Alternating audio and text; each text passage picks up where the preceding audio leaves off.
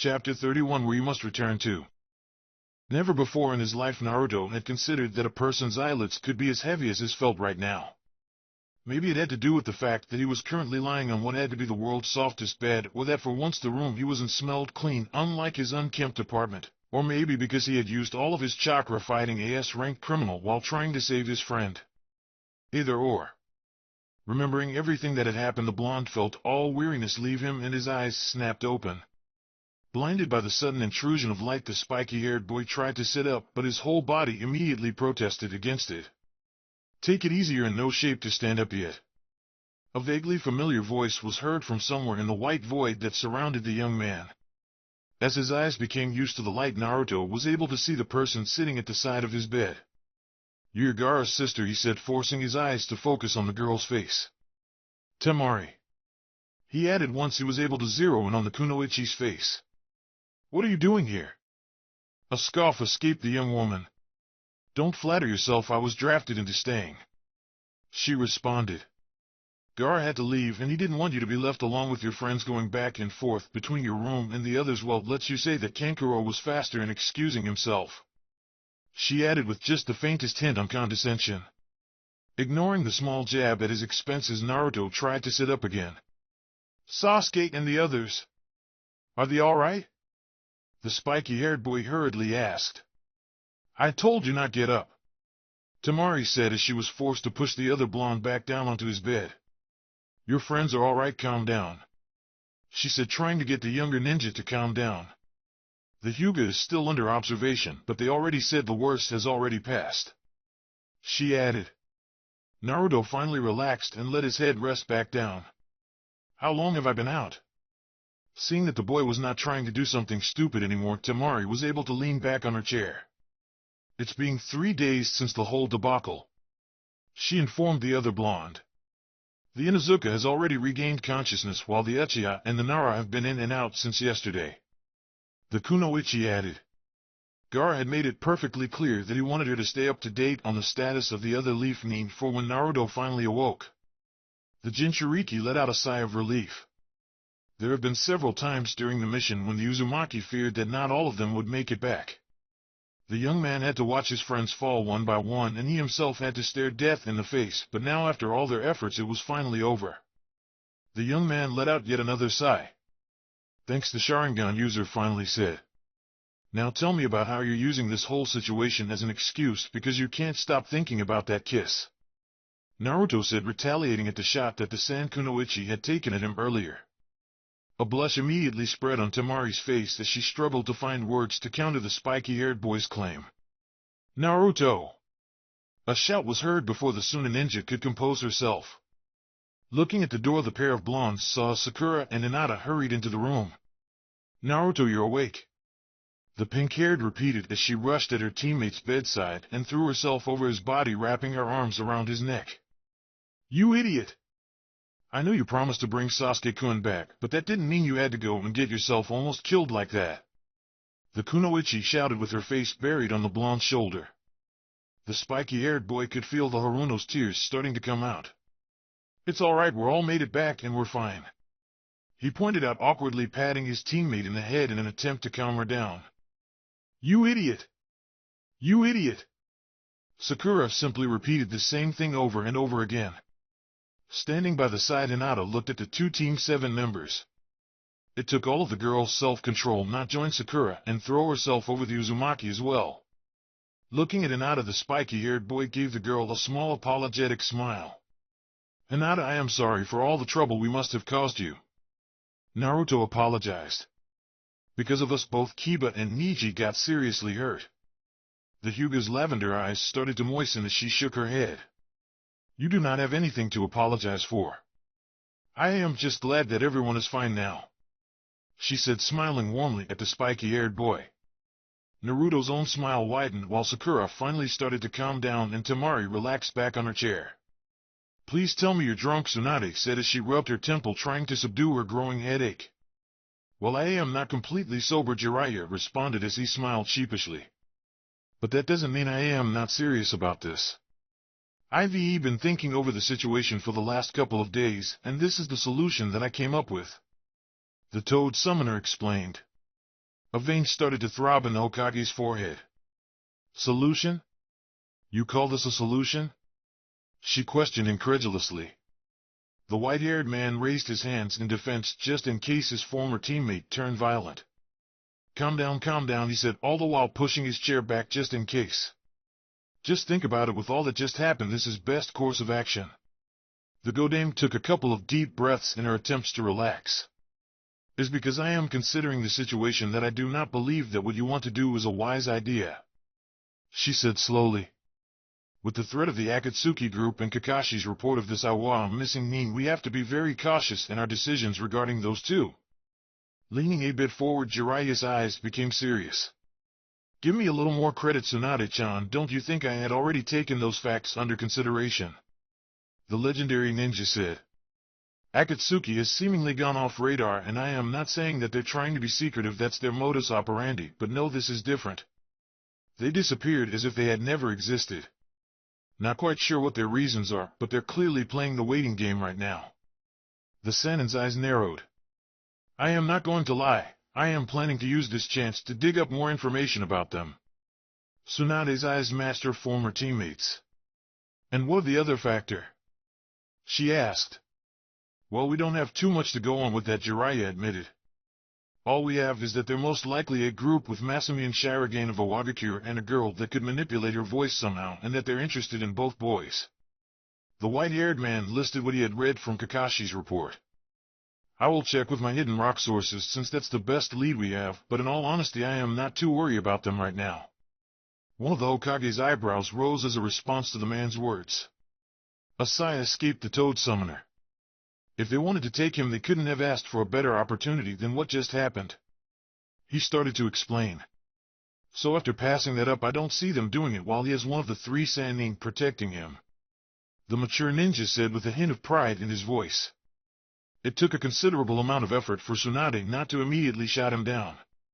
So now that your worries have been put to rest, Jiraiya said, earning a scoff from the Hokage. I assume that I can leave you to start the paperwork needed while I go talk to the kid, he stated with a large goofy grin. Sighing in defeat, the fifth leaned forward and regarded her former teammates with serious eyes. Tell me the truth, Jiraiya, what is this all about? It was the white-haired man's turn to sigh. Come on, don't make me spell it out, he protested, but when the Kunoichi's glare intensified, he had no other option but to continue. You can't tell me that you haven't seen the signs. What is happening with these kids is the same thing that happened with us and Orochimaru, he explained. Tsunade's eyes wavered slightly. Back then you and I and even Sarutobi-sensei were so sure that nothing wrong was going to happen, that our bond was strong enough that nothing could break it, Jiraiya said, and suddenly he felt very tired. Well, now I know better than that, and I will be damned if I let Naruto go through the same pain that I went through, the Toad Summoner declared. And this is how you are going to prevent that? Tsunade questioned, clearly still not sold on her teammate's idea. Jiraiya's demeanor relaxed a bit. Trust me, what those two need right now is to put some distance between each other, he commented. Time and room to grow without their ever-present competition with one another is the best way to get them to cool off. Another weary sigh escaped the Senju. Very well, I'll start the paperwork for this crazy plan of yours, she finally conceded. When will you be leaving? She asked as she started pulling out the necessary forms. Grinning, Jiraiya stood up. Don't be in such a hurry to get rid of me, Tsunade-chan, the legendary ninja said. First I have to go ask the kid if he's in, he said, giving his former teammate a wink before turning around and exiting the Hokage's office, closing the door just as a stack of papers were hurled at him. Tsunade could feel the headache was going on full force by now.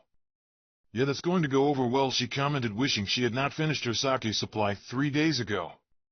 The first thought that crossed his head once he regained consciousness was to wonder what that strange wet sensation he had just felt was. Slowly opening his eyes as he struggled with the intruding light, Sasuke was met face to face with an excited Akamaru. Damn it, Kiba! You and Akamaru are going to get us in trouble, Sakura's voice complained. An annoyed whine was heard in response. Calm down, nothing is going to happen, Kiba said. I've had him hidden in my room for the last 2 days, and they haven't realized he's here yet. I am more worried about the doctors asking us to leave because of your excessive screaming. While the raven-haired boy had yet to fully regain his sight, he could hear the sound of something getting hit. "Hey! Watch it, that's no way to treat the guy who got a concussion saving your boyfriend's ass." Kiba's complaints were followed by the sound of another punch. Finally being able to make out more than silhouettes, the Uchiha could see at the end of his hospital bed Kiba rubbing his shoulder on one side while in the other Hinata tried to calm Sakura down. "And that's 2 in less than 5 minutes, you owe me 100 Ryo." Shikamaru's muffled voice came from the Uchiha's bedside. Glancing at his side, the boy could see a severely bandaged Shikamaru on a wheelchair and Naruto standing next to him. The spiky-haired boy let out an exasperated sigh. "Damn you, Kiba," he muttered. Suddenly Akamaru started barking, redirecting everyone's attention towards him. "Sasuke-kun! You're awake!" Sakura immediately called out, rushing over to hug the raven-haired boy. "Sakura, I can't breathe," Sasuke struggled to say through the stronghold his teammate had his neck in. "Sakura, just so you know, I've already fought an S-ranked criminal to keep him safe. If you kill him now, you're on your own." Naruto joked as he and the others gathered closer around the raven-haired boy's bed. The pink-haired girl pulled back, wiping away tears that had managed to escape. "Well, I should kill him for all that he put us through," she commented with just enough weight to ensue a nervous chuckle from the bedridden Uchiha. "Sure, but then you'll have to answer to Ino after she gets free from the family shop," Shikamaru commented through the bandages that covered most of his mouth. "Ooh! Now that's a catfight I wouldn't mind witnessing," Kiba added excitedly, receiving a powerful death glare from the pink-haired girl. Sasuke took this chance to pull his body up from the bed and sit up. His body protested all over with each move he made. "How long have I been unconscious?" he asked. Immediately Sakura dropped her glare from the Inuzuka and gave all her attention back to her teammate. "You've been in and out of conscious, but it has been 3 days since it happened." The girl's voice suddenly became quiet and weak at remembering the events that led to their current situation. Sasuke's action had not occurred in a vacuum. He had fled the village and abandoned his duties, and no matter how many times Naruto would assure her that the new Hokage would take care of everything, the Haruno knew that there will be some serious repercussions. "That's right. 3 days, and I was the first one to wake up," Kiba proclaimed loudly. "I beat all of you," he added as Akamaru barked happily in agreement. "That's only because your head is already used to concussions, probably for being dropped so much as a baby." Shikamaru's muffled voice chimed in, earning a laugh from the entire room, including to the Inuzuka's dismay both Hinata and Akamaru. The brunette boy pouted as he looked away indignantly. Seeing his partner distraught, Akamaru jumped off the bed and onto the boy's lap, resting his tiny body on it. Kiba scuffed as he looked down at the small dog. "Oh, now you're coming back to me? Tired of making fun of me already?" he questioned. "Do not take it out on Akamaru, Kiba-kun," Hinata said, offering the boy a kind smile that brought a bit of color to his cheeks. "Yeah, especially for someone that everyone does," Naruto added, causing another series of chuckles to sound off in the room. A growl escaped the Inuzuka. "Blah, I can wait for Nichi to wake up so that we can all just forget the last couple of days," he sourly commented. Sakura let out a deep breath and she took a seat next to the bed. "Yes, and then everything can go back to the way it was before," she said. "Not everything," Sasuke suddenly said. Immediately everyone's eyes were on the Uchiha. "Well, what do you mean, Sasuke-kun?" Sakura asked, her voice already relaying obvious signs of fear. Sasuke, Naruto voiced, carried a bit of warning as he took a step closer towards the bed. The Uchiha looked at the other Sharingan user. "You remember what I said before the fight? I wasn't kidding," he stated. Scratching the back of his head, Kiba looked at his 2 former classmates in confusion. "There were a bunch of fights back there. Could you be more specific?" The blonde glared at the raven-haired boy. "Why don't we chalk that up to a moment of stupidity?" Naruto said in a serious voice. "Trust me, everyone here already knows how big of a moron you can be," he added, narrowing his eyes. "What are you guys talking about?" Sakura demanded to know, her eyes anxiously shifting between her teammates. Sasuke's eyes remained on Naruto's as if to challenge him. "Before Naruto and I fought, I said that if I lost and was brought back to the village, I would quit being a shinobi, and I did lose." There was a collective gasp of shock in the room. "You two fought?" Shikamaru questioned. A growl escaped the spiky-haired blonde. Yeah, that was a little detail no one else needed to know, the genin said through his teeth. Sasuke finally looked down, realizing that Naruto had not told the others all that had happened towards the end of the incident, and not wanting to see the grief-stricken look in Sakura's face. It doesn't matter, the raven-haired boy said. As I told you back then, as soon as I am discharged from the hospital, I will go to the Shinobi Affairs office, request a discharge. It is the least I can do after all. Smack. The Uchiha's words were cut off by the deafening sound of a slap that echoed in the room. For several seconds Sasuke had problems understating what had happened as he found his head turned to the side and a stinging feeling spreading from his cheek. You infuriating bastard! Sakura screamed, her palm red from its contact with her teammate's cheek. After everything that you did, everything you put us through, you don't get to simply walk away, she declared, staring down at a stunned Sasuke while everyone else in the room watched in a similar state. Do you even realize the real consequence of your little stunt? Do you understand that Naruto and the others risked their life for your sake? The kunoichi continued to berate the now cowering Uchiha. Outside the room, a couple of nurses and some of the other patients were peeking and curious as to what all the commotion was. No, you never even took the time to consider any of those things, Sakura answered for her teammate. Because all you do is wallow on your own self-pity and wait for others to feel sorry for you just so you can have your way. She continued her rant. But not anymore. This time I'll tell you what you are going to do. You are going to apologize to everyone right now for being a whiny, self-centered jackass, or so help me God, I am going to take that pretty little head of yours and shove it so far into the ground we will all be drowning by the time you finally dig it out. Do you understand? The girl exclaimed as she pressed hard on the Uchiha's forehead with her finger. In his bewildered state, all that Sasuke could do in response was nod numbly. I am sorry, everyone, he struggled to say, reluctantly looking at the other leaf ninjas before his eyes returned to the Haruno, seeking approval. Silence reigned over the room for the new couple of minutes as no one present dared to say a word. Those who had witnessed the pink-haired kunoichi's rant simply continued to look back and forth between her and the still shocked Uchiha. Okay, I'll say what everyone else is thinking, Shikamaru finally said from behind his bandages. That was pretty hot, he said in his muffled voice. Immediately everyone's eyes moved to the Nara, giving the Chunin different looks, surprised from Naruto and Kiba, embarrassed from Hinata, fear-filled from Sasuke, and disgusted from Sakura. I agree with Mummy Boy. An upbeat voice was suddenly heard in the room, causing everyone's attention to shift towards the doors. Kiba almost fell out of his seat as his eyes widened. You're Jiraiya, one of the legendary Sannin, the brunette shouted in disbelief. Jiraiya's grin widened. The one and only, he declared and thrust his open palm forward in one of his many signature poses. A weary sigh escaped Naruto. What do you want, Ero Sannin? He asked. The white-haired man gave his young student a pouting look. Is this the way you treat someone who just wants to check in on how his hurt little student is doing after such a dangerous mission?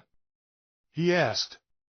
When you say it in such a creepy way, yes it is, the blonde answered as he rolled his eyes. A gasp escaped the Inuzuka. How can you talk to a legend like? He asked, looking at his former classmate in bewilderment. And now this one I like, Jiraiya commented, causing Kiba to blush slightly, which earned a short giggle from Hinata. Actually, I do have another reason for coming here. I am going on a little research trip, and of course by little I mean an extended mission outside of the village, he revealed, getting everyone's undivided attention. And I was thinking that I might like some company during it. Naruto let out another sigh, knowing what was coming next. Jiraiya's smile widened mischievously, and his eyes glinted the same way they did during one of his pranks back when he was a kid. So how about it, Sasuke-kun? Everyone in the room had the exact same response to the Sannin's words. What? Is not fair, there was a bark of agreement. It's just not fair, a low growl escaped Ino. For Kami's sake, Kiba, would you stop saying that? It's been over a week already. Get over it, the Yamanaka exclaimed, finally losing her cool. But it's not fair. Smack. Hey! That hurt. Kiba whined as he rubbed the back of his head. I've been serious here. I need someone to explain to me how Sasuke throws a hissy fit and runs away from the village, but instead of being punished he gets rewarded by being trained by one of the Sannin, the boy exclaimed. Everybody present let out an exasperated sigh. That's it, tomorrow I am running away. The brunette finally declared. Go ahead. Shikamaru chimed in. I bet not even Akamaru goes out to look for you. He commented, causing another bark of agreement from the small white dog. Partner? Kiba cried out in disbelief as the whole group laughed. The Rookie 9 and Team Gak stood by the village gate as they waited for Jiraiya to finish the last bit of paperwork required for Sasuke to accompany him. The majority of the bandages had been taken off Shikamaru, though most of his face was still covered, and Niji needed crutches to help him stand. You have everything you'll need, right? Sakura asked her raven-haired teammate. Yes, but I am not sure why I'll need to bring a pair of earmuffs. The Uchiha responded. A scoff escaped Naruto. Trust me, they'll come in handy, he said with a knowing smirk. Sasuke shifted in place a bit. I am still not sure about this. As much as it pains me to say it, I think Kiba is right. This is unfair, he commented. Tell me about it, Niji responded. I still need help going to the bathroom, he said with enough sarcasm not to make the situation awkward. Scratching the back of his head, Sasuke gave a sheepish smile. Once more, I am sorry about that. I am sorry about all the trouble I caused. The Genin apologized again. Damn straight you are, Sakura commented with a smirk, earning another hesitant smile from the Uchiha. Why else do you think we're sending you so far away? Choji teasingly said. A soft thud announced Jiraiya's arrival right in the middle of the group. Well, it's done, he happily proclaimed. I had to give Tsunade-chan 3 of my best sake bottles, but I finally got her to finish the paperwork, the Toad Summoner explained. So take care and don't do anything I wouldn't. Naruto let out a short laugh. So except for trying to take over the village, I am free to do anything I want? He mockingly asked. Smirking at the banter, Jiraiya responded. Taking over the village or getting engaged, the white-haired ninja said, giving his blonde student a wink. Anyway, Sasuke-kun, say your goodbyes. I'll be waiting for you outside, the Sannin said, walking away as he waved at the rest of the group. Sasuke nodded to his new teacher before turning to face his friends. I guess this is it, the boy said awkwardly. Reaching into one of his pockets, Naruto pulled out the Manjikyu scroll. Here, a parting gift, he said, handing the black scroll to his fellow Sharingan user. The raven-haired boy's eyes widened slightly when he noticed the Uchiha clan symbol on the parchment. Thanks, he said, and hesitated for a second before continuing. I have something for you too, he said, giving the spiky-haired boy a folded paper. I am not asking you anything, but I do hope you would have signed it by the time I get back. Naruto took the piece of paper and opened. His sapphire eyes immediately mimicked the surprise that his teammates' black ones had shown. The paper was an almost fully filled up Shinobi change of address request form in which the blonde would be officially changing his address to the Uchiha compound. Thank you, the spiky-haired boy said with all honesty. A small sob redirected to 2 Sharingan users' attention towards their other teammate. You'll be back, right, Sasuke-kun? You promise that you will be back? Sakura asked, tears threatening to fall from her eyes. The raven-haired boy offered the warmest smile he could muster. Do I have a place to return to? He asked. Fighting back her tears, the Haruna nodded. Always, she assured him. Sasuke's smile broadened a bit. Then I promise I will come back, he stated before saying goodbye to the rest of his comrades and walking out. As he stepped past the gates, Sasuke looked over his shoulder at the village he will one day return to and smiled. Chapter 32. Ominous stardust and dirt rushed into her lungs as she gasped, causing her to cough violently while she struggled for air. Trying to regain some composure, the girl found herself lying on the floor on her side. The cloud of dust that had risen up prevented the girl from being able to discern her surroundings, but once the debris started to settle back down, purple-colored eyes caught sight of heaps upon heaps of broken pieces of wood and twisted metal poles. A grunting sound caught the girl's attention, making her look up. Purple eyes widened at the sight of crimson red. No, she whispered. Are you all right? A pained voice echoed in her ear. The girl heard the words, but her mind did not register them. Instead, it focused only on the thick steel pipe, and its pointy end stuck out of the chest, hovering over her. Blood ran freely down the metal shaft and fell onto the girl, staining her dress. Hey! The voice struggled to call out. Can you hear me? Are you where you heard? More blood splattered over the girl, this time coming out of the mouth of the young man that stood before her. Behind him, piles of debris were being kept at bay, his battered body being the only thing that stopped them from crushing the girl.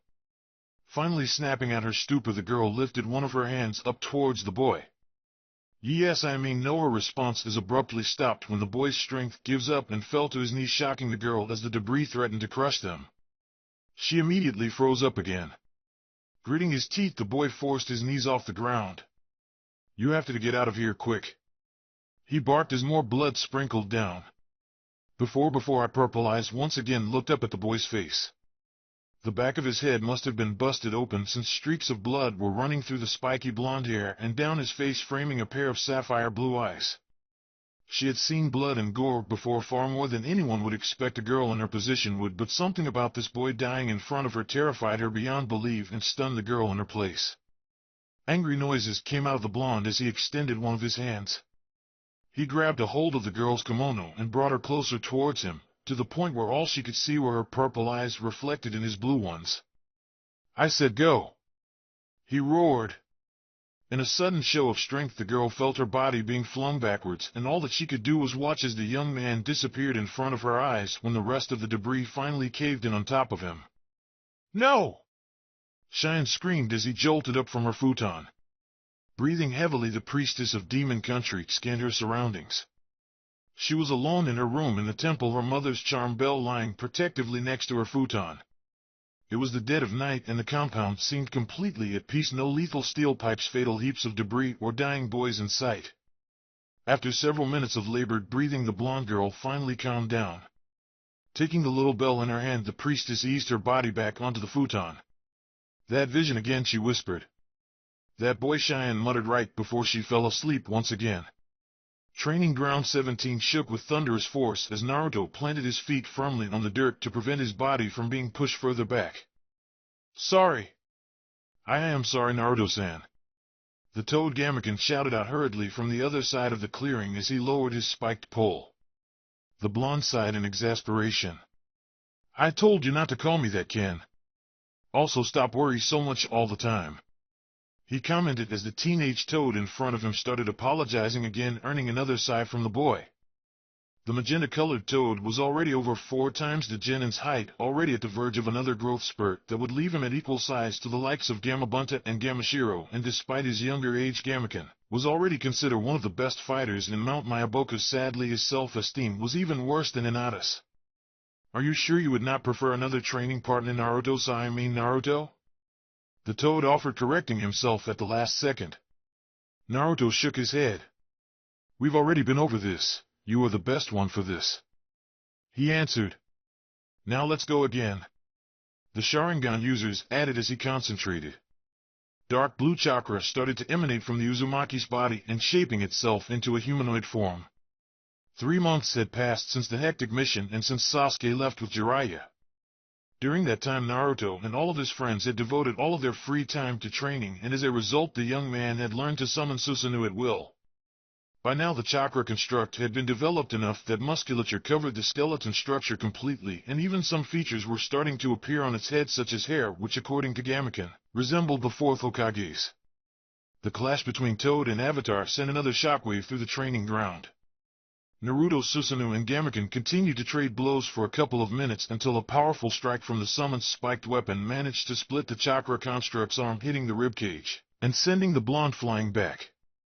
I am sorry, Naruto-san, a bewildered Gamakin called out as he hopped quickly towards his summoner. Naruto shook his head, trying to regain his bearing before dismissing Susanoo and standing up.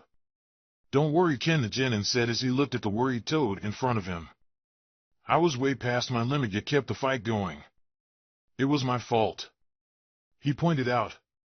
While training to master Susanoo, the spiky-haired teen had soon discovered that unlike Amaterasu and Tsukuyomi, the third Manjikyu technique took a punishing toll on the boy.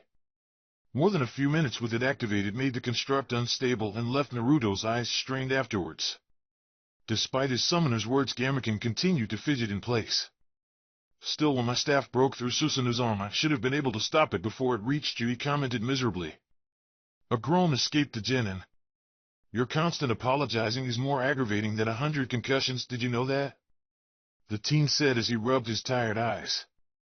Anyways, I think we're done for today. If I try to use Susanoo again, I am sure I'll get a migraine, and that's the last thing I need for the meeting with Tsunade today. He added. Oh, okay, Naruto-san, Naruto. Gamaken said in response. I'll be going on a mission today, and it will probably be some time before we can train again, so I will let you know. Naruto informed. Thank for all your help, Ken, and give my regards to the boss. The magenta toad gave his summoner a small nod in understanding. See you soon, Naruto, he said before disappearing in a cloud of smoke. Stretching his arms, Naruto walked towards one of the trees at the edge of the clearing and sat down beneath its shade. The spiky-haired boy still had a few hours before being due at the Hokage's office for his missing briefing, so for now he had time to take advantage of the calm and tranquility of the training ground and just relax. It took Naruto a while to realize it, but ever since the boy's battle with Sasuke at the Valley of the End and his transformation with Kyuubi's chakra, the fox had gone completely silent. Naruto could no longer feel the Bijuu's presence inside of him. At first he was relieved at not having the fox's nagging voice constantly commenting on everything the Sharingan users did, but after a while the silence started to become disconcerting. Sometimes at night Naruto would suddenly wake up thinking that he could hear Kyuubi calling out to him, but when he answered back he never received a response. Closing his eyes, the Uzumaki tried to concentrate on his tenant, checking for any trace of the fox. Naruto, the boy, heard his name echo in the distance. Naruto, he tried to answer, but all word choked in his throat. Naruto! Startled, the spiky-haired genin opened his eyes to find his teammate hovering over him. The angry look on her face did not bode well for the blonde. Where the hell were you? You were supposed to meet me at the bridge an hour ago. The kunoichi stated. We're going to be late. The boy stood up. Sorry, I didn't intend to fall asleep, let alone for several hours, he said as he stretched. I must have been more tired than I thought. Sakura shook her head in disapproval. I've told you 100 times that you are overdoing it, she reminded her teammate. But since clearly you won't listen, I won't waste my breath anymore. Come on, we are going to be late, the pink-haired girl stated before she turned around and started to walk away. Asai escaped the Jinchuriki as he began to follow his teammate. I've already said I am sorry, the boy commented in defeat. The two members of Team 7 walked silently for a couple of minutes. By the time they left the training ground, most of the kunoichi's anger had already dissipated. You need to take better care of your body, Naruto, she stated. Training all day and only stopping to eat 10 bowls of ramen is not healthy. Before he could catch himself, the blonde rolled his eyes. You have been in medic name training for what? A month now? And since then all you've been doing is lecturing me on everything I do, the boy complained. And for the record, I only ate 10 bowls because Chuchi dared me that he could finish his faster. A glare was the sole response that the blonde's word earned from his teammate. The pair of genin continued in silence for a couple more minutes before the kunoichi spoke again. Have you gotten any word from Sasuke again? She asked almost timidly. About 3 weeks prior, when Naruto had summoned Gamaken for training, the blonde was surprised to find that the toad carried a letter from Sasuke addressed to him and Sakura. The letter was actually quite short. He was doing alright health-wise, and they were somewhere near Hidden Waterfall going towards the border with Earth Country. The rest of the letter was composed of Sasuke ranting about the fact that aside from some basic drills, he had yet to see any kind of real training. The raven-haired boy complained that Jiraiya spent most of the previous 2 months hopping from brothels to cabaret bars to casinos as they made their way toward Earth Country, which led to the Uchiha spending several nights sitting by the door of such establishments as he waited for his new teacher to be done, or at the very least get kicked out. The fact they were in the middle of rain season did not help the boy's situation at all. In their response back, Sakura had given a detailed account of everything that had happened in the village and with all of their friends during the last 2 months, which was ultimately rebuilding and training respectively. As for the blonde's contribution to the letter, Naruto simply added an entire page front and back in which he laughed at Sasuke's predicament and, despite Sakura's disapproval, refused to change it. No, sorry, there wasn't a letter this time either, the Jinchuriki answered, receiving a sigh of disappointment from his teammate. But if you wanted to, I could ask Gamaken to pass another letter along to him next time, the spiky-haired boy offered. Sakura gave a long, thoughtful look. Yeah, maybe, she said quietly. As the two continued on their way towards the Hokage's office, Naruto's thoughts drifted back to the last couple of months. Lee and Niji fully recovered from their surgery and wounds respectively, and for the first time since they were put on the same team, the Hugo went along with Lee's insane training regimen in order to make up for lost time. Soon after returning to their village, the Sand siblings had apparently been promoted to Chunin rank. After their peacekeeping mission, Gaara had actually kept in touch. An uncanny friendship of some sorts had sprouted between the two Jinchuriki, and while they were still awkward with each other, they had exchanged a couple of letters back and forth since. Sakura herself had decided to start training to become a medic nin, not wanting to stand helplessly at the side while her teammates endangered their lives anymore. Despite the Haruno's protest of embarrassment, Naruto had actually helped her by talking with Tsunade and convincing the legendary medic to take her as a student, though Shizune would be in charge of teaching the younger girl the basics before she was ready to train with the Hokage. And then there was Kakashi. To say that their relationship was still strained at best would be like saying Kiba had a passing fondness for dogs. Despite the Jounin's apology on the way back from the Valley of the End and the repeat when the blonde got out of the hospital, the two Sharingan users were still uneasy in the presence of the other. Sakura tried to help by excusing herself from one of their missions, forcing the two to escort a caravan of merchants to the edge of Fire Country together. The mending process was slow and at some point felt painful, but at least things seemed to be getting better. Kakashi had even offered to teach Naruto the Chidori and seemed genuinely saddened to learn that his spiky-haired student was not adept to use lightning chakra and thus would not be able to learn his signature technique. Though on the other hand, the Hatake was quite impressed that the genin had been able to modify the Chidori into a fire-release jutsu. They even joked a bit about Naruto teaching his teacher the Ryoku one of these days. As for himself, Naruto had dedicated almost all of his free time to training. After the Chidori debacle, Kakashi had taken to train the blonde in advanced chakra manipulation instead, an endeavor that would soon show fruit as Naruto learned how to use blaze release with the Amaterasu flames, letting the boy more control over the extremely potent but dangerous technique. Unfortunately, the Jinchuriki's success with his training did not include tapping into the chakra he had taken from Kyuubi. Whatever the fox did to him during to transform his body during the fight with Sasuke after his teammate plunged a Chidori into his chest, the blonde was having problems replicating it. Just like the bijou itself, it seemed as if he was cut off from that as well. "What do you think this mission is going to be?" Sakura asked as they turned onto the street of the Hokage Tower. When Naruto and Sakura entered the Hokage's office, they were surprised to find Team Guy minus their instructor and Shino waiting inside along with Tsunade and Shizune. "Kakashi is starting to rub off on you too. You guys are late," the village leader stated as she glared at the two genin from her desk. The spiky-haired boy rolled his eyes. "Feel free to stab me through the heart with a poison kunai if I start reading the Ika Ika books," Naruto stated before turning to look at the other genin. "What are you guys doing here?" the blonde asked, giving his friends a curious look. "The reason for us being here should be obvious to you, Naruto," Shino answered in his own cryptic way. "It is because we too will be participating in this mission," he added as he pushed his sunglasses back. "Yosh! We all get to go together, isn't that exciting?" an energetic Lee exclaimed, almost jumping where he stood. "Geez, Lee, calm down," Tenten berated her teammate, trying to hide her embarrassment. Tsunade cleared her throat to gain the younger ninja's attention. "I have gathered you all here because both of your teams have been assigned a mission in Demon Country together. Since Uchiha Sasuke is currently away from the village, Aburame Shino has been temporarily assigned to Team 7. The Hokage started to explain, going through the official rundown of their assignment. Shyly raising her hand, Sakura requested permission to speak. Tsunade-sama? Where are Kakashi-sensei and Gai-sensei?" the younger Kunoichi asked. "They would not be accompanying you on this mission," Tsunade said matter-of-factly. "It would just be the 6 of you." The revelation took the genin by surprise. "We are going to a mission to another country without our Jounin instructors?" Tenten said, still not believing what she was hearing. A small laugh escaped Shizune. "Usually this type of task would be considered too much for kids, but you have to agree that you are a very peculiar group of young shinobi. I am sure you will be alright on your own."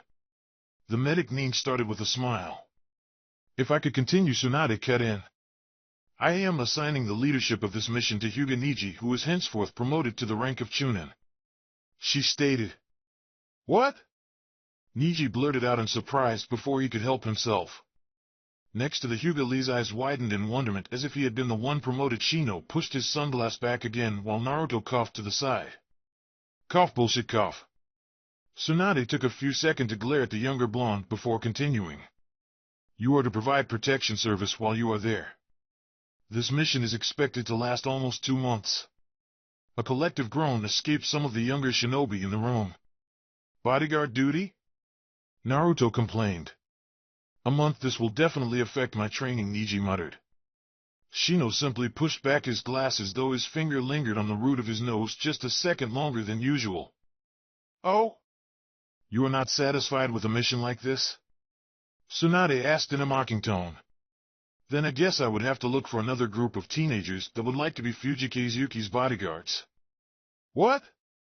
All 16 shouted in unison this time, including Shino. The Hokage and her assistant were slightly taken back by the sudden outburst from the younger ninjas. Among the teens, Tenten was the first to partially recover from shock. You mean that Fujikazuki? The Adventures of Princess Fuen's Fujikazuki? One of the biggest female actors around is asking us to act as her bodyguards? The young Kunoichi asked while still in her bewildered state. Leaning back on her chair, Tsunade smirked knowingly. The very same, she answered. Apparently her studio is about to begin filming her next movie and have reached out to us for help with security, but like I said, if the prospect of bodyguard duty does not appeal to you, I am sure I can find another set of young shinobi more than willing to undertake this mission.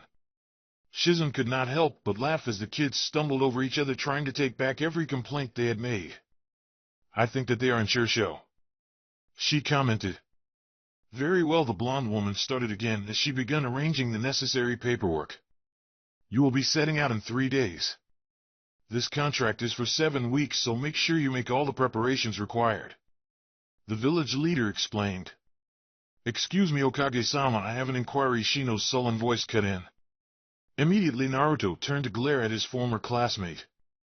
Shino, I swear to God, if you ruin this for me, the spiky-haired boy threatened, but was aptly ignored by the Aburame. While I do understand that a famous celebrity like Fujikazuki requires professionals to see to her safety, it does appear abnormal to me that 2 ninja teams are being deployed on this mission, Shino revealed as he fixed his sunglasses in place. Tsunade regarded the brunette boy for a few seconds. That is actually a good point, the blonde finally stated. I am sending 6 of you because the High Priestess of the Demon Country seems to be a big fan of Fujikaze as well. It seems that the priestess stubbornly decided she wanted to attend the filming, so her safety will be among your duties. At those words, Naruto, Neji, and Shino instantly glanced at each other. The faintest shred of fear crept up on the young man. The spiky-haired boy's eyes moved towards his boss. Meaning?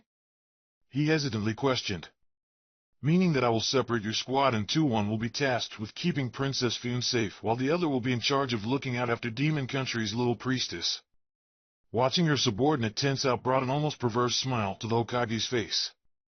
But do not worry, the teams have been selected at random, she said as she handed them their deployment orders. At random, I asked. Naruto gritted to his teeth for the umpteenth time in the last 10 days as he glared at Neji and Shino from across the field and through all the set lights and cameras scattered around. The 2 boys and the 2 girls in their team were standing just a few feet away from where Fujikazuki was sitting as her assistant applied her makeup. A soft pat on the Jinchuriki's back took him out of his train of thought. Oh, don't be sour, Naruto-kun, Lee said with a big smile on his face. Protecting a high priestess is just as noble and youthful as guardian a famous movie star, perhaps even more so, he cheerfully pointed out. The blonde simply stared at his friend for a couple of seconds. Lee, we've been over this. There's nothing you can say that can help me right now because your words do not get me any closer to Princess Fune, he said. In fact, my problem is not that I am not in Yuki's group or that Neji and Shino are. My problem is that I am stuck with her for the next month and some change, the Sharingan user exclaimed. In all true, according to Sakura, being Yuki's bodyguard was not all that it was cracked up to be. Apparently the celebrity was the personification of snobbish, demeaning and insulting everyone around her, from her assistant to her manager, her producer, and even the shinobi assigned to keep her safe. Whatever fantasy the Haruno had about the movie star was shattered within the first few minutes of meeting her in person when Princess Fune revealed herself to be a genuine bitch. However, as far as Naruto was concerned, as unpleasant as Fujike's Yuki may have turned out to be when it came to spitefulness, she was trumped by the demon country priestess Cheyenne. Not only was Cheyenne as every bit of arrogant and demanding as Yuki, but the girl seemed to have a personal grudge against the spiky-haired leaf Nin. During the entire week, the priestess had spent their time together, glaring at him, insulting him at every turn, and complaining about his mere presence at her side. The priestess attendant Teruo had told Naruto and Lee that Cheyenne could be a little difficult to work with, but even he was taken aback by her treatment of the blonde genin and her unwarranted hatred of him. It was as if the Uzumaki's every breath offended the blonde girl, and the very sight of him angered her to the very core, so in turn she would do the utmost possible to make her protector's life a living hell while in this mission. For starters, Cheyenne refused to use Naruto's name. Coming out of her, it was always "you whiskers urchin hair" or Naruto's personal favorite bastard with a stupid face. She would also ignore every precaution she was given if it came from the blonde boy, and she would go on a full-blown rant if they so much as brushed shoulders by accident. Yet despite all that, the Sharingan users soon noticed that every time he left her line of sight, for whatever reason, she would soon start searching for him frantically just to insult him yet again the moment she found him. "There you are!" A shrill voice caught the blonde's attention right before Cheyenne came stomping towards him and Lee. "I've been looking everywhere for you too. I am thirsty, so go and find me a soda," she ordered. Naruto could feel the veins in his forehead throbbing. "Sure, as soon as I become the water daimyo, I'll get right on it," the genin said without looking at his charge. Violet-colored eyes glared at the other blonde. "Arg! You leaf ninjas are the worst attendants I've ever had," the young woman complained as she stomped the ground. "For the last time, we are not your servants," Naruto responded loudly. A small crowd from the production staff had already stopped working in order to look at the pair of blondes. "We were hired to simply make sure you don't get yourself killed, so unless this soda is going to prevent you from dying from thirst, I honestly do not care." By the look in Cheyenne's face, any newcomer would think that the spiky-haired Nin had physically struck her. The priestess stood there in stunned silence for several seconds, and Naruto was actually starting to worry that she was about to cry. Then suddenly, in a surprisingly feat of speed by a civilian, the girl drove one of her feet down onto one of the boys, putting all of her weight on top of it. "Arg!" Naruto cried out at the sudden attack as he jerked back. "What the hell are you?" the Sharingan user began to say, but the priestess was already running away from the scene as fast as her feet could take her. "You need to be more delicate with girls, Naruto-kun," Lee offered as he patted him in the back again. The brunette's words earned another glare from his blonde teammate. "I am not going to make it a month," Lee Naruto revealed in defeat. "Tell me, do you think you can take me on?" he asked.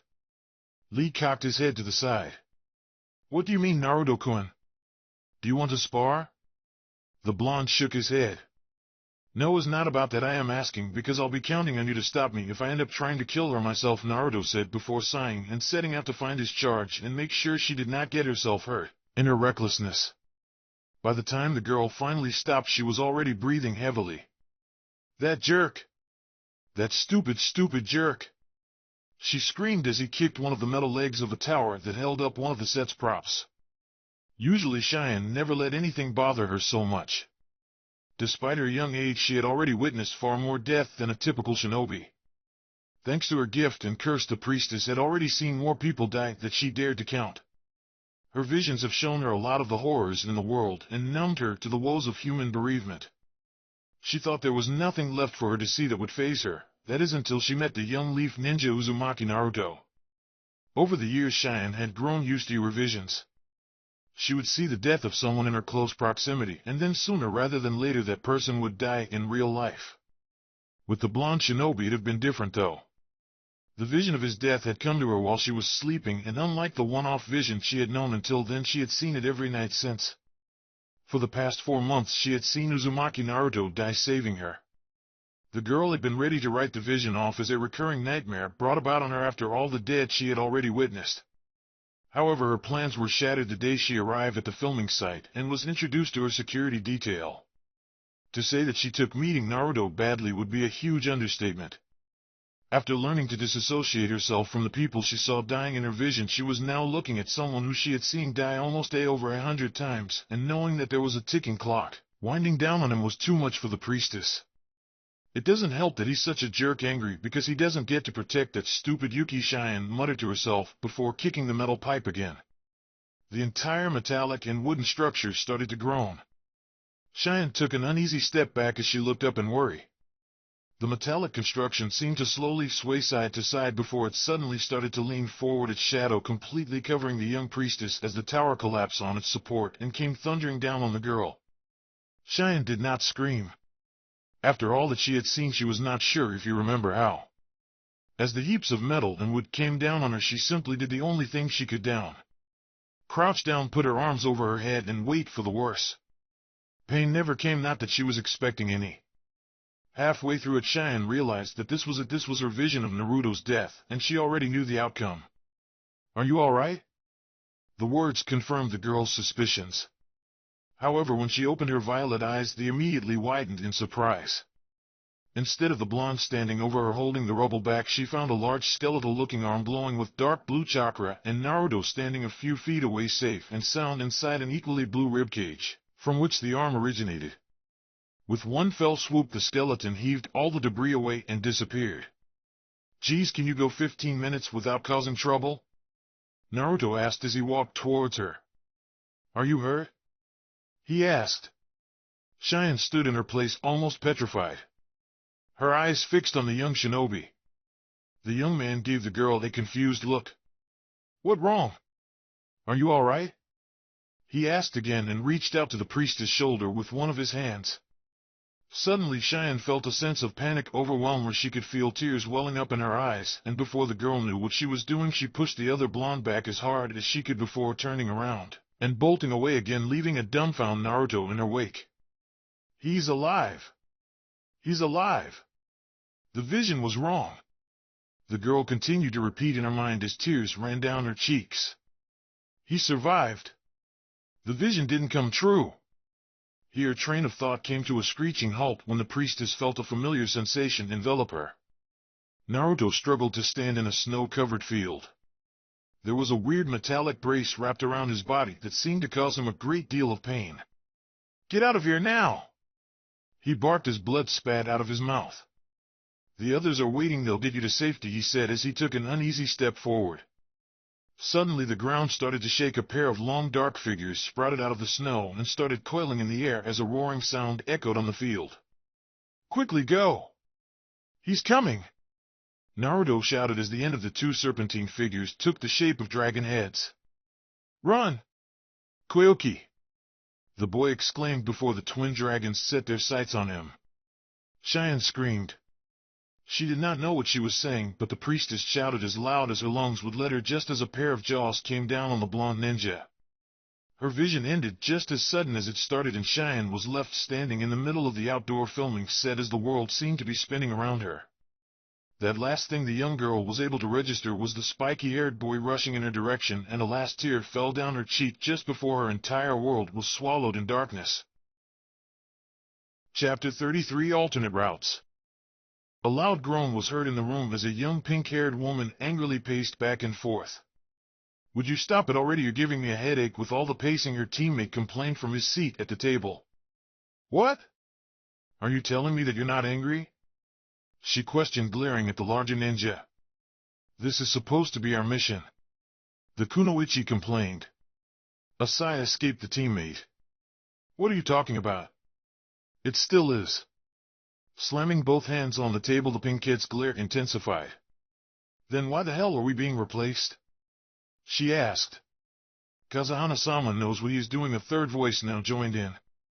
This one was far more serious and carried more weight in the room. "We are at a disadvantage in this terrain, especially if Kanagaku is getting involved." Kazahana-sama realized this, and that's why he decided to hire them.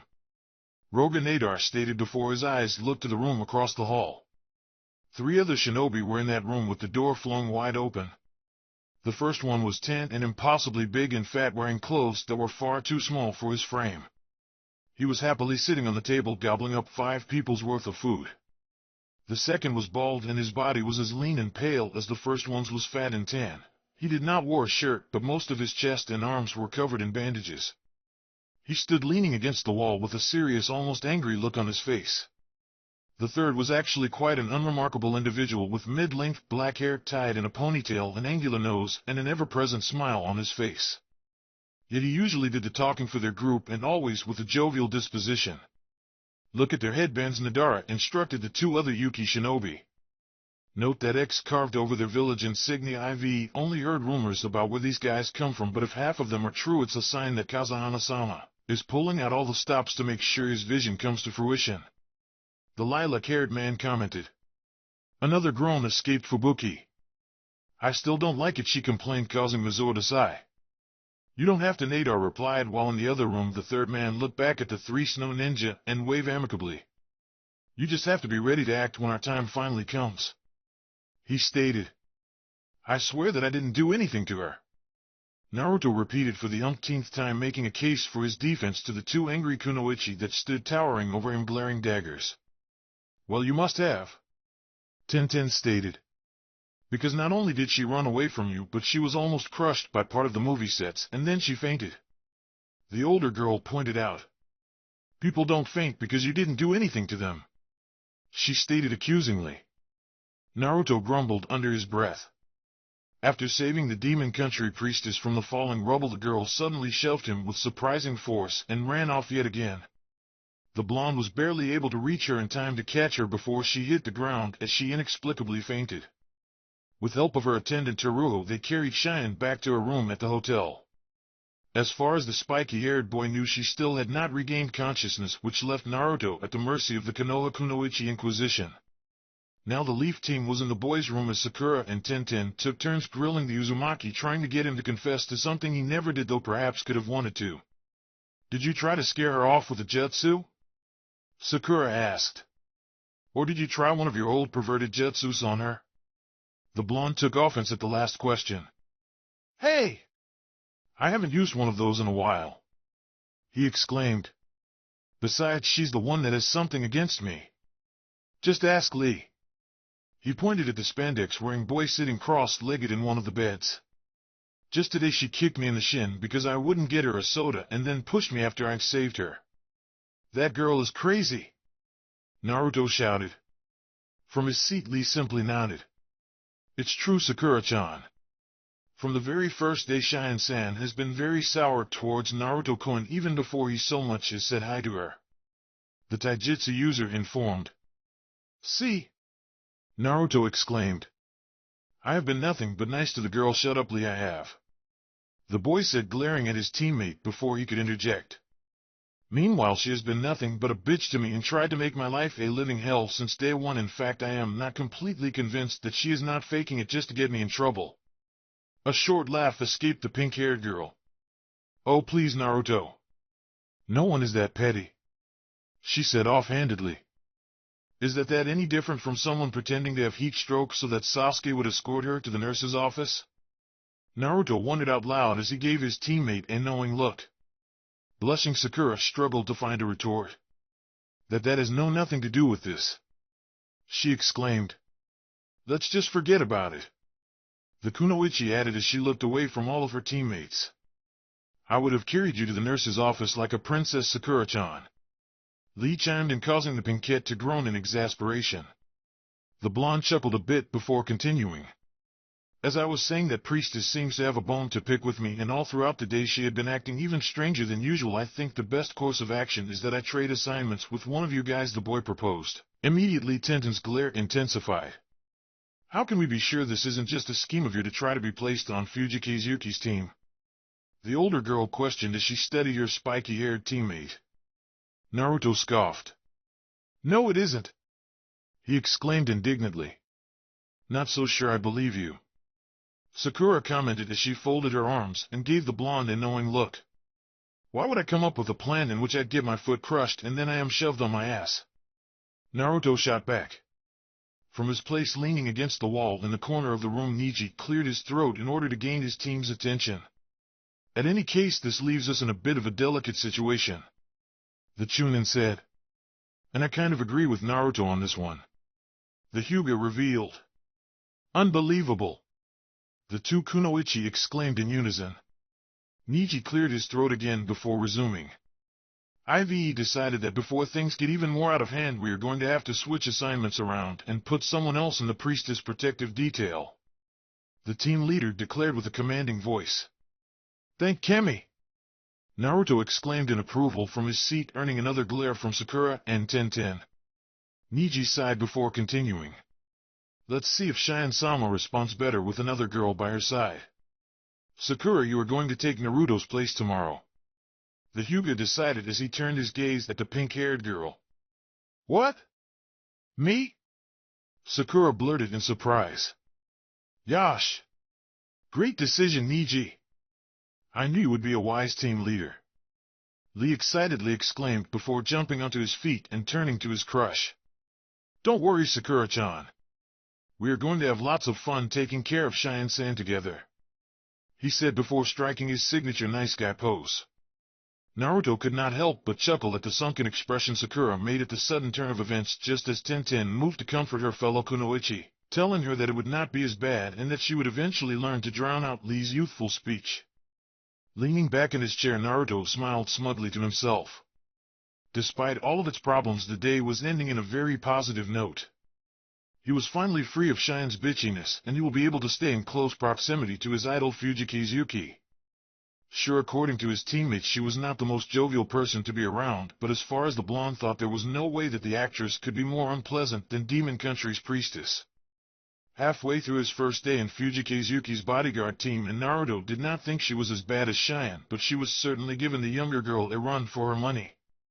While not as hateful towards the blonde genin as the Demon Country priestess, Yuki had her very own brand of spite. When Niji informed her and the production staff about the change in their team, the actress had made a face as if she had just smelled the foulest odor in the world, barely sparing Naruto a half-a-second glare, before losing complete interest in anything to do with him or his teammates. As the day progressed, the spiky-haired genin saw his idol belittle, criticize, and insult everyone and anyone around her. From the filming crew to the set attendants to her fellow actors, no one was safe from Fujike's sharp tongue. Her assistant had been reduced to tears after Yuki went off on her from bringing her water in the wrong plastic cup, and one of the extras quit after she chewed his ear off from having an allergic reaction and sneezing during one of her scenes. The famous actress was nothing like Naruto pictured in his dreams, where the two of them took a bath in a giant ramen bowl. On the other hand, as far as Naruto could tell, Princess Fuin's disdain seemed to be directed at everyone, which made it a refreshing change of pace from Shion's special hatred of the spiky-haired boy in particular. At that thought, the Sharingan user directed his gaze at the other blonde across the movie set. Earlier that morning, the priestess had been in an angry and loud fury when she was informed that Sakura would be taking Naruto's place as her bodyguard. Since then, every time the Jinchuriki glanced at her direction, he found a pair of purple eyes glaring daggers at him. The Uzumaki sighed before thanking Kami that the Demon Country priestess' eyes could not kill like his did. What they say is true, huh? Never meet your idols, Niji commented as he walked towards the blonde, the Hyuga's white eyes looking at Princess Fuin as she acted out her scene. Snapping out of his thoughts, the blonde turned to look at his team leader. What? Naruto asked. Oh yeah. Yuki is dream-shattering vile, but I was actually sighing over that, the spiky-haired boy said as he pointed at the other side of the movie set where Shion sat still glaring at him. She has been doing that for hours now, Shino suddenly commented, seemingly entering the conversation out of nowhere.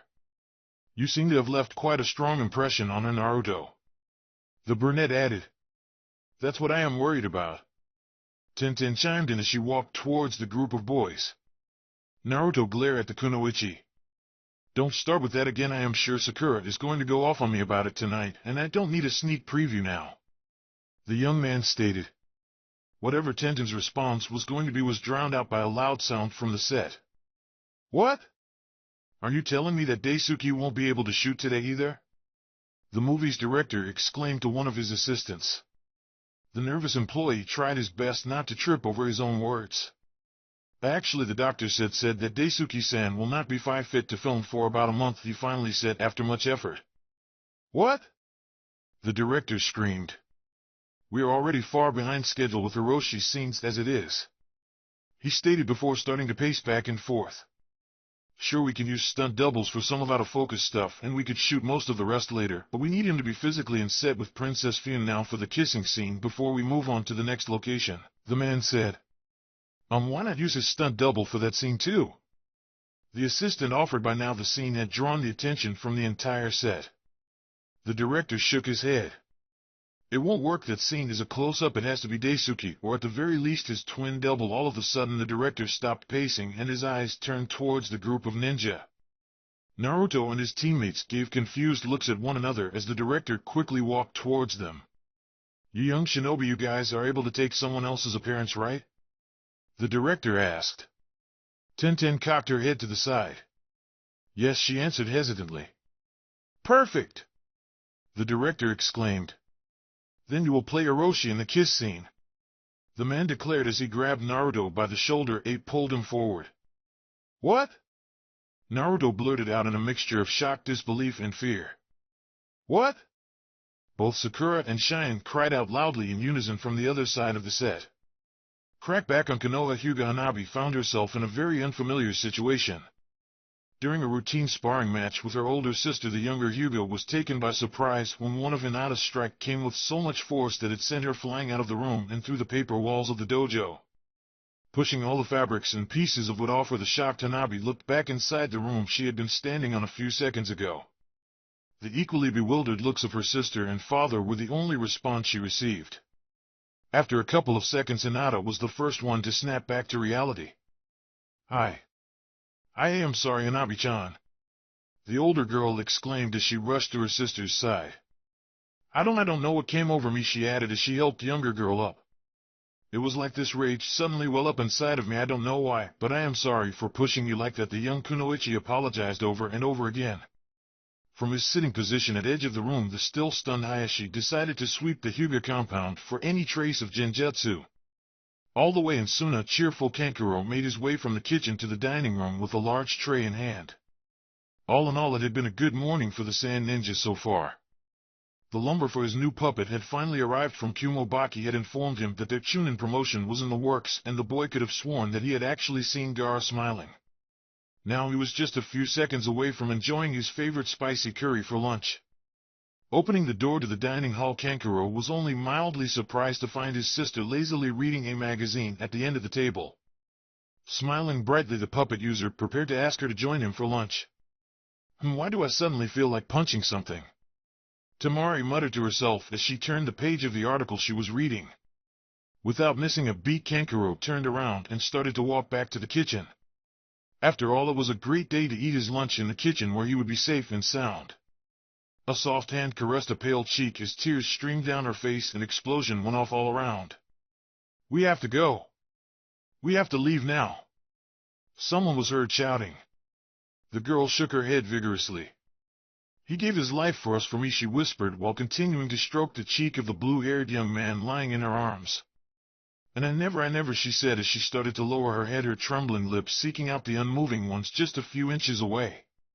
Crash! A pile of boxes suddenly fell onto the floor, their contents spilling all over the set, and some of it even getting into the camera shot. Cut! The director screamed.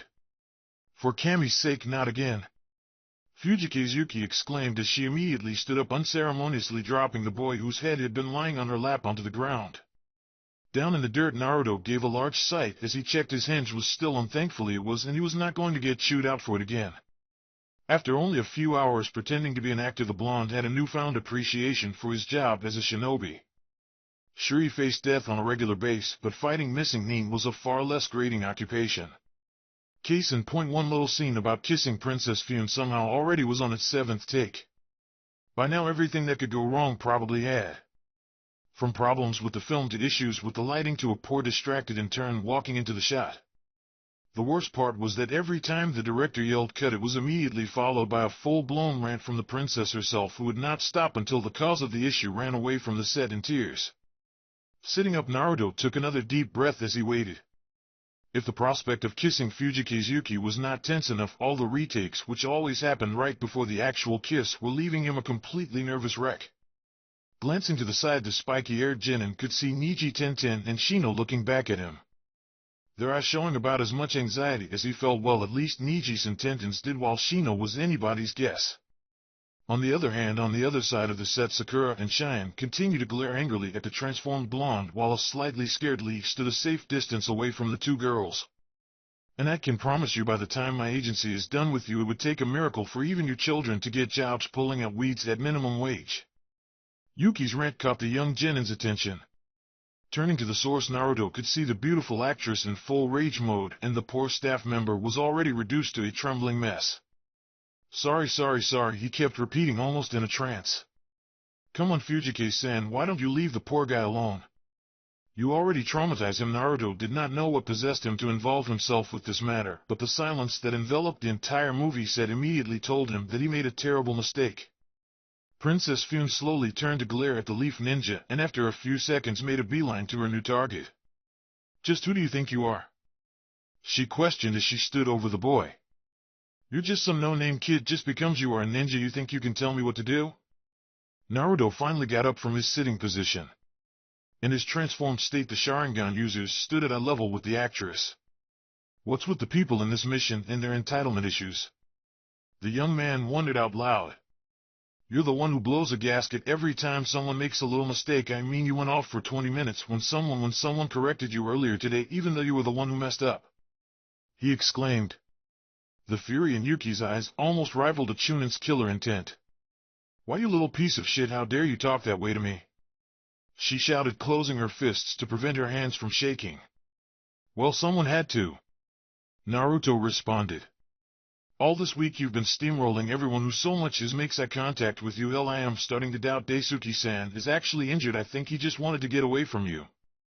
The comment immediately caused a myriad of response from the audience present, ranging from gasp of disbelief to barely suppressed chuckles. You know, it was Yuki's turn at being stuck repeating the same word. So please, for the sake of your movie, my mission, and whatever remains of my original impression of Princess Fune, calm the hell down. Naruto declared loudly. The entire set went quiet after that, everyone waiting for Yuki's answer.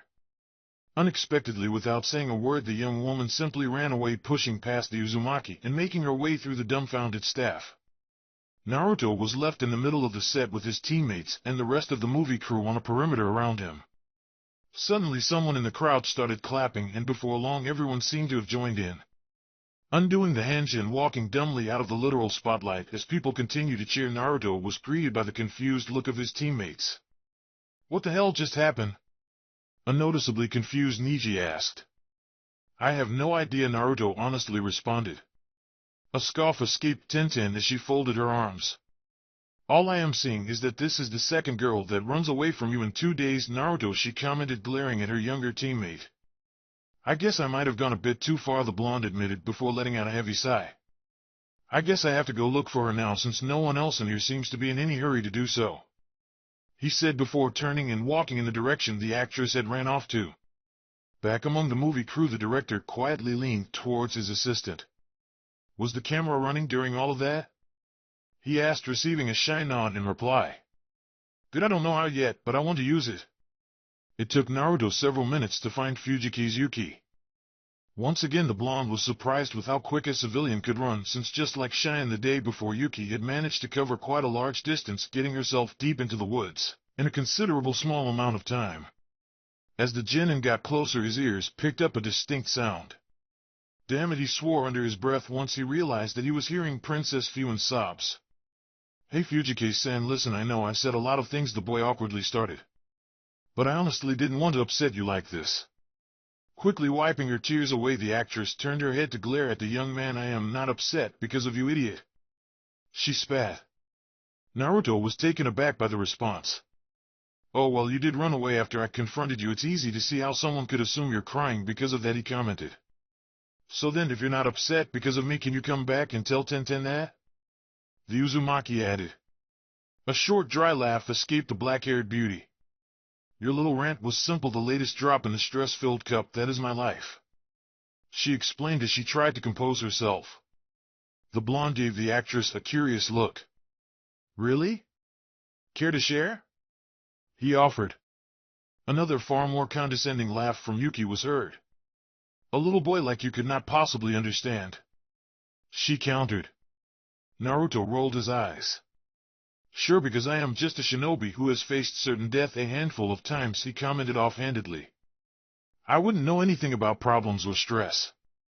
To her credit, Yuki did have the decency to look a bit ashamed and face away. Deciding to spare Princess Fune any more embarrassment, the spiky boy opted to continue. I'll tell you what, let me tell you some of my issues first, he offered. For starters, just a couple of months ago, one of my teammates ran away from the village in a misguided attempt to save our team. One of Yuki's eyebrows rose. And how does that work? The blonde snorted in response. Did I say misguided? I meant stupid, he explained. Anyways, we were sent on a mission to drag his ass back, and by the end of it, both Niji and I had holes through our chest, but we did manage to bring him back. Yuki was noticeably taken back. That's quite a lot of dedication, she commented, clearly at a loss for words. Naruto shrugged his shoulders. Well, he is my best friend. Also, about a year ago, I found out that he is one of my only 2 living relatives, he revealed. And the other one is an S-rank missing nin who is trying to kill us both. It took several seconds for the actress to find her voice. Okay, you might know a thing or two about stress, she finally admitted. Now is your turn, Naruto pointed out with a smirk on his face. Sighing, Yuki had no other choice but to give in. Have you ever had a part of yourself that you needed to hide from everyone else at all times? She asked. Hey, you have no idea, Naruto replied with a laugh. A small smile appeared on the young woman's face at the answer, and Naruto could not help himself but think she looked absolutely stunning. Well, I have something like that too, the black-haired woman continued. Keeping it buried usually comes as second nature, but lately it's on my mind at all times, nagging me, eating away at the walls around my heart. Her breathing started to become a bit unstable, and her hands moved to clutch the pendant that hung around her neck. I usually have a much better grip on my composure, but lately, well, you saw how I made poor Kaoru faint during one of my episodes, she said with a healthy amount of blush adorning her cheeks. So you're not usually this strung up crazy? The boy asked. Yuki gave the blonde a glare. Of course not. I am a professional, she emphatically stated. A small smile appeared in the young shinobi's face. Good. I would hate it if my favorite actress in the whole world was that unpleasant, he commented, his words actually causing Yuki's blush to intensify. Come, let's go back, we still have a movie to film. Finally regaining her composure, the young woman gave the spiky-haired boy a knowing look. Oh, my someone sure is in a hurry, she said as a mischievous glint appeared in her eyes. Could that person be looking forward to finally do the kissing scene? The actress asked as she approached the genin. Naruto audible gulped as he took a step back. By now the smile on Yuki's face was absolutely predatory. Maybe I should give you a bit of service right here, she said. After all, you've been such a good little fan, you need to be rewarded. Her hand reached out for the blonde's cheek, teasingly stroking it. An exceedingly nervous Naruto tried to move away from the beautiful woman's touch, but found his retreat cut off by a tree. What was it you say your name was? Yuki asked as she continued to move up. Is it Naruto-chan? Her face was now dangerously close. What are you two doing? An angry voice suddenly demanded to know. In a flash, Fujike's Yuki backed away from her would-be prey.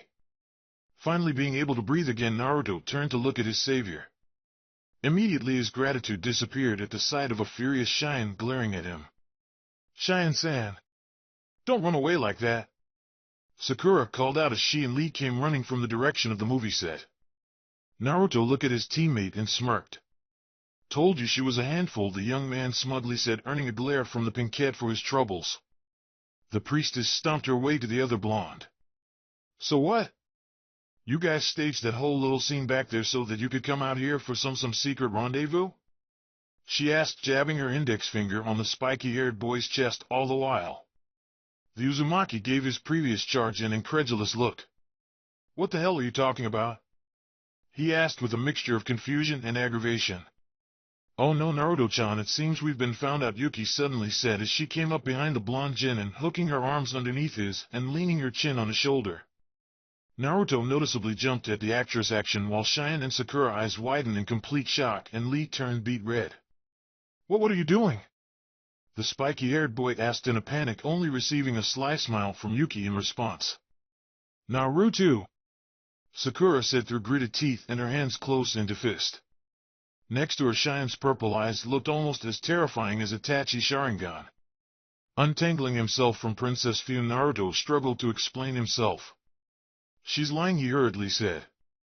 "I just came here to make sure she was alright," and then the boy stopped talking when he saw the kunoichi's hand moving closer to her weapon's pouch. Fortunately for the Uzumaki, instead of going for a kunai, Sakura's hand went for his collar, bringing the spiky-haired boy closer to her.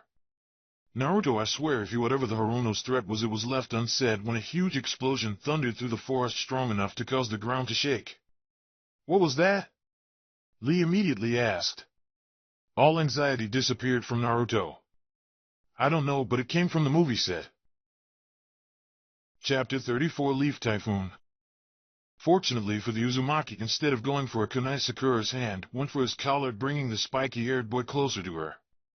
"Naruto, I swear if you whatever the Haruno's threat was, it was left unsaid," when a huge explosion thundered through the forest, strong enough to cause the ground to shake. "What was that?" Lee immediately asked. All anxiety disappeared from Naruto. "I don't know, but it came from the movie set." Instantly the three leaf ninjas moved to surround the two civilian girls, with Naruto and Sakura both drawing out a kunai. "What's going on?" a worried Shine asked as she looked at the direction of the set, where a tower of smoke could be seen rising into the sky. The three shinobi did not even bother to answer the blonde girl. Instead they continued to scan their surroundings. Naruto's Sharingan moved back and forth from side to side as they searched for any signs of movement. "Let's start making our way back to the spiky-haired boy started to say before suddenly coming to a halt and his head snapping to the side. Immediately his teammates turned to face the direction he was looking at. A long figure among the trees walked calmly towards them. As it got closer, the genin could see it was a bald man with most of his lean body covered in bandages. Wrapped around his shoulder was a hidden rock headband with an X carved across the village's insignia. "Arg, there are three of them," the man complained in a rough voice as he stepped into the clearing. "Damn it, I told Jintan to set it off sooner." He swore under his teeth. Naruto cautiously glanced back at his teammates. "You guys take the girls and step back, I'll distract him while you go around us," he said under his breath. After a couple of seconds of hesitation, the other two Konohanins nodded in approval. "I don't suppose you kids want to step aside and let me take girl, do you?" the bandaged man asked half-heartedly, receiving a glare from the younger ninjas. "Arg! I am not into the mood to entertain a bunch of brats," he complained before, in one quick and sudden movement sending a pair of kunai flying at Leaf Genin. Naruto readied himself to block the projectiles with his own kunai when his Sharingan caught sight of the pieces of paper tied to the blades. "Explosive tags!" he immediately called out before grabbing Yuki and jumping out of the way while the others followed suit, with Lee grabbing Cheyenne. A second later, two sizable explosions went off where they had been standing. Once back on the ground, Yuki gave her protector a look full of fear and worry. "What's going on?" she asked. Instead of answering the young woman, the blonde boy looked up at his enemy just in time to see another set of kunai flying towards him. Not wanting to leave it to chance, the Uzumaki focused on the blades with his Sharingan. "Amaterasu," he whispered, and the kunai were instantly covered in black flames that detonated the tags at a safe distance. The rock nin was taken aback. "Oh, so you are Uzumaki Naruto," he said as he looked at the blonde boy and noticing his peculiar Sharingan. "Well, that changes things," he added with a noticeably more jovial tone as he cracked his knuckles. "Remember the plan," Naruto said to his teammates before suddenly dashing towards the rock nin, his kunai still in hand. "What are you doing?" the Uzumaki could hear Cheyenne shout as Lee started to pull her away. The bald man grinned before doing a quick set of hand seals and slamming his palm on the ground. "Chikoku niwa no jutsu," he called out. Naruto barely had time to see that crimson-colored scriptures appeared on the man's bandages before the ground exploded underneath him. The boy was flung into the air, but managed to spin himself right side up and land safely. However, he immediately noticed there was something wrong. The large rocks thrown into the air by the explosion had not fallen back to the ground, and instead they stayed hovering in the air.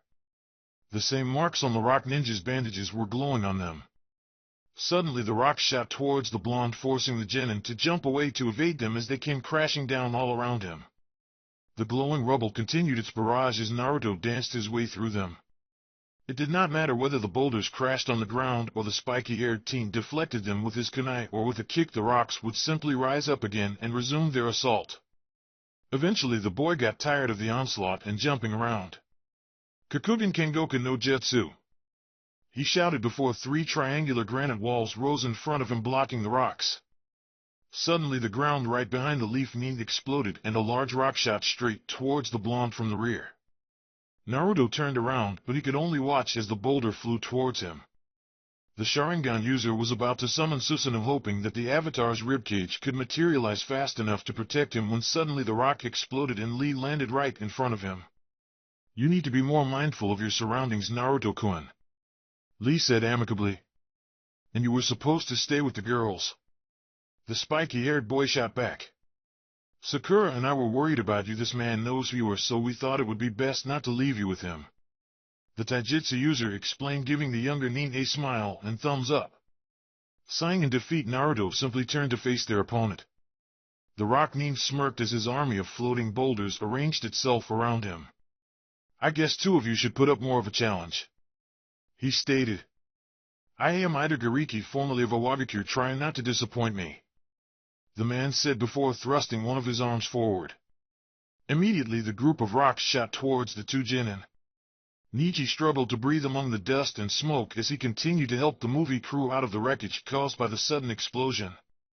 In his peripheral vision, the Hyuga could see Tenten providing first aid to some of the injured and Shino directing his bug to break down some of the larger pieces of rubble. "This is just like the set of Bloody and the Nuke Nin all over again," the movie's director was complaining as members of the staff pulled him out from underneath a pile of lumber and steel pipes. Despite some bruises and cuts, the man had fared miraculously well and was virtually unharmed. The black-haired boy gave a weary sigh and went back to his rescue efforts as his mind went over what had happened. It had not been a single explosion, but several charges had gone off in succession throughout the set with devastating effect. What bothered the Chunin the most is that he had scanned the surroundings that very same morning and he had not seen anything, neither bombs buried, nor signs of dirt having been displaced, meaning whoever set the explosive did it throughout the day and right under their noses without him or any of his teammates realizing it.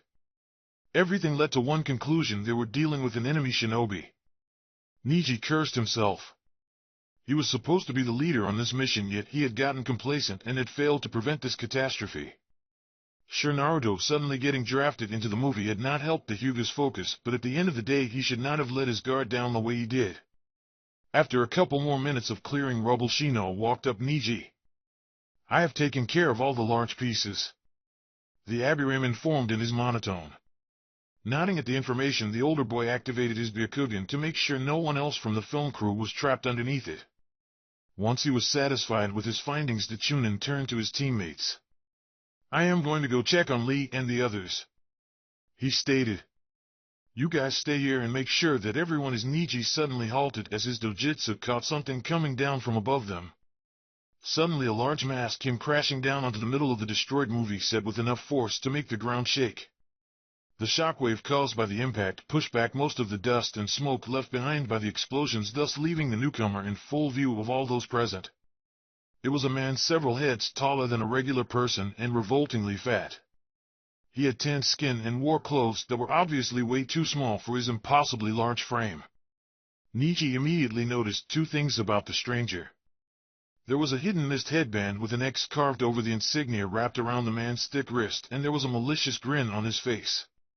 "Oh my, it seems many roaches managed to survive my little goodies," the man commented with a gleeful tone as he surveyed the destroyed movie set with a hungry look in his eyes. Glaring at the stranger, the Hyuga prepared his fighting stance. "Shino, get everyone out here. Use your bugs to help those that can't move by themselves," he ordered with authority in his voice, and the younger boy immediately followed. "Tenten, you'll be my support," Niji added, and through his Byakugan he could see his teammate reading her scrolls. The man's grin almost looked crazed as he set his eyes on the Leaf Chunin. "Are you going to play with me, little boy?" he asked. Instead of answering, Niji simply lowered his stance, extended his arms, and sent chakra to the tip of his fingers. The next second, the Hyuga shot towards his opponent at blinding speed. Kagebunshin no Jutsu.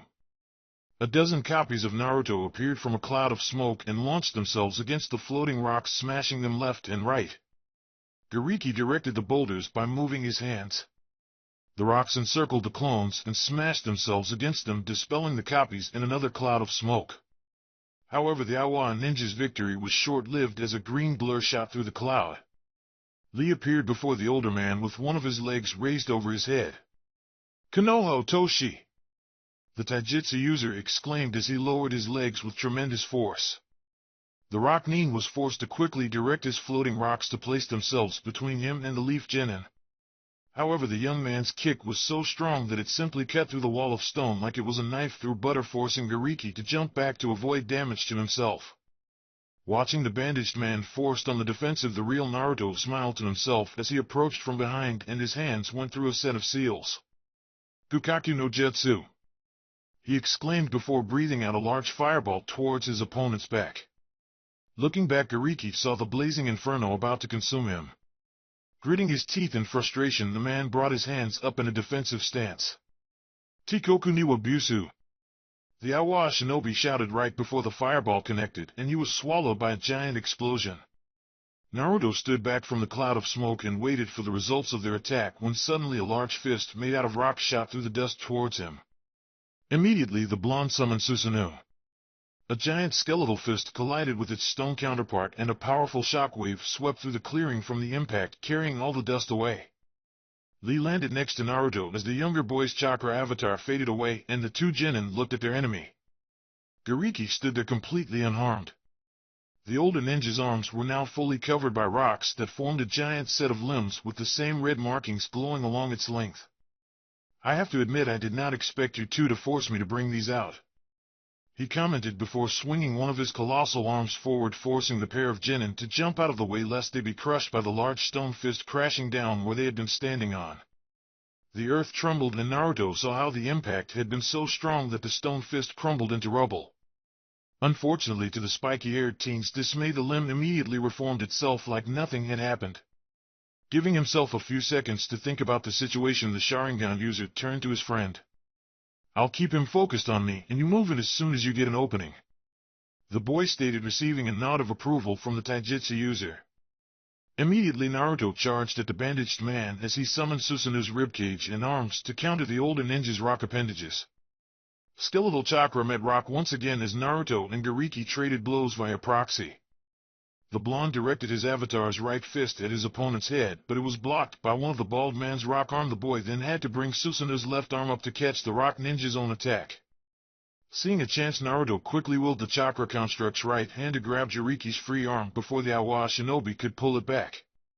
With both of the older man's stone arms captured, the Sharingan users simply had to wait for Lee to make his move. On cue, a green blur appeared behind Gariki. "Konoha Senpu!" Lee exclaimed as he readied his spinning kick. As expected, Gariki murmured as a smirk appeared on his face.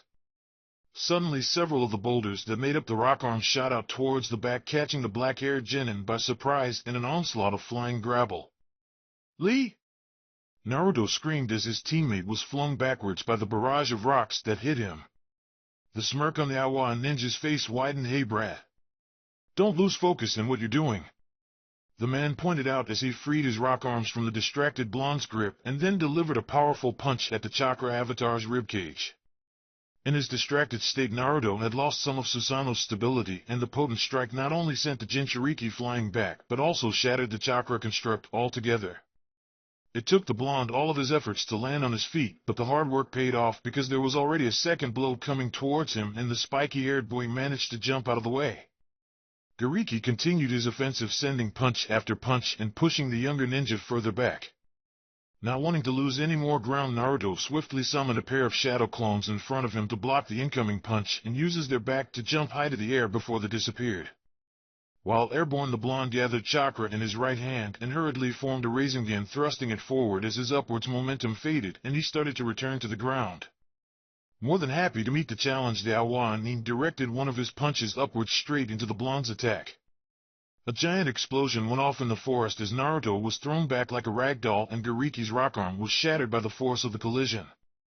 Unfortunately, just like last time, the bandaged man's artificial limp immediately reformed and wasted no time before crashing down onto the fallen genin. From his helpless position on the ground, all that the spiky-haired teen could do was wait as a giant stone palm was about to squash him, but at the last moment the boy felt a hand grab his jacket and pull him out of harm's way. Looking to his side, the Uzumaki saw a bruised and exhausted Lee. Nothing is working, Naruto-kun, the older genin commented. Everything we throw at him has been useless since he can just get more boulders from the ground, he pointed out.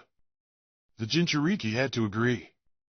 Gariki had essentially shrugged off all of their attacks and looked no worse for wear than he did at the start of the battle. We have to hit him with something so big that he can recover from it, but it has to be all in one fell swoop. The younger boy said. Do you have a technique like that? Lee asked as he looked at his friend. One, Naruto responded, but hesitated for a second before continuing. But it requires a great deal of concentration, and it would take me some time before it's ready, he said. Plus I haven't fully mastered it yet, the Sharingan user's thought, but decided to keep that part to himself. The Taijutsu user gave his teammate a strong nod. Yash! Then I will keep Gariki busy while you prepare your attack, he declared. Naruto gave the older boy a worried look. Are you sure you want to do that, Lee? He asked. Because I am not even certain if my jutsu will work. Smiling, Lee gave the blonde a thumbs up. Don't worry, Naruto-kun, I have complete faith in you, he stated as a small twinkle accentuated his smile. Just have a little faith in me, the young man added before turning around and charging at the Rocknin. Left behind, the spiky-haired teen took a deep breath to prepare himself. Closing his eyes for a second, Naruto summoned Susanoo, drawing forth as much of the construct as he could. Bones were covered by musculature, which was in turn covered by wood-like skin. Once Susanoo was ready and stable, the blonde started to gather chakra into his hand and formed another Rasengan, this one far more refined than the one he had created earlier. The genin willed the chakra avatar's right arm to move closer and put its large hand right in front of him, on which the young man placed the Rasengan. Once the Uzumaki made sure that the sphere of chakra was secure in Susanoo's palm, the boy took a deep breath. The easy part was over. Next, as Lee continued to dodge Gariki's attack, Naruto brought both of his hands close to the spinning sphere and started to pump wind chakra into the Rasengan. Flashback: Naruto and Kakashi stood in the middle of the training ground with over a dozen pieces of paper littered around their feet. Some of the papers seemed to be disintegrating, others seemed wet, more looked scorched, but by far most pieces of paper seemed cut up. Well, that settles it. Your highest affinity is with wind chakra, though fire was a close second, Kakashi pointed out as he examined all the scraps of papers around him. But it seems your body is vehemently against lightning release, he added. For his part, the blonde shrugged his shoulders. I told you, he said. After the Chunin exam I tried to copy the Chidori, but no matter how hard I tried I couldn't generate the lightning chakra for it. I had to modify the jutsu and replace it with fire chakra, the genin informed his teacher. Kakashi gave a disappointing sigh. Well, I guess we'll have to really? A fire release? He started to say, but did double take when his student's words registered. You'll have to show me sometime, he added under his breath. But in the meantime we should work on helping you hone your wind chakra, he proposed. And so the two Sharingan users did. For the next couple of weeks Naruto spent his time cutting leaves and then cutting through waterfalls until he had completely mastered the usage of wind nature chakra.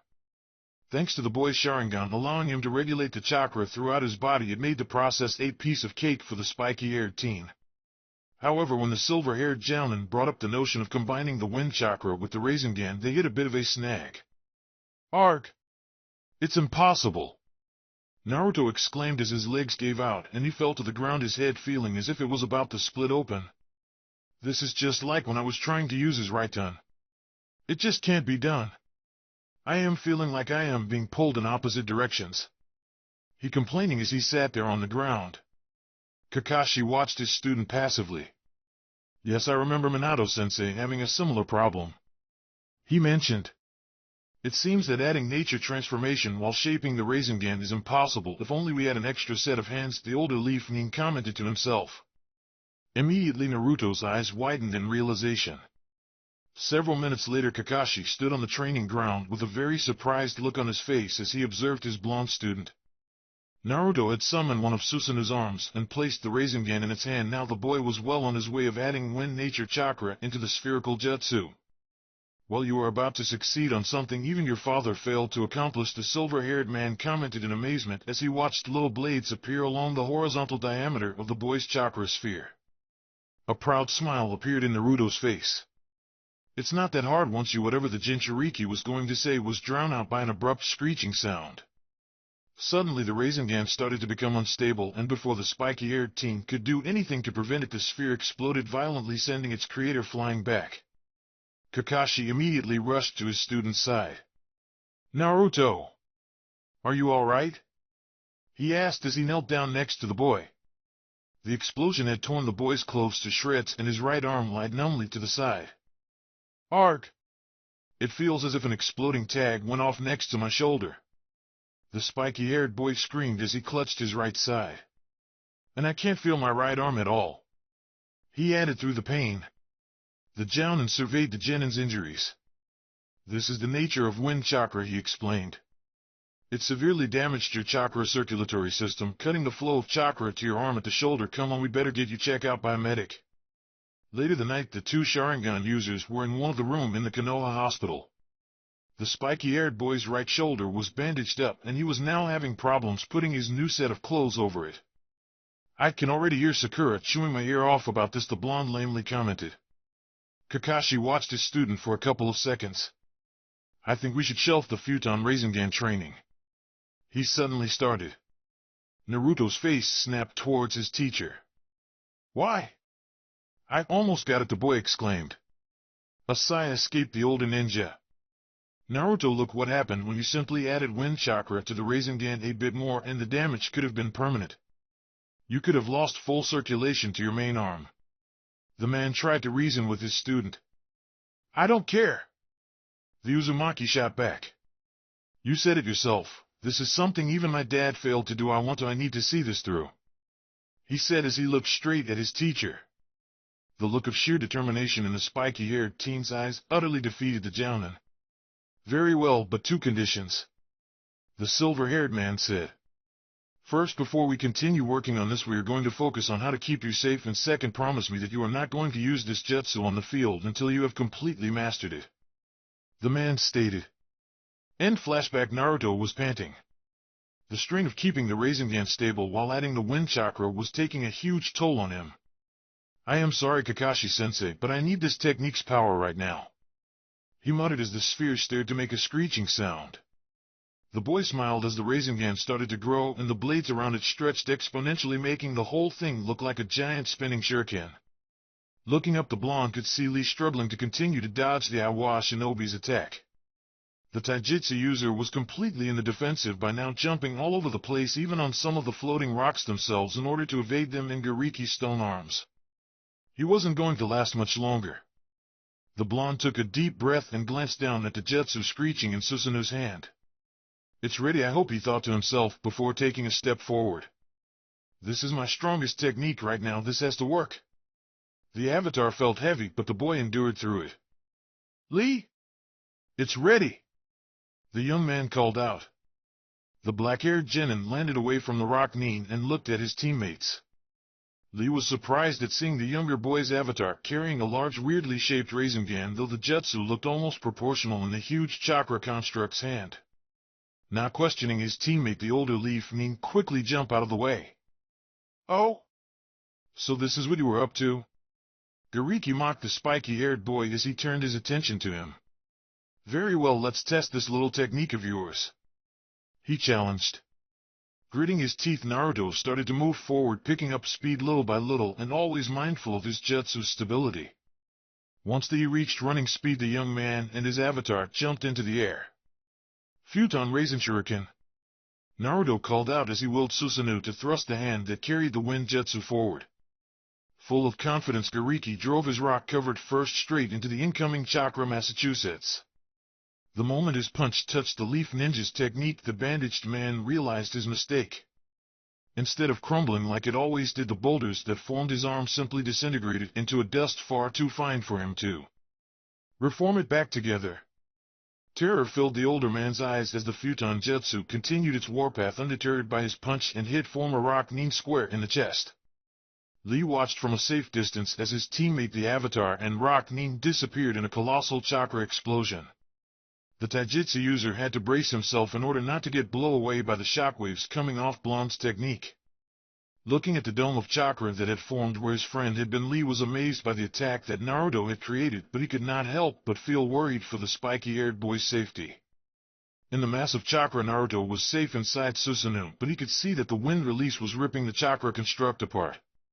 Nevertheless, the blonde could not let up and willed his avatar to continue to press through.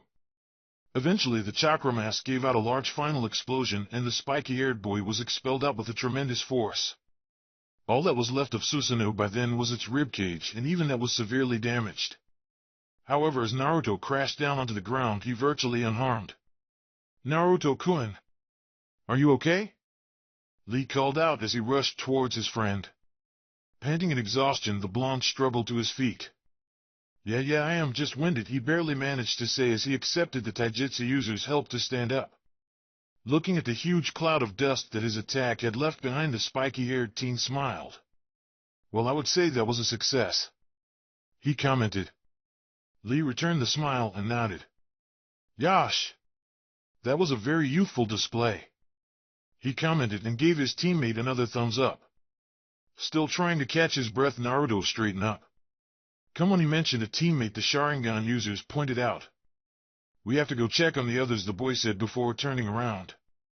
Lee following right behind him. Chapter 35 Sealed Fate. Still trying to catch his breath, Naruto straightened up. "Come on," he mentioned a teammate the Sharingan users pointed out. "We have to go check on the others," the boy said before turning around. Lee following right behind him.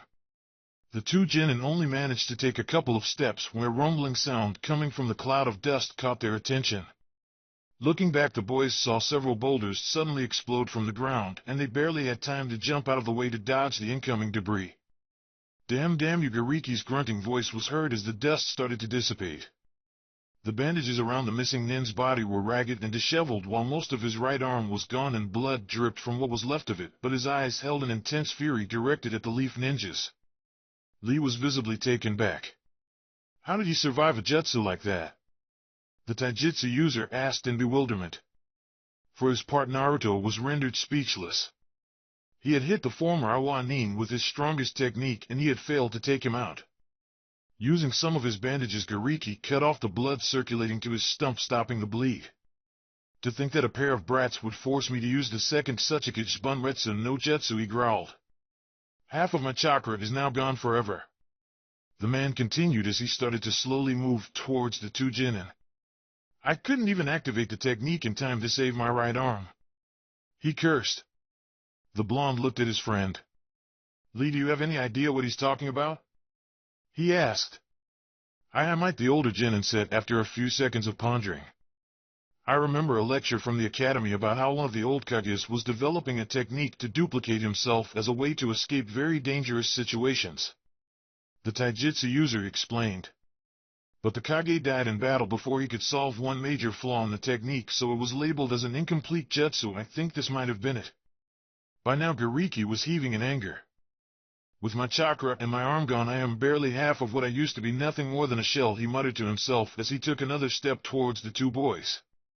"I am done. They will not abide someone broken like me. All I have left is," his eyes glared at the pair responsible for his situation. "Make sure I take you down to hell with me." The former Awa Shinobi roared as chakra was forced out of his body. At their opponent's declaration, the leaf genins readied their stance.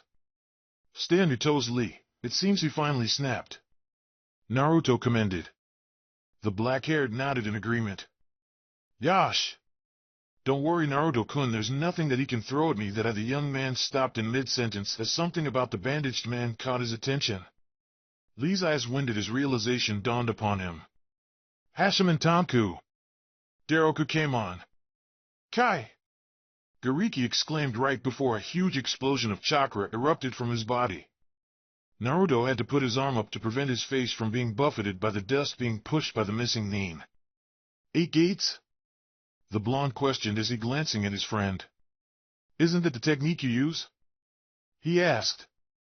The blonde could not fully figure out what was the expression that the taijutsu user was showing. Lee's face was a mixture of fear, astonishment, and anger. The whole thing seemed very out of place with the older boy. Heaving under the strain of his technique, Gariki smirked as his skin turned a reddish-brown color and some of the veins in his head became more pronounced. Speechless, aren't you? He goaded the younger ninjas.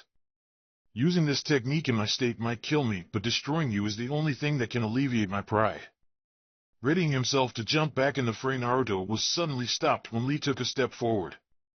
You go back to check on the others, Naruto-kun, the black-haired teen said in a serious voice. I will be his opponent. Sapphire-colored eyes widened at those words. You can't be serious, the younger boy protested. This guy is completely unhinged. It's dangerous to fight an opponent like that on your own, Naruto pointed out, but then realized that his friend's body was shaking. By now anger seemed to have won out over dominance for Lee's expression. He insults the technique that Guy-sensei taught me. I can't overlook this, the young man declared before bracing himself. Hashiman Tanku! Daisen Simon Kai! Lee roared as chakra exploded around him. Lee? Think this through.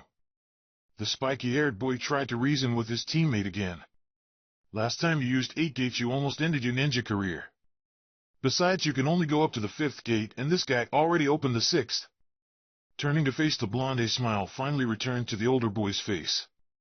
Don't worry, Naruto-kun, the black-haired teen responded. He said that lost half of his chakra to survive your attack, so 3 gates should be enough to match his 6. Lee stated as his skin started to redden. Naruto gave his friend a skeptic look. Does it really work like that? He questioned. The smile on the taijutsu user's face widened cheekily. Not really, the boy admitted. But this is something I have to do for someone like me who can't use either ninjutsu or genjutsu. The 8 gates represents all the effort I have made to get to where I am now, he said with a serious tone again.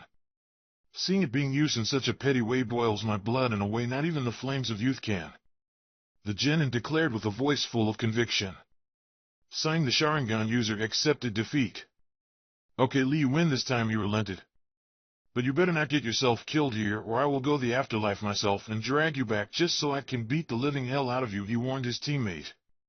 Or better yet, I'll turn you over to Ten and let her decide your punishment, the spiky-haired boy added before turning around. With another smile on his face, Lee gave his friend a quick glance. Don't worry, I promise, the older teen said as he gave his friend a thumbs up. Having let the pair of genin talk, Gariki decided to finally speak up. Now why do you think that I would let one of you simple walk? The man's sentence was cut short when the black-haired boy suddenly appeared right in front of him with his fist already flying towards the former Awa Nin's face, forcing Gariki to block it with his remaining arm. The force of the blow was strong enough to push the missing Nin back despite his block. Gariki gritted his teeth. That was stronger than I expected, he muttered to himself. Suddenly the bandaged man's eyes saw the leaf Nin throw a pair of strange objects at him. Upon further observation he realized it was a set of ankle weights. Acting on instinct, the former Awa ninja jumped away from the weights. The impact that the exercise equipments caused when they touched the ground looked as if they had been a pair of explosive tags. Dynamic entry! Lee's voice was heard less than a second before a green blur shot out of the cloud of dust raised by the weights. The missing Nin brought his arm up again to block the new attack, but was taken aback when the blur suddenly disappeared right in front of him. However, the bald man had no time to think about what his opponent was planning, since a powerful kick was connected with his back, violently sending him flying forward. Planting his hand on the ground in mid-flight, Gariki rectified his body and managed to land on his feet. Looking up, he saw the young shinobi already charging forward. I can't believe that he can keep up with only 3 gates, he complained as he was forced on the defensive, continuously dodging the taijutsu user's attack. Have I really sunk this low after using the Bunretsu? Dainanakuman Kai! The older man roared as another explosion of chakra erupted from his body. At the same time, Lee's fist was traveling towards his opponent's face when suddenly it was caught by the bandaged man's hand. That's quite enough, Gariki declared before hurling the genin's body away from him with so much force that the teen's body went through several trees. Ignoring the pain his body was in, Lee stood up and glared at his enemy for several seconds. It's been a while since I used this, but this time is going to be different, the boy finally said as the veins in his head started to become more pronounced. Dago Taman Kai! He shouted as chakra erupted all around him and his body was covered with a green aura. Gariki growled. 5th, huh? He muttered. Let's put it to the test. the man shouted before punching the ground, causing everything in front of him crumble. Swiftly Lee jumped into the air. Konoha Toshi! The young man shouted as he brought the heel of his foot down at blurring speed. This time it was the Awa ninja's turn to jump away right before the ground he had been standing on exploded when the younger ninja's foot came down. The two Hashiman users started to trade blows back and forth. In his weakened state, the bandaged man found himself slowly losing ground despite having opened more gates than his opponent. It was clear to the man that despite his young age, the Leaf Genin Taijutsu was far more refined, and now that Gariki could not physically use ninjutsu, he was in a crippling disadvantage. As the younger shinobi continued his assault, one of his fists broke through his opponent's defenses and connected with the man's chin, sending him flying back. Not wasting any time, Lee immediately closed the distance between them. Konoha de Zenpu! He shouted as he delivered several spinning kicks at the former rock nin, who was helpless at the teen's speed and strength. Konoha Toshi! The black-haired boy ended his combo by delivering a falling kick on his opponent, sending him crashing down into the ground with tremendous force. Garg! Gariki cried out as his gates he opened increased the amount of pain his body felt. Struggling back to his feet, the man sent a murderous glare at his young opponent. Damn you, he cursed through gritted teeth. By now almost all the bandages on the missing nin's body had become loose. To be forced to use this by someone like you, I guess I have nothing left to lose either way. He exclaimed as his body started to emanate a lot of pressure and the ground cracked under his feet. Lee watched as the veins in his opponent's head became even more pounced. The genin's eyes narrowed as he saw white steam come off the man's body. Hashiman Tanku! Daihachi Shimon Kai! The Awa ninja exclaimed as the ground exploded all around him. Within an instant, Ichi closed the gap between himself and the Leaf Genin, driving a powerful punch at the boy's stomach. As the taijutsu user was thrown back, Gariki quickly sped past him and delivered a spinning kick that hurled the boy at another direction. With his enhanced speed, the bandaged man was able to rapidly overpower the young ninja, throwing the teen around the forest like a rag doll. It took all of his self-control for Lee not to scream in pain as his body collided with a boulder, crushing it into pebbles. The boy had to use all his resolve as he forced his body to stand back up. Gariki landed just a few feet from the battered teen. How about we finish this? I still have to catch up with your friend and pay him back, he said with a smirk. Lee's eyes hardened. I am not done yet, he responded. I still have one trick left. The boy added. One of the missing nin's eyebrow rose in curiosity. You do? What is it? He inquired. Are you resolute enough to open the 8th gate as well? Before answering, the black-haired kid started to undo the bandages around his right arm. No, I can only open up to the 5th gate, but I don't need any more to beat you. He replied. This is something else, a scoff escaped the former rock nin. There is nothing that can beat a person that has opened all 8 gates. He exclaimed. Looking at the white steam on his opponent's body, Lee continued, unraveling the bandages. You said that you were forced to use Hashiman as a way to salvage your pride after being overpowered by Naruto, and the genin started to say. Well, I traded mine in order to have the strength to protect the people I care about when the time came. He stated before removing a long stream of bandages and revealing a seal with the word wind engraved in his forearm. Gariki looked at the seal in confusion. What is that? He asked as he saw the symbol start to glow. The air started to spiral around the Leaf Ninja. Tengaku no Genso Taikaze no Fuin. Lee roared right before disappearing from Gariki's view. Flashback, no! I don't want it, Lee yelled from his bed in the Konoha hospital as a stricken guy and a serious Tsunade looked on. They were supposed to start preparations for the young man's surgery, but at the last moment the boy's teacher had dropped a bombshell on the genin's lap. Lee, you have to understand, the taijutsu master tried to explain. I understand just fine. You are telling me that I have to throw away everything I believe in. The black-haired boy shouted back. It pained Lee to talk to his teacher in such a manner, but the feelings of betrayal and anger that had surfaced were numbing his heart to everything else. Tsunade took a step forward. We are not asking you to do any such thing, Lee. The new Hokage intervened. I have read the reports from the Chunin exam. You have already proven that you can become an extraordinary shinobi. This will only help you achieve your full potential. She stated. Tearful eyes looked at the village leader. I've trained day in and day out all this time so that I can prove that I can make it with taijutsu alone, but this is something else. He cried out. If I accept this, I will be turning my back to all the hard work I did in the past. While waiting for the nurse staff to come and fetch him for surgery, Lee had noticed that there was something odd with Guy-sensei, as the usually boisterous Jounin was simply sitting quietly by his bedside. After much probing, the genin had managed to get his teacher to reveal the cause for his discomfort. The Godame had agreed to perform Lee's surgery only under the condition that a special set of seals will be placed on the black-haired boy. The Tengaku no Gensotai seals. Once activated, the seals would enhance the wearer's physical attributes in different manners by manipulating the body and its surroundings. They were supposed to complement the user's taijutsu and make it far more versatile, but as far as the genin was concerned, they were nothing more than a shameless cheat. I've trained all this time to be a taijutsu user, and that's what I will always be. I don't need some old Fuinjutsu technique to help cover what other people think I lack. The genin said stubbornly. I will make it through hard work alone. I don't need a handout. A sigh escaped the blonde woman as Guy moved to his student's side.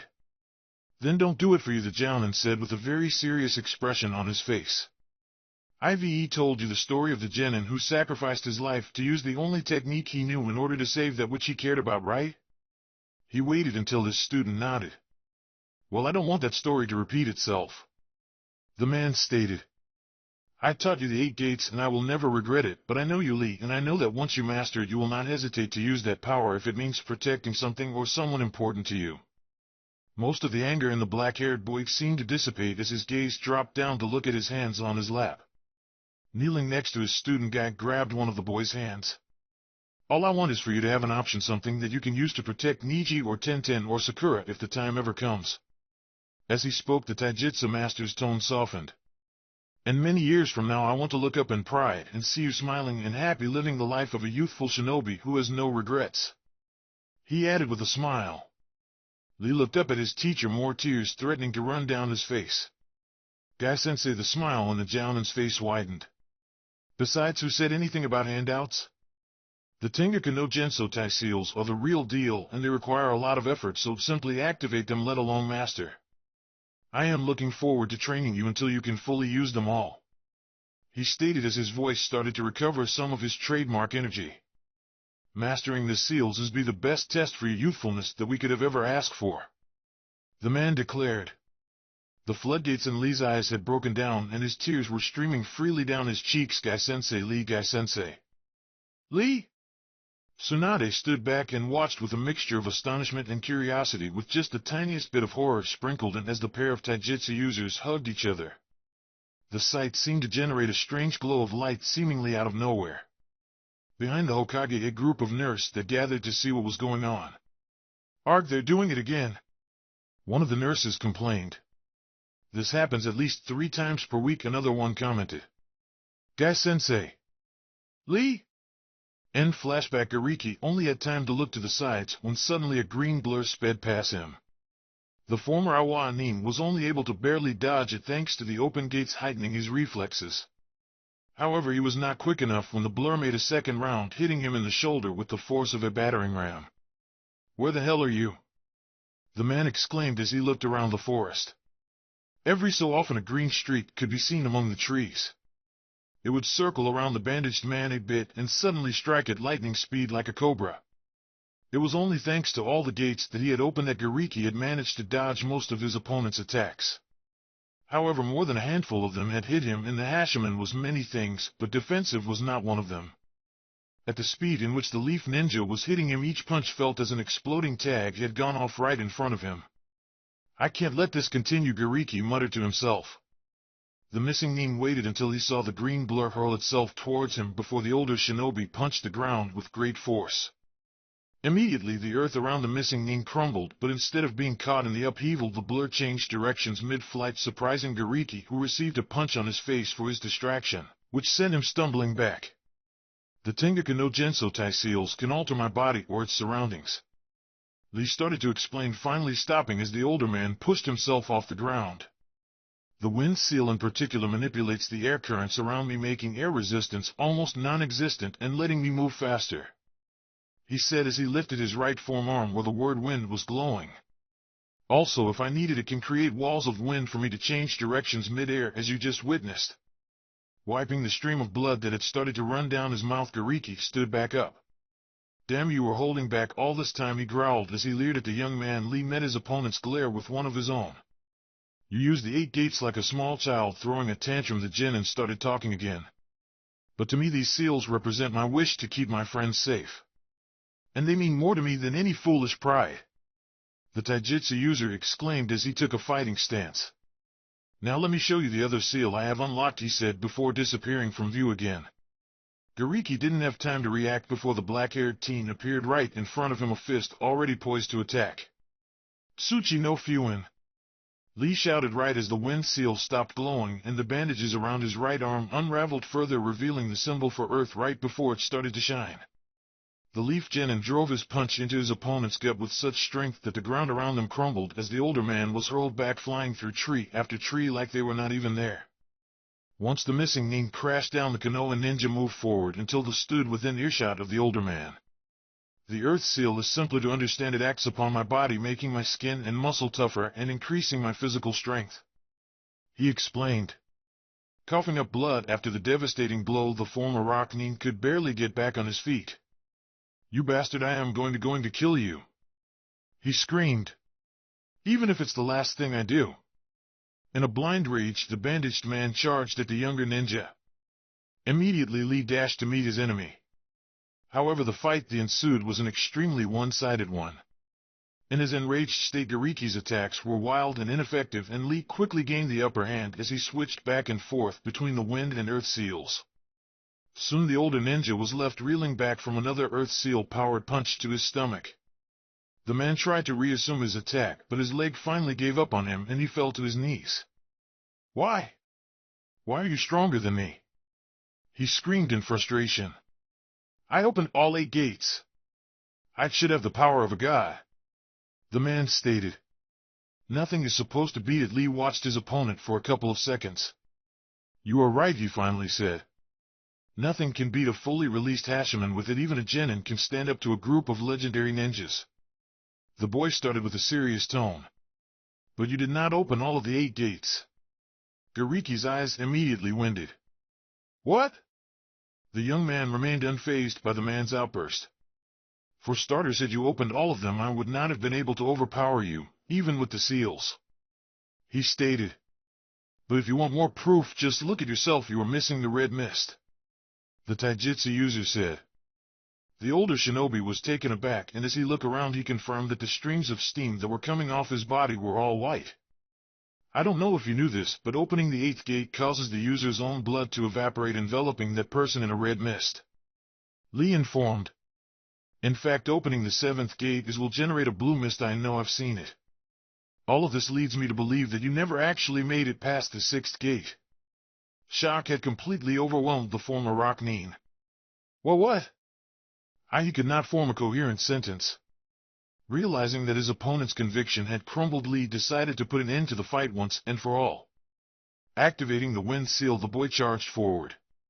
Gariki seemingly managed to snap out of it at the last second and thrust his fist forward. However, the younger ninja jumped into the air before it could connect.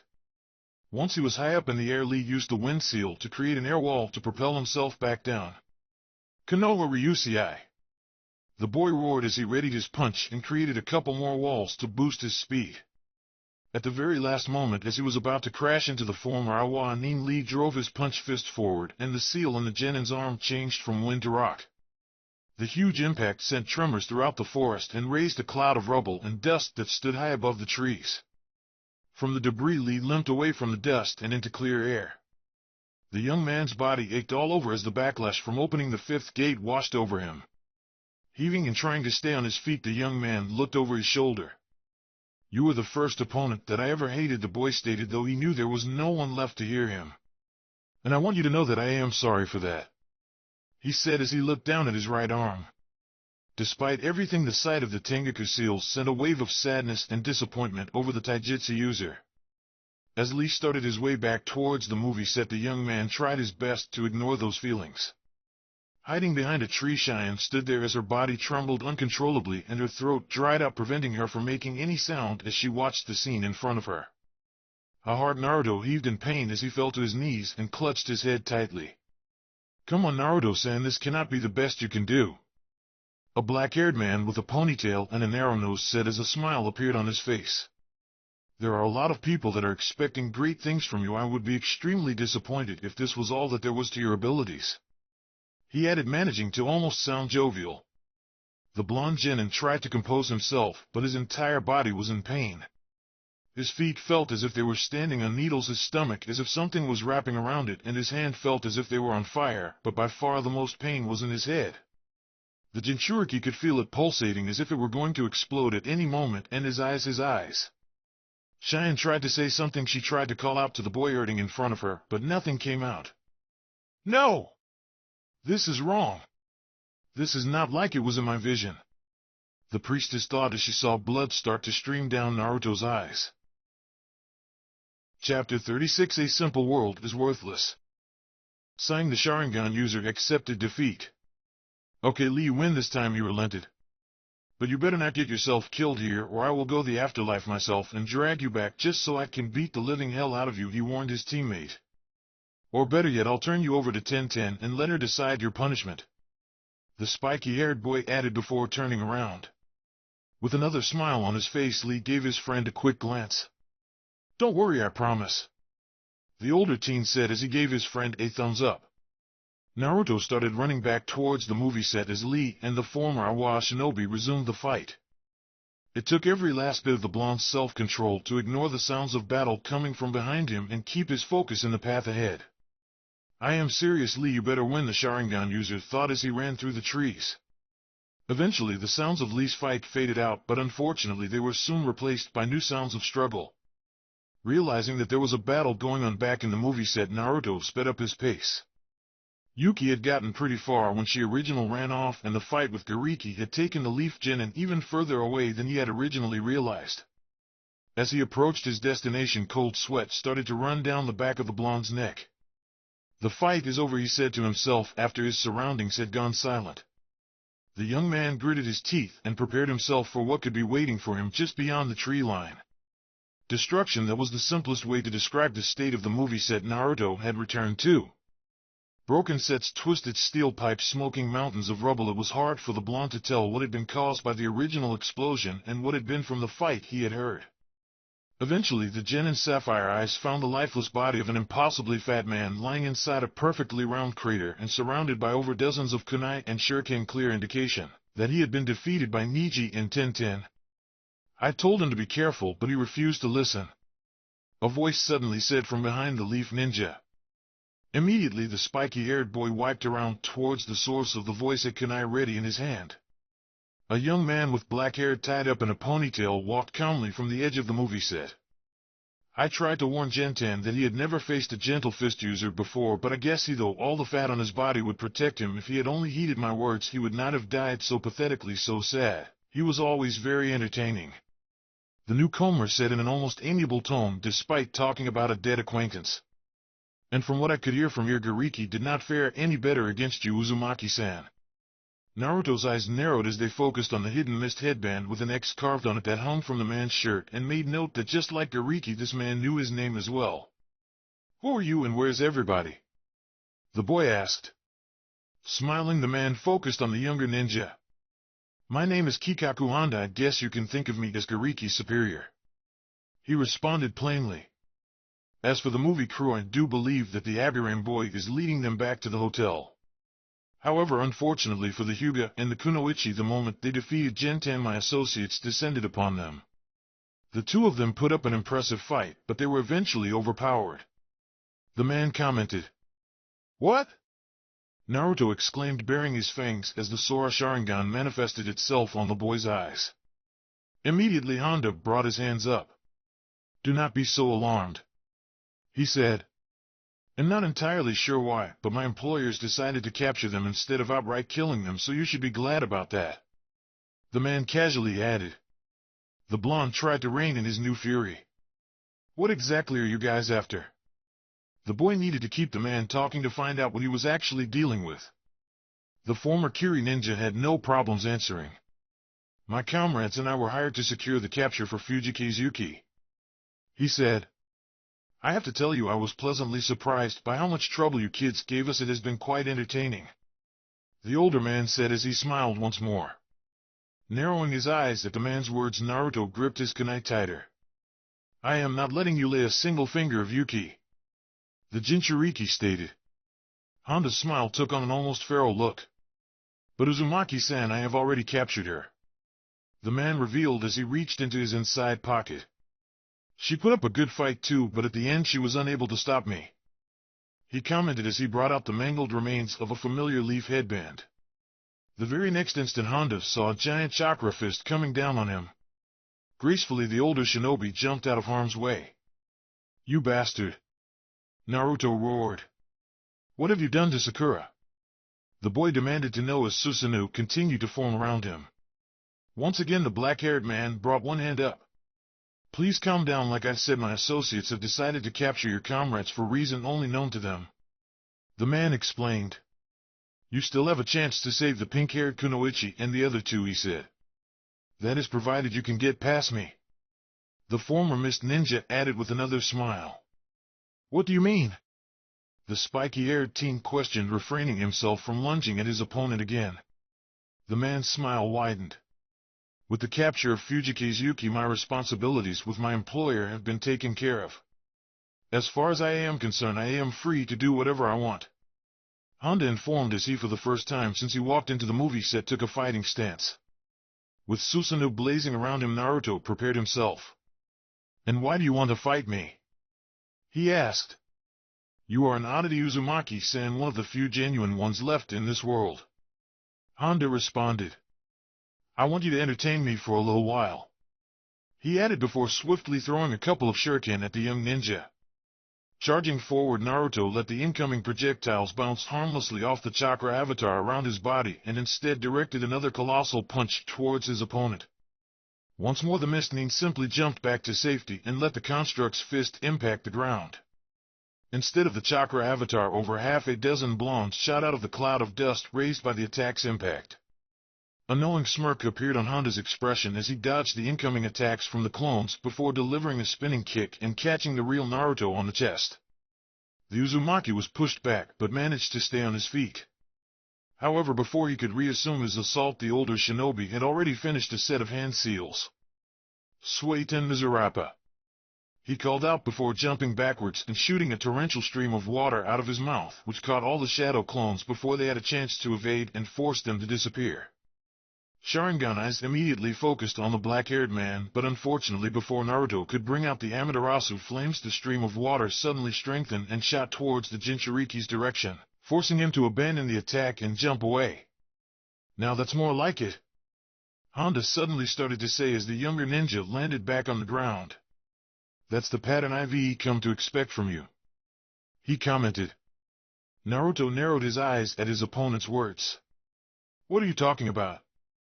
Another smile appeared on Honda's face. "I've studied. Do you have any idea how many times you start your attacks with a team of shadow clones?" he asked. "And you always join them, you never stay behind. Then if that approach fails, you tend to follow with a long-range attack, usually a fire release," the man pointed out as if he were giving a lesson at the academy. For a second Naruto felt as if he was fighting Shikamaru or perhaps Kakashi. "You see, this is my quirk," Honda continued talking. "I study and analyzed everyone around all of my targets and any body of note in the ninja world today," he revealed. "Uchiha Itachi Ujito ni Kitsuchi Chio Terumi Me. I know how all of the greats fight, even if I cannot beat them all yet," the black-haired man said as he opened his arms to show the grandeur of his words and his voice become more and more excited. "And you know what that has made me, Uzumaki-san?" Suddenly the Sharingan user noted that the missing nin's smile took a sour look. Bored Honda finished his statement. All the energy that his words had been building up had abruptly disappeared. "There are no more wonders in this world. Gone are the monsters like Uchiha Madara and Senju Hashirama.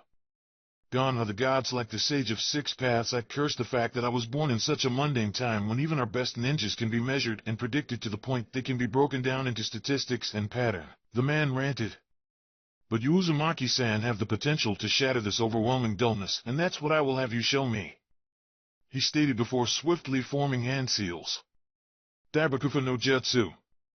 A powerful torrent of water spewed out of the older ninja's mouth, forming a vortex that charged forwards towards the blonde, steamrolling everything on its path.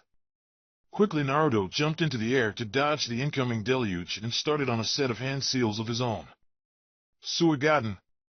He called out before the water that had been left behind by Honda's techniques suddenly sprung to life, forming a pair of piercing water twisters that shot towards the older man. Honda dodged the blonde's attack by jumping away, but the moment he landed back on the ground, the younger ninja was right in front of him, finishing a new set of seals. Gokaku no Jutsu! Naruto shouted before breathing a colossal fireball at his opponent.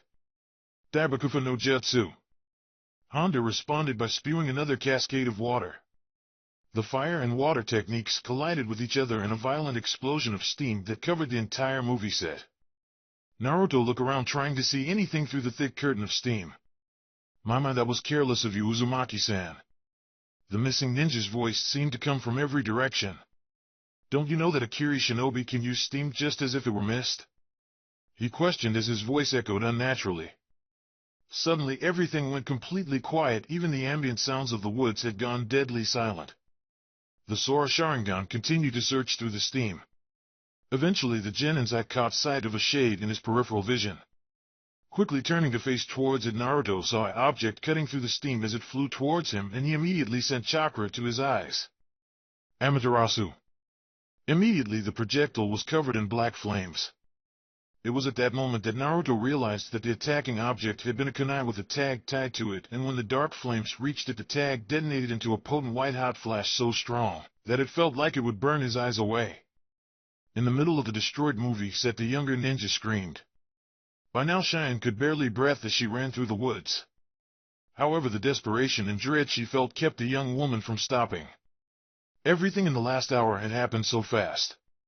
One moment she was making her way back to the movie set alongside Fujikaze, Yuki, and Sakura, when suddenly another missing ninja showed up, claiming to be there for the actress. The pink-haired girl told them to hide while she tried to fight the black-haired man, but it soon became clear that she was no match for him. It was at that point when Fujikaze turned to Cheyenne and told her to run. The older girl announced her wish to turn herself into the enemy ninja in hopes that it would save the kunoichi that was trying to protect them and put an end to this chaotic situation they found themselves in as a whole. Cheyenne was not proud of herself for it, but she decided to follow through with the actress' plans and make a run for it by herself. As she left the older girl behind, the blonde kept reminding herself that she had not seen any visions for either Yuki's or Sakura's deaths, and maybe that meant that they will be fine after all. Eventually the priestess found a hiding spot deep into the woods, and she simply waited there, hoping that everything would be alright and that Teruo or Naruto would come for her soon. After several minutes of silence, the young girl's hopes for an end to the conflict were destroyed when she heard the sounds of fighting start again. The girl jumped when she suddenly heard an angry roar that she recognized to be Naruto's. Immediately the demon country priestess decided that she could not longer just simply wait and hide anymore, so arming herself with as much courage as she could muster, Cheyenne stood up and started her way back towards the movie set where the sounds of Naruto's fight seemed to be coming from.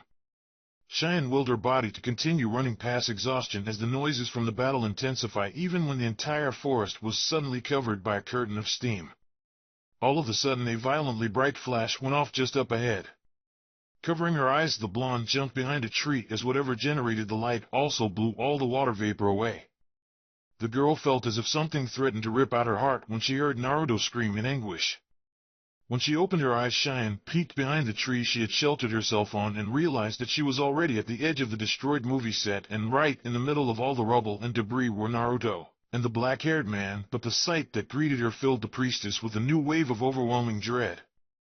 Hiding behind the tree, Cheyenne stood there as her body trembled uncontrollably and her throat dried up, preventing her from making any sound as she watched the scene in front of her. How hard Naruto heaved in pain as he fell to his knees and clutched his head tightly.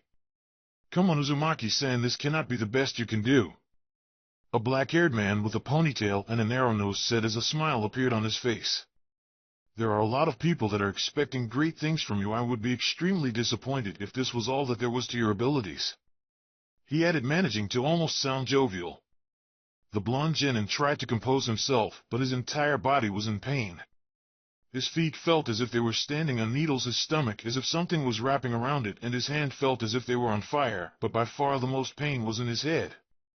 The Jinchuriki could feel it pulsating as if it were going to explode at any moment, and his eyes.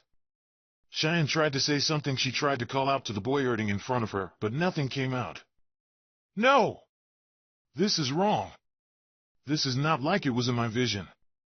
The priestess thought as she saw blood start to stream down Naruto's eyes. The young boy could not move. His body was paralyzed by the burning sensation he felt in his chakra pathway originating from his eyes, but the worst part was that he could not open his eyes at all. Even the smallest movement of the genin's eyelids sent a new wave of overwhelming pain coursing through his entire body. I take it that you never heard of the Shiketsumi explosive tags. The spiky-haired boy heard Honda's voice said. They are a relic now, but back during the Warring States days they were quite common in the battlefield. The tags release quite a potent flash of light when they come in contact with any kind of fire. The former Miss Nin explained. They were specifically created and used to cripple the Sharingan. Still on the ground, all that the helpless Jinchuriki could do was listen to the explanation for the pain his body was currently under. Honda walked casually towards the younger ninja. I kept one with me just in case I ever had to fight off Uchiha Itachi or Heiei Kakashi. I never thought that I would get to use it today, he said as he stood over the injured genin. Before Naruto could react to anything, the boy felt a powerful kick connect with his shoulder and send him flying back. It's quite disappointing, Uzumaki-san, the missing Nin stated. The spiky-haired boy struggled to get back on his feet and tried to discern where his opponent's voice was coming from. You walked right into my trap, Honda added. It was almost too easy. The man's voice seemed to come from a random direction every time, preventing the blonde from finding him. Suddenly the genin felt the blade of a kunai slash at his back. Barely able to stifle a cry of pain, the younger ninja immediately spun his body around and swung his fist. Unfortunately, all that the punch did was swing at empty air. Immediately the boy felt another kick connect, this time to the side of his ribs, which sent him tumbling down to the ground. You have to do much better than that, Uzumaki-san, Honda voice mocked as he continued to attack the blinded genin each time from a different direction. Naruto knew that his opponent was toying with him as a punch drove into his gut, knocking the air out of him. Realizing he was out of options and that the former Mist Ninja was about to attack him again at any moment, the blonde quickly rolled up his right sleeve and used his thumb to smear some of his blood across the tattoo on it. Namikaze, Kuchios no Jutsu. The young man roared just before he was surrounded by electricity. Honda watched the sight in front of him in amusement as a chain with a blade at the head shot towards him. The older shinobi jumped safely out of the way. That's a smart move, Uzumaki-san. You might not be able to see, but Tenkai no Ryuga's chain can attack on its own, the man commented with approval. The spiky-haired boy straightened up as he held the lightning-covered spear defensively in his hand while the chain coiled protectively around him. But the former Kiri ninja continued. Is it fast enough? He wondered out loud as he hurled a pair of shuriken at the younger shinobi. Immediately Ryuga's chain sprung to life and intercepted to incoming projectiles before flying straight at the black-haired man, forcing him to jump into the air to dodge the attack. Airborne Honda shot several more kunai at his opponent, which were immediately knocked off by Ryuga's chain. However, the Mist Ninja quickly sent a third wave of blades, closely followed by a fourth one. Despite the chain's quick movements, one of the kunai managed to pass through, flying right past the genin on the ground and leaving a cut on his cheek. You see? Honda asked. That spear is not going to be enough to defeat me, he said before charging in towards the younger ninja. Naruto gritted his teeth as he stood his ground. He knew that Ryuga's chain was trying its best to keep the black-haired man at bay, but it was not enough to keep up with the older man's quick movements. Still hiding behind the trees, Cheyenne watched as the leaf ninjas struggled against the older shinobi. The priestess did not have to be a ninja herself to predict what was going to happen next. Despite the chain's incredible speed, it was already struggling to try to keep up with the black-haired man, and sure enough, it eventually overextended itself, leaving the missing Nin a clear path towards Naruto, which he immediately took. Cheyenne did not know what possessed her to do so, but as she watched the Mist Ninja rush towards the other blonde from the rear, the young girl stepped out from behind the trees and shouted at the top of her lungs. Naruto! You are not going to die here. The sudden outburst caught both ninjas by surprise. The genin turned his head to where the voice had come from while the older shinobi stopped dead on his tracks, having completely forgotten about the blonde girl that had been with Fujikaze Yuki and the pink-haired Kunoichi. Naruto was the first one to recover from the surprise and took advantage of the fact that he finally knew where his opponent was standing. Turning around, the spiky-haired teen poured some of his chakra into Ryuga, which caused the weapon to start emitting electricity again. Shin no Yari Hasha! The blonde roared before hurling the spear at the missing nin. Honda could do nothing as Ryuga pierced him dead center on the chest with so much force that it sent him flying across the movie set and impaled him to a tree at the edge of the clearing. "It's over!" Naruto stated as he grabbed onto the weapon's chain and commanded it to send a powerful volt of electricity into the downed opponent. "Gyark!" Honda screamed as the electricity coursed through his body. Once he felt it was enough, Naruto stopped the attack and retrieved Ryuga. Cheyenne immediately rushed towards her fellow blonde. "Naruto! Naruto! Are you okay?" she asked as she ran. "Your eyes, are they?" The spiky-haired boy turned his face towards the direction that the priestess' voice was coming from. "It's all right," he lied. "But what about you? Are you hurt?" the young man asked as he reached out with his free hand. Cheyenne immediately took the ninja's hand. "I am fine. Yuki told me to run and hide, and I did," the girl confessed, her voice coming out small out of embarrassment and guilt. "Good," the blinded boy stated. "At least you're safe." Unbeknownst to Naruto, a healthy blush appeared on the priestess' face. "Hee-hee-ah!" A pained laughter was heard through the movie set. The two blondes immediately turned towards where the former mist shinobi was still impaled by Ryuga. Despite the man's current situation, the smile had returned to Honda's face. "Before our fight, I calculated the outcome again and again," he started to say. "And despite being extremely low, your chances of surviving never came out as zero." Uzumaki-san, his eyes glanced at the girl. "But I could never predict that you would beat me this way. I cannot remember the last time I was taken by surprise like this." Naruto walked towards his wounded opponent as Cheyenne followed closely behind him. "What are your plans with Yuki? Where did you take my friend?" the leaf genin asked. "I told you already, Uzumaki-san. My team and I were simply hired to capture Fujikaze Yuki. I am not privy to my employer's plan," the black-haired man responded. "But I can tell you that our associates were ninjas from the hidden snow," he added. A growl escaped the Jinchuriki. "That's not enough," the young man roared. "Tell me why you took my friends?" The smile on Honda's face never wavered. "I am sorry, Uzumaki-san, but that's all I know," he said, managing to sound almost casual. "But let me make it up to you by telling you something else," the man said as he grabbed his own headband. "We've been observing you, Uzumaki-san. You are more valuable to this world than you have ever realized." His grin widened at the look of confusion in the younger ninja's face. "Do not fear the Red Dawn, because the White Knight watches over you," Honda stated. Cheyenne gasped in shock when the black-haired man's entire body suddenly turned into mud and then crumbled to ground, leaving the leaf ninja's spear stuck on the tree. "He was a clone this entire time," Naruto bitterly said as he knelt down to examine the mud left behind. He did not need his eyesight to know what had happened. What the hell did he mean with all of that? He wondered out loud. The priestess looked at the other blonde. "What do we do now?" Naruto turned his face towards the young woman for a few seconds before standing up straight. "It's simple," the blinded genin stated. "We go after those snow bastards who took Yuki and my friends." Chapter 37: Trail of Snow.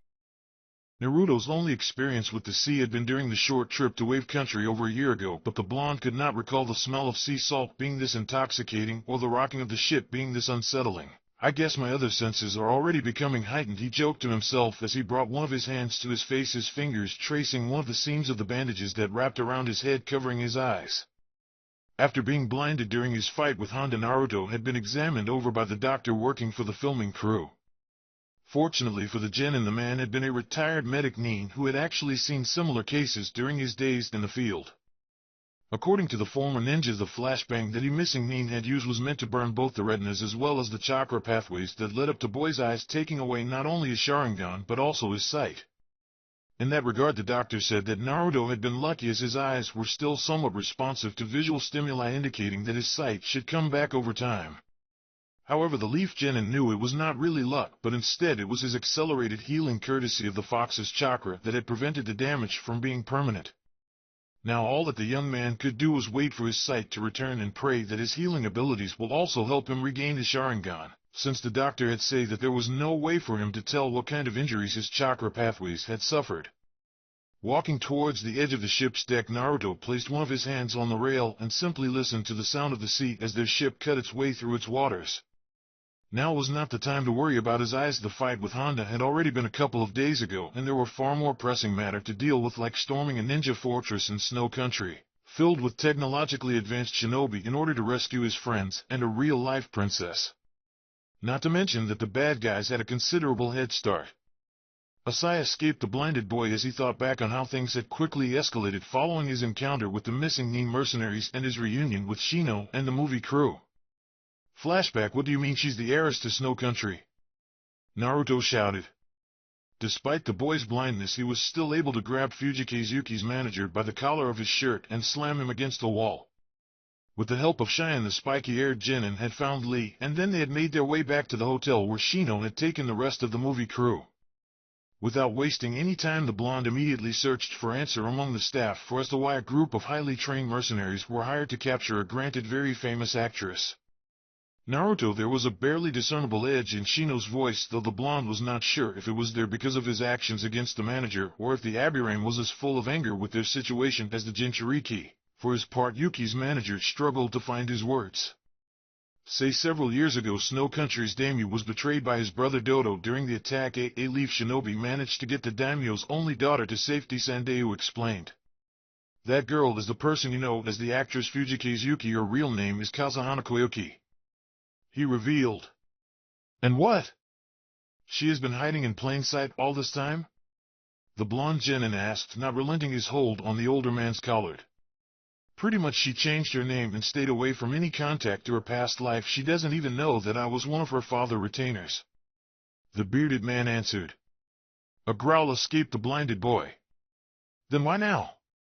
Why suddenly send missing Nins after her? Did you know this was going to happen? The young man demanded to know.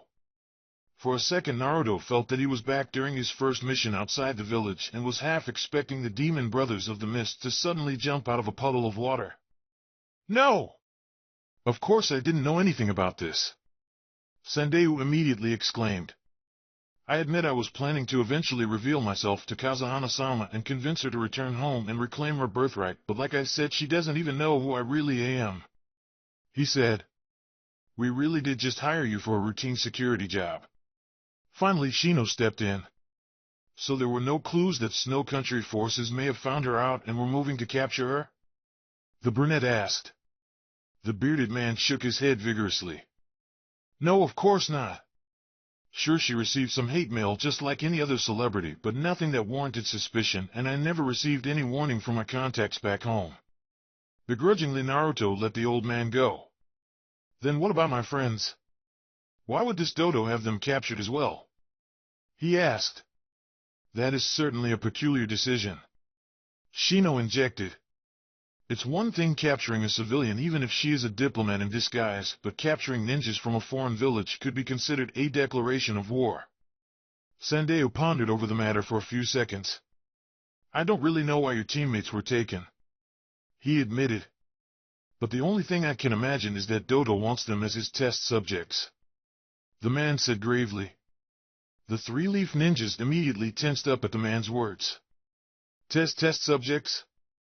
Lee exclaimed. What are you talking about, Sandeu-san? He asked.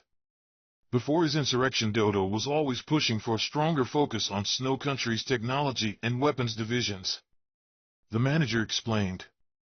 Snow ninjas might not be as well known as those from the 5 great nations, but you would be hard-pressed to find other shinobi that are better equipped. If I had to guess, I would say Dodo wants your teammates to try out whatever new toy his science division has cooked up.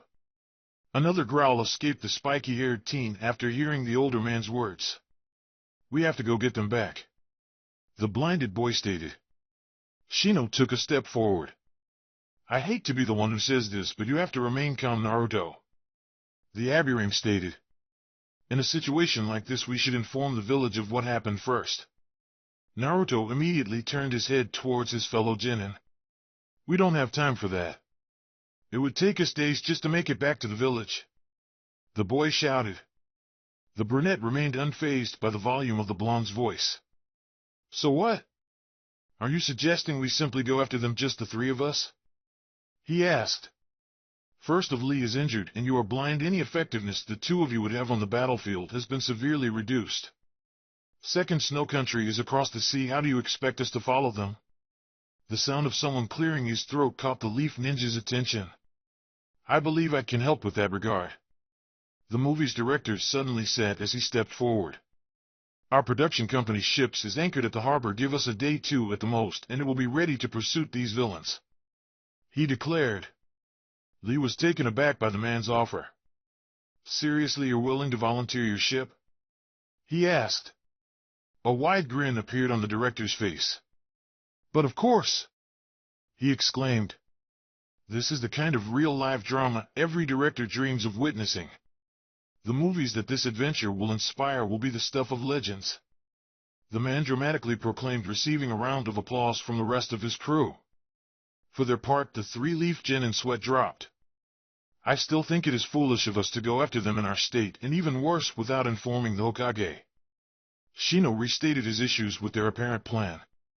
Sighing in exasperation, Naruto made a series of hand seals and bit down on his thumb, drawing a bit of blood. Kuchiyos no Jutsu, he called out as he slammed his palm on the floor, creating a puff of smoke. Soon enough the smoke cleared, revealing a small orange toad wearing a vest. Yo! Naruto, what do you want? You're cutting into my snack time. Gamakichi complained as he hopped onto a table and took a better look at his summoner. What's wrong with your eyes? He asked. There's no time for that, Gamakichi. I have a very important mission for you, the blinded boy stated. The small toad grimaced. A mission? He whined. I thought you called me to hand out or to train like how you do with Gamakin. The amphibian added as he folded his arms and looked away.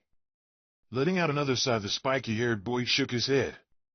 Oh well, I guess I am going to have to summon Gamatatsu instead, he commented.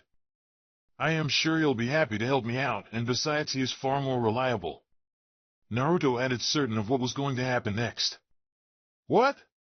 Gamatatsu, the orange toad exclaimed. You can't call my little brother. He'll just screw your mission up, he said in alarm. Fine, fine. If you're so desperate, I'll do your stupid mission. A knowing smirk appeared on Naruto's face. I knew I could count on you, the young man said before explaining what the mission was about. We are going to need you to deliver a very important message to Konoha. It's a long journey, and you have to travel faster than you ever have before, but I know you can do it, he said as he gave the orange animal a smile. Gamakichi grinned. Of course I can. Don't forget who you were talking to, he proudly stated. Now it was Shino's turn to sigh as he started to write down the message they were going to give the toad. Having taken care of that problem, Naruto turned his head towards the direction Teruo was standing. Teruo-san, I trust that you'll be able to see Cheyenne safely back to her temple, he said. The attendant immediately nodded. Of course, Naruto-san, I would ensure that. However, his words were abruptly cut short. What? You are sending me home? Demon Country's priestess shouted as she started to make her way towards the blinded boy. Lee moved to intercept the young woman. Cheyenne-san, you have to realize that things have gotten serious and the situation is probably going to become more dangerous, the taijutsu user tried to explain. The girl shook her head. I have to go, she repeated. Wasn't your mission to be my bodyguards? I have to stay with you, the girl exclaimed. I have to go too, otherwise. A loud sound silenced the girl, and immediately everyone turned their attention towards the spiky-haired boy who had just put his first through the wall. We don't have time for your temper tantrums, Naruto snapped, leaving the girl completely speechless. Teruo-san, would you please? He addressed the older boy again. Gently the priestess attendants guided the young girl out, Cheyenne being too shocked to fight back this time. End flashback. It had already been a couple of days since the reveal of Fujikazuki's real identity, and they should be arriving at Snow Country's coast sometime tomorrow. Naruto took a deep breath of the sea air. Despite the strong front the blonde kept up, the reality was that he was a mess of nerves and worry at the moment. Sure, the mission to rescue Sasuke had been just as dangerous, but being in constant peril then had come with an unexpected benefit of not allowing the blonde any downtime to think over his circumstances. Now, on the other hand, the Jinchuriki had nothing but time to think. Not only was the young man confined to the ship, but his lack of eyesight further trapped him within his own mind, forcing him to face the situation. By convincing Shino and Lee to chase after the Snow Ninjas, Naruto had placed himself as the de facto leader of their group. Not only was he responsible for his teammates' safety, but he was also responsible for their captured friends as well as the lives of the movie crew that was helping them out, and there was no Kakashi-sensei Shikamaru or Neji to fall back on. The weight of it all seemed to pile on top of the Genin. I did used to say that I wanted to be Hokage, Naruto muttered to himself with a half-smile. Suddenly Naruto sensed a presence behind him. "You can come out from there," the blonde called out. "There's no point in eavesdropping on a blind person," he added. Hesitantly, Cheyenne stepped out of a group of barrels and shyly made her way towards the Genin until she was standing next to him by the rails. "Couldn't sleep?" the spiky-haired teen asked. The demon country priestess started to shake her head in response, but caught herself as she remembered the boy's condition. I was just thinking," she said. "About what a colossal idiot you are." Naruto questioned further with perhaps more edge than he had intended. On the other hand, the blonde girl deserved that and far worse. The production company's crew found her hidden in their cargo hold during their second day out to sea. Apparently, Cheyenne had managed to give Teruo the slip and gotten on board the ship without anyone noticing. To make matters worse, a huge storm had hit Demon Country's coast as soon as they had set sail, preventing them from turning back to drop the girl off. Now Naruto had no other choice but to add Cheyenne's name to the list of people he was responsible of. The girl flinched at the Leaf Ninja's words. "Again, I am sorry about sneaking in on board," the blonde said meekly. At this moment there was not even a small trace of the firecracker priestess the Jinchuriki had met at the start of the mission. Despite himself, Naruto sighed as he felt a sense of guilt welling up within him.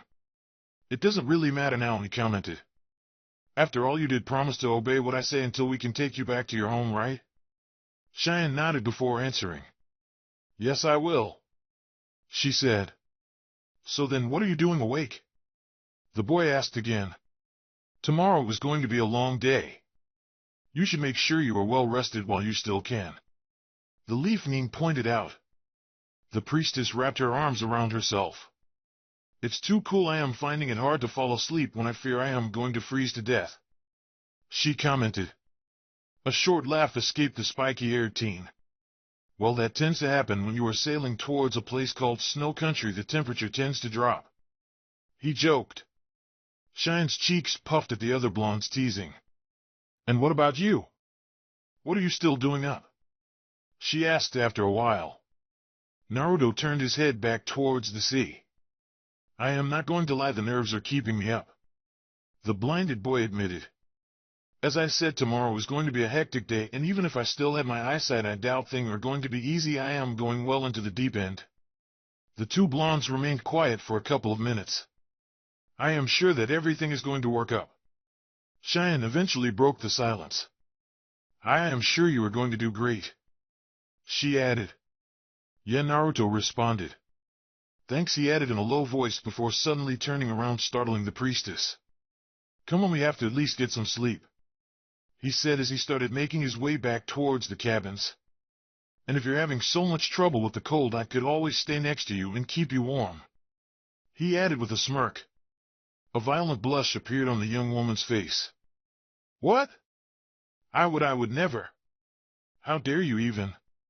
The girl was so flustered she tripped over her own words and failed to produce one coherent sentence. Naruto simply laughed at the other blonde's predicament. "Let's go, you are going to be left all alone on the deck," he said. "What? Wait, don't leave me here all by myself," Cheyenne called out, finally out of her stupor as she chased after the young man. Her body felt heavier than it ever had. Her limbs were so rigid that she could not even move them, and she must have fallen off the bed since the girl found herself lying on a freezing floor. Slowly opening her eyes, Sakura saw the inside of a dark cell. Immediately the pinket's eyes widened in alarm and she tried to stand up. However, she soon realized that she had some sort of rope wrapped around her body restraining her movements. Sakura! At the sound of Tenten's voice, the younger girl turned her head around to find her fellow kunoichi at the other side of the cell, a metallic bracer tied around her body as well. Thank goodness.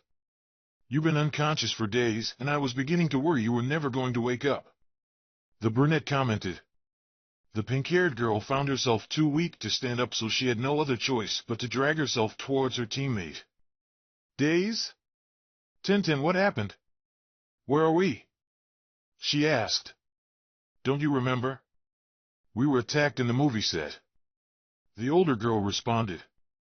You must have seen the explosion. After you and the others ran after Yuki and Cheyenne. She said. While we were trying to get the injured out, we were attacked by a weird hidden grass missing nin. Nichi told Shino to get everyone out while we engaged the man, but after we defeated him we were ambushed by a group of snow ninja who knocked us out. When I came to, we were on a ship with these things strapped to our bodies, and you were unconscious next to us. The girl revealed. Us? Sakura asked as she looked around, but failed to find anyone else in the cell. Niji. Tenten clarified as she pointed towards the cell's bars with her chin. Across from their prison, Haruno could see the Byakugan user lying unconscious on the floor with 3 of the weird bracers wrapped around his body. He was able to break free from these things with his Katen, but they were on him before he could do anything and put more restraints on him. He has been unconscious since then. The brunette explained, her voice carrying an obvious touch of worry. Sakura looked down at the metallic contraption around her body. What are these things? She asked. There's some sort of chakra-absorbing bracers that the snow ninjas put on us. They're the reason why you must be feeling unnaturally weak right now. The older girl informed. The pinkette nodded. Yes, I feel exhausted, she said. Suddenly the genin's eyes widened. What about Naruto and the others? Do you know what happened to them? She asked. Tenten shook her head. No, I have no seen Naruto and Lee since they ran off from the movie set with you and Shino after he led the movie staff to safety. A pensive look appeared on the younger girl's face as she tried to recall the details of what happened. After the explosion, we were attacked by a missing nin. Naruto and Lee stayed behind to fight him while I led Yuki and Cheyenne back to the set, but then another missing nin showed up, the girl recalled. I tried to hold him off while the girls escaped, but I guess he must have knocked me out. She muttered. They made sure to capture us alive. That means Lee and the others were not defeated. Tenten pointed out. What about Fujiki's Yuki and Priestess Cheyenne? Sakura asked. Those missing nins were after Yuki. The older kunoichi gave her teammate a troubled look. They captured Yuki. The brunette revealed. I saw her when they were bringing us out of the boat, although they were referring to her as Kazuhana Koyuki, the young woman commented. Sakura looked down. After all that she had failed, and their attackers had gotten their target. Months of training, as she was just as useless at protecting anything as when Sasuke knocked her unconscious in the park. And where are we now? The pinkette asked after a few minutes of silence. As far as I can tell, Snow Country, probably Yukigakure. Tenten answered. That explains the cold, the Haruno commented. Have they said why they capture us alive? She asked. Not that she was complaining about not being killed, but that was a fact that was bothering the young woman. Ninja died in missions all the time, it was expected, but if they were captured alive it gave the village a chance to get them back, and Sakura could not imagine why a small village like Hidden Snow would want to inquire the wrath of Konoha. Tenten shook her head. I don't know, she admitted. Another extended period of silence among the two girls followed. So then what do we do now? Sakura finally asked. I don't know, that either they took away all my tools and these things prevent us from using chakra. The brunette said in defeat. Lee and the others should have made it back to Konoha by now. I guess all we can do is wait for the village to hopefully send a team to rescue us. She said. A pair of emerald eyes looked at the older kunoichi. Tenten-san, think about it. Do you really think those guys went back to the village? The young woman paced back and forth in her room, in her cell. This had been her routine for the last couple of days since her arrival. She would pace the room, sit for a couple of minutes, scream in frustration, bang at the door, and then return to the pacing. Sitting on her bed, Yuki thought back at the events that led her here. After the explosion they were attacked, so the blonde and brunette ninjas stayed behind while the kunoichi led her and the priestess back to the movie set. Unfortunately, on their way back they were intercepted, and the leaf nin told her and the blonde to run. It was at that moment that the actress decided to take matters into her own hands. She knew that their attackers were after her, so she turned around and went back to where the pink-haired girl was fighting and offered the enemy herself in exchange for her bodyguards and the movie staff's safety. Yuki had thought that the entire ordeal had been simply for money and that the missing nins were after her as a hostage that they could then hold for a sizable ransom. However, that idea was shattered the moment that the snow ninja showed up. "I guess I am back to being Kazuhana Koyuki, the real-life princess," muttered to herself. Afterward, the Yuki nins had taken her Sakura and some of the other leaf ninja boarded them all off into a ship and set sail. She did not need to ask where they were going because she already knew she was going home. Once they had arrived at Snow Country, they had led her to the room she was currently in and told her that the daimyo would see her soon. So here she was several days later and still waiting for her uncle to show his face. As she sat there on the bed, frustration started to bottle up until it exploded, and the young woman found herself charging at the door. "How long are you going to keep me in here?" Koyuki screamed as her palm slammed against the door. "What do you want from me?" she asked. "I'm not a threat to your rule. Just let me go back and live my life in peace and away from this wretched place." Again and again the girl hit the door as she demanded some sort of response.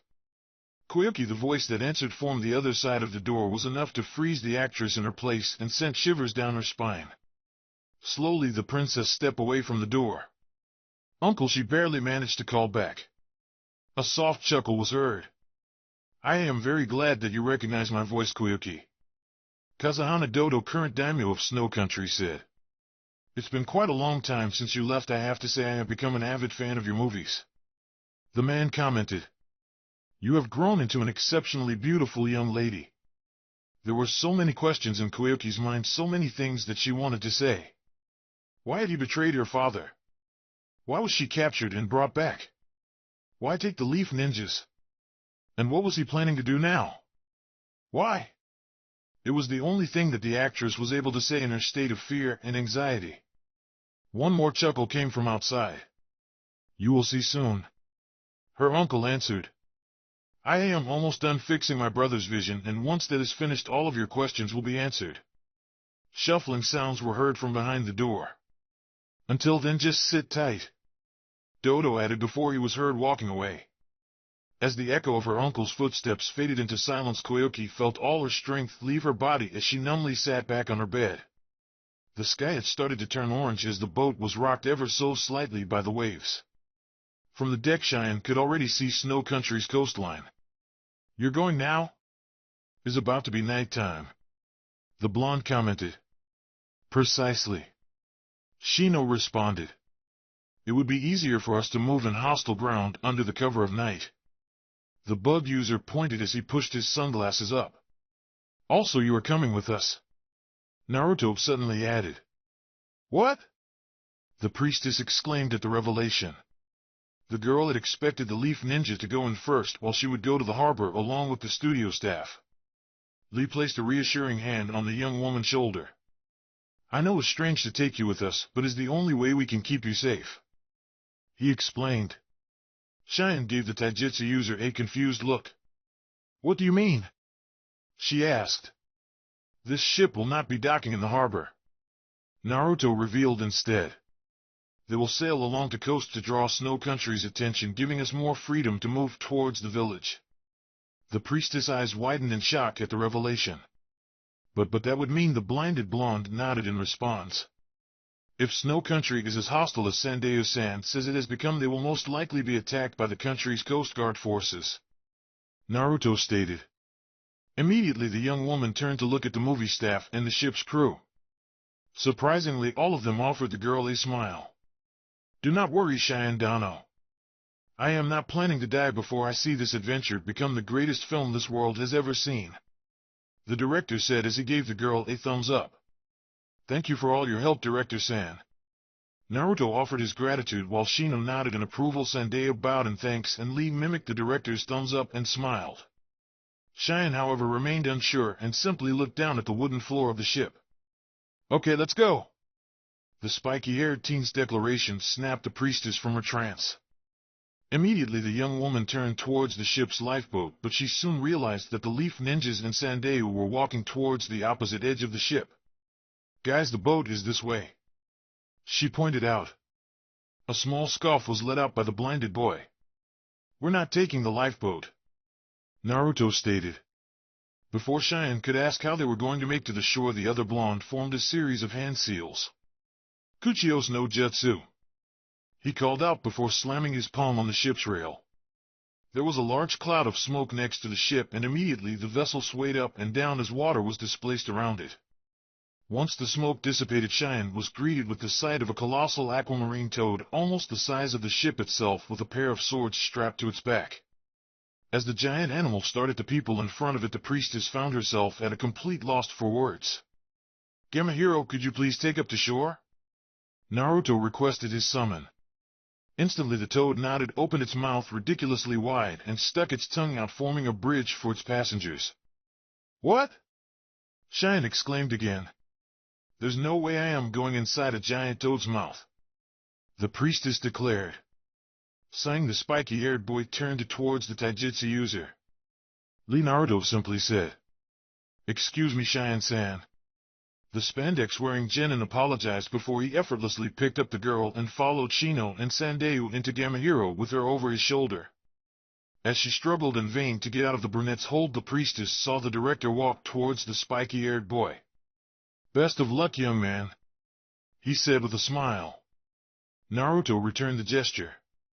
"To you too," he said before turning towards the others already inside Gamahiro's mouth. As he stepped into the tongue, the genin brought one of his hands up to bandages around his head. "Now let's go get our guys back," he declared as he ripped the bandages from his eyes. Chapter 38: Assault on the Ice Fortress. Even having her own personal fire was proving ineffective here in Snow Country, as Cheyenne could not warm herself at all. Sitting there in a cave about an hour from Yukigekyo, the priestess was seriously considering plunging her hands into the live flames in an effort to finally feel something in the tip of her fingers again. Glancing to the side, the girl could see her three companions next to a second fire as they hunched over a map that Sandeo-san had given them. From where she was sitting, Cheyenne could see the spiky-haired boy squinting his eyes as he strained himself to look at the map. Naruto's eyesight had finally returned, albeit only partially. The young man had serious problems looking at things in bright places, as light still caused some degree of pain in his eyes, and he still could not use his dojutsu. By now Sandeo-san should have made contact with his allies in the countryside. Cheyenne heard Lee comment. Shino nodded. "Yes, they will move towards the coastline as soon as possible," the Aburame said. This should confuse them, and hopefully it would draw some attention away from the movie crew, he commented as he pushed his sunglasses back. The priestess wondered how he could even see inside the cave with them on. "So we move in at sunrise," Naruto stated as he looked over the map. "Let's go over the plan one more time before we," the blonde started to say, but was interrupted as Cheyenne moved towards their fire and sat next to him. "Why are you waiting for the morning?" the girl asked, vaguely noticing that she felt quite a bit warmer sitting next to her fellow blonde. "I thought you guys said that it was better to act at night, less chance of people spotting you and all that." A slightly exasperated sigh escaped the spiky-haired teen. "Usually that's the case, but here in Snow Country things work a bit different," he answered. The priest gave the ninja a confused look. Before the girl could ask for an explanation, Shino cut in. "Allow me to explain, Cheyenne-sama," the Aburame offered. "While you are correct in assuming that stealth missions are easier to carry out at night, Kazahana Dodo's stronghold is closed tight after sundown during this time of the year because of this land's extremely low temperature and recurrent snowstorms," the brunette explains. "Thus a tough location to break into is rendered nearly impenetrable at night," he added. "Plus it is very tough for us to move in the middle of a snowstorm," Lee cut in. "None of us have any experience working in this terrain." Cheyenne nodded in understanding at the Leaf Ninja's explanation. The movie company had provided them with warmer cloths and even thick cloaks for the cold, but even inside a cave and next to a fire they could barely keep them warm, so the young woman could not imagine trying to brave a blizzard with just them. Anyway, back to the plan. Naruto called attention back to himself. At first light Shino will cause a distraction to the east of the fortress. The blonde stated as he pointed at a spot in the map with his finger and his eyes looked at the Aburame. Hit them hard and get out fast. You have to make to point 2 as soon as possible. Shino simply nodded and pushed his sunglasses up. Lee will be in point 2 west of the castle. Naruto said as he turned his gaze towards the taijutsu user. About 20 minutes after Shino starts his diversion you have to make sure that Yuki forces see you. But don't engage them directly until Shino gets there. After that it would be up to the two of you to make sure their attention stays there. Ensure they think that you guys are the real assault. The Uzumaki stated. Yash! Lee exclaimed. Don't worry, Naruto-kun will take care of it. He proclaimed. The spiky-haired boy nodded. Between this and Sandae's attack at the coast it should be enough chaos for me to break into the fortress and rescue Sakura and everyone. All 3 genin nodded in agreement. Cheyenne cut it. What about me? What am I doing during all of this? The priestess asked. A pair of sapphire eyes turned towards the young woman. You'll be staying here with a couple of clones until we get back. The leaf nin answered. But... Cheyenne was about to retort, but a hard look from her fellow blonde silenced her. Taking the priestess' silence as understanding, Naruto turned back to his teammates. Now let's get some sleep, I'll take the first watch. The young man stated. As Lee and Shino got their stuff ready, Cheyenne silently turned to look at the spiky-haired teen, then had his gaze towards the cave's exit and his back towards her. Inadvertently, the priestess' hand moved towards the belt pinned to her coat as she continued to watch the blonde boy. The glow of the containers in front of him was hypnotic. Breathing deeply, the current daimyo of Snow Country took it all in. In front of the man stood dozens of giant containers filled with pure and refined chakra. It had taken a long time to be gathered up. Some had been from volunteers, but most had been from their prisoners. Now they stood there as the key for Dodo's future. You certainly look like a man who is quite proud of himself. A voice said from behind. Dodo turned his gaze and smirked at the bearded man that was walking towards him. Well, a good amount of credit has to be given to Yomi Dano. The daimyo said as the other man stopped next to him. The lanky man simply smiled. I am pleased that my expertise is worth service, Dodo-sama. He said. Dodo's smirk widened as he turned back towards the container. Thinking back, he had been extremely lucky. He had originally planned to secure his niece much later down the line, but pretty much on a whim he had decided to push it forwards and retrieve her during her shoot in Demon Country. And it had been during his scouting of the land that he had come in contact with Yomi. The strange and abnormally pale man had some modest underground dealings within Demon Country and had earned a bit of a reputation due to his unorthodox experiment regarding chakra. Before meeting Yomi, Yukigaku's chakra collection had been gathered drop by drop, but now only a couple of months later Dodo had at his disposal almost enough chakra to carry out his plan. Instead of decades, his goal would now be reached in a matter of days, not to mention the bounds and leaps of advancement with their chakra armors, and all of it was thanks to the man in front of him. About the matter of my payment, Yomi started to say. I trust that Dodo gave his companion a side glance and answered before he could finish. It has already been sent to your account. After all, I am a man of my word. The daimyo responded. Though I do wonder what you are planning to do with all the money I have paid you. He inquired. I mean, you now have enough money to buy a small army and take over Demon Country yourself. The smile appeared in the bearded man's face. I assure you any and all funding will go towards my research. He said. The country's leader narrowed his eyes slightly. He had caught a fleeting glance of the pale man's research once. The sight of those strange worms wreathing in their container would have been enough to haunt a weaker man's dream. I too have to thank you for your patronage. Yomi added as his smile widened. Scoffing, Dodo turned his gaze back to the chakra containers. It did not matter what the lanky scientist was trying to accomplish with his little monsters and disturbing experiments. Soon all of the ninja nations would to bow down to the power of Yukigaku, to the power of Kazahana Dodo. Just as the first ray of sunlight broke through the horizon, Naruto heard Shino's diversion going off in the distance, and 20 minutes later he heard Lee's. From the sound of things, the Aburame had set off a series of perfectly timed explosions on his side for his diversion. Meanwhile, on the other end of the fortress, the taijutsu user caused an avalanche. Sure enough, whatever it was that his teammates had done, the plan seemed to be working, as Naruto was able to reach the castle's outer wall without being spotted, and a single look over a barricade revealed the chaos inside. Guards seemed unsure of what to do or where to go. Some were running to either side, while others merely stood there and looked around in a frantic search for some guidance. Needless to say, Naruto had not problem entering the castle. If the blonde was honest with himself, he would admit that he hated his role in the plan. Nothing against Shino's and Lee's skills, but Naruto knew that he was more offensively oriented than the former and more versatile than the latter. Unfortunately, the spiky-haired boy's current condition regarding his eyes limited his usefulness and forced him to work indoors instead of outside. Perhaps he should have accepted Shino's offer and wore the Abiram's spare sunglasses. Sighing a bit in defeat, the genin reeled his thought back to his mission.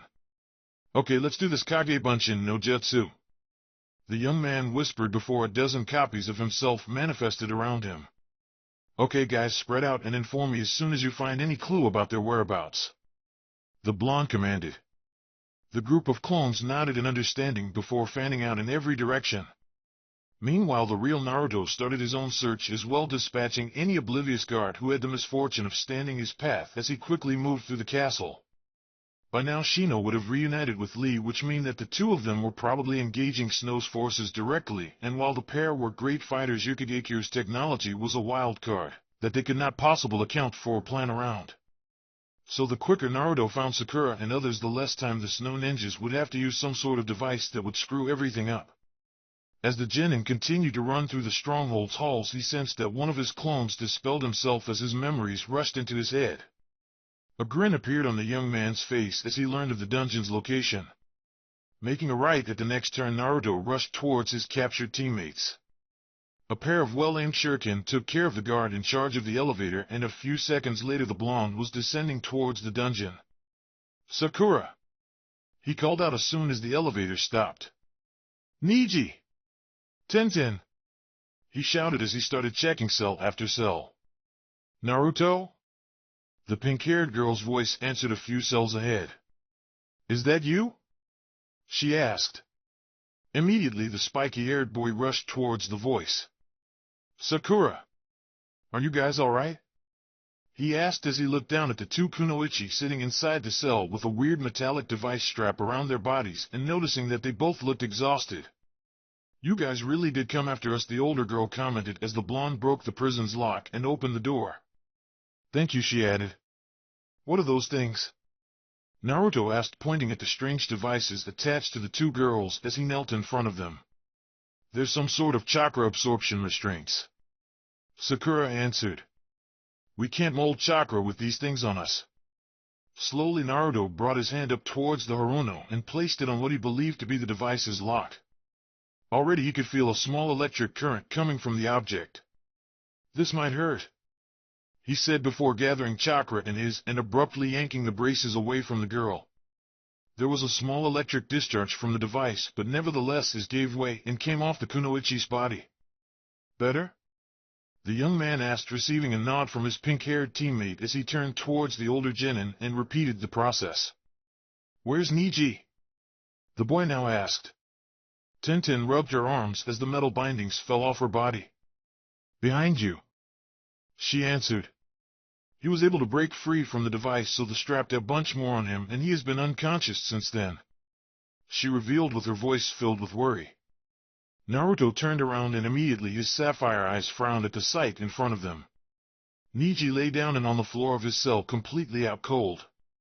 Quickly the Uzumaki moved towards the opposing cell, busted the door open, and proceeded to tear all the restraints off the Hyuga. Unfortunately, unlike the girls, the Chunin did not wake up. "Where are Lee and Shino?" It was Sakura's turn to ask as she and Tenten stood up and exited their cell while Naruto picked Niji up.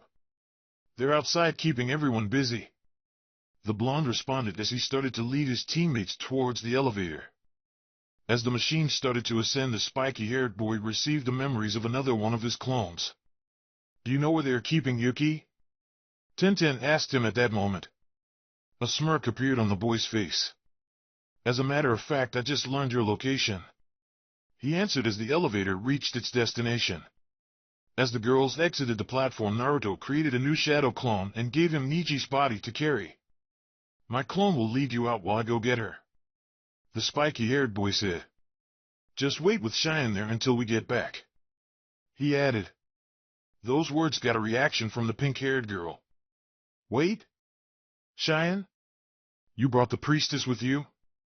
She asked in bewilderment. Naruto fought the impulse to roll his eyes at his teammate's outburst, and instead he merely shrugged his shoulders. You try to get her to stay put, he simply said.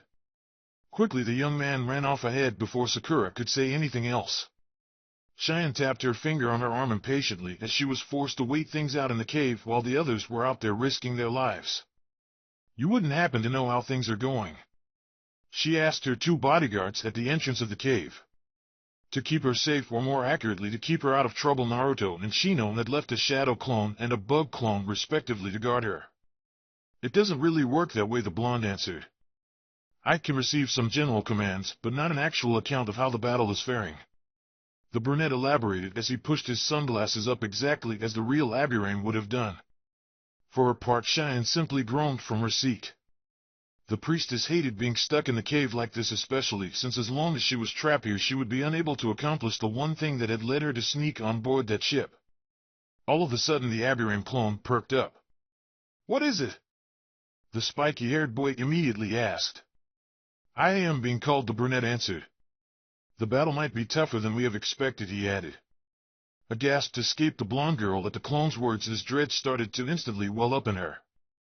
Then go, Naruto's shadow clone said in response. The bug clone regarded his comrade for a second. Are you sure? He asked. A pair of sapphire-colored eyes glanced at the priestess for a fraction of a second before turning back to the brunette. Yes, go, he exclaimed. With a nod, the Aburame disintegrated into a swarm of bugs that immediately flew out of the cave. The two blondes were left behind in awkward silence for several minutes until the Cheyenne walked towards the spiky-haired boy and sat next to him. Everything is going to be fine, right? She asked, looking for reassurance. Sighing a bit, the shadow clone sat down as well. Yeah, I am sure that everything is going to turn out all right, he said. I've seen both of their strengths firsthand while the real Naruto has, but I know how strong they are, and those Yuki ninja don't stand a chance. The young man added as he offered the girl a smile. But what about you? Cheyenne then asked. Is the real you going to be okay? A small scoff escaped the clone. Of course. Do you even have to ask? He responded. The fact that I am standing here means that the real Naruto is doing just fine, the spiky-haired teen revealed. Nodding, Cheyenne went quiet and the awkward silence returned to the cave. Hey Cheyenne, the Naruto clone suddenly started. Why did you sneak onto the ship?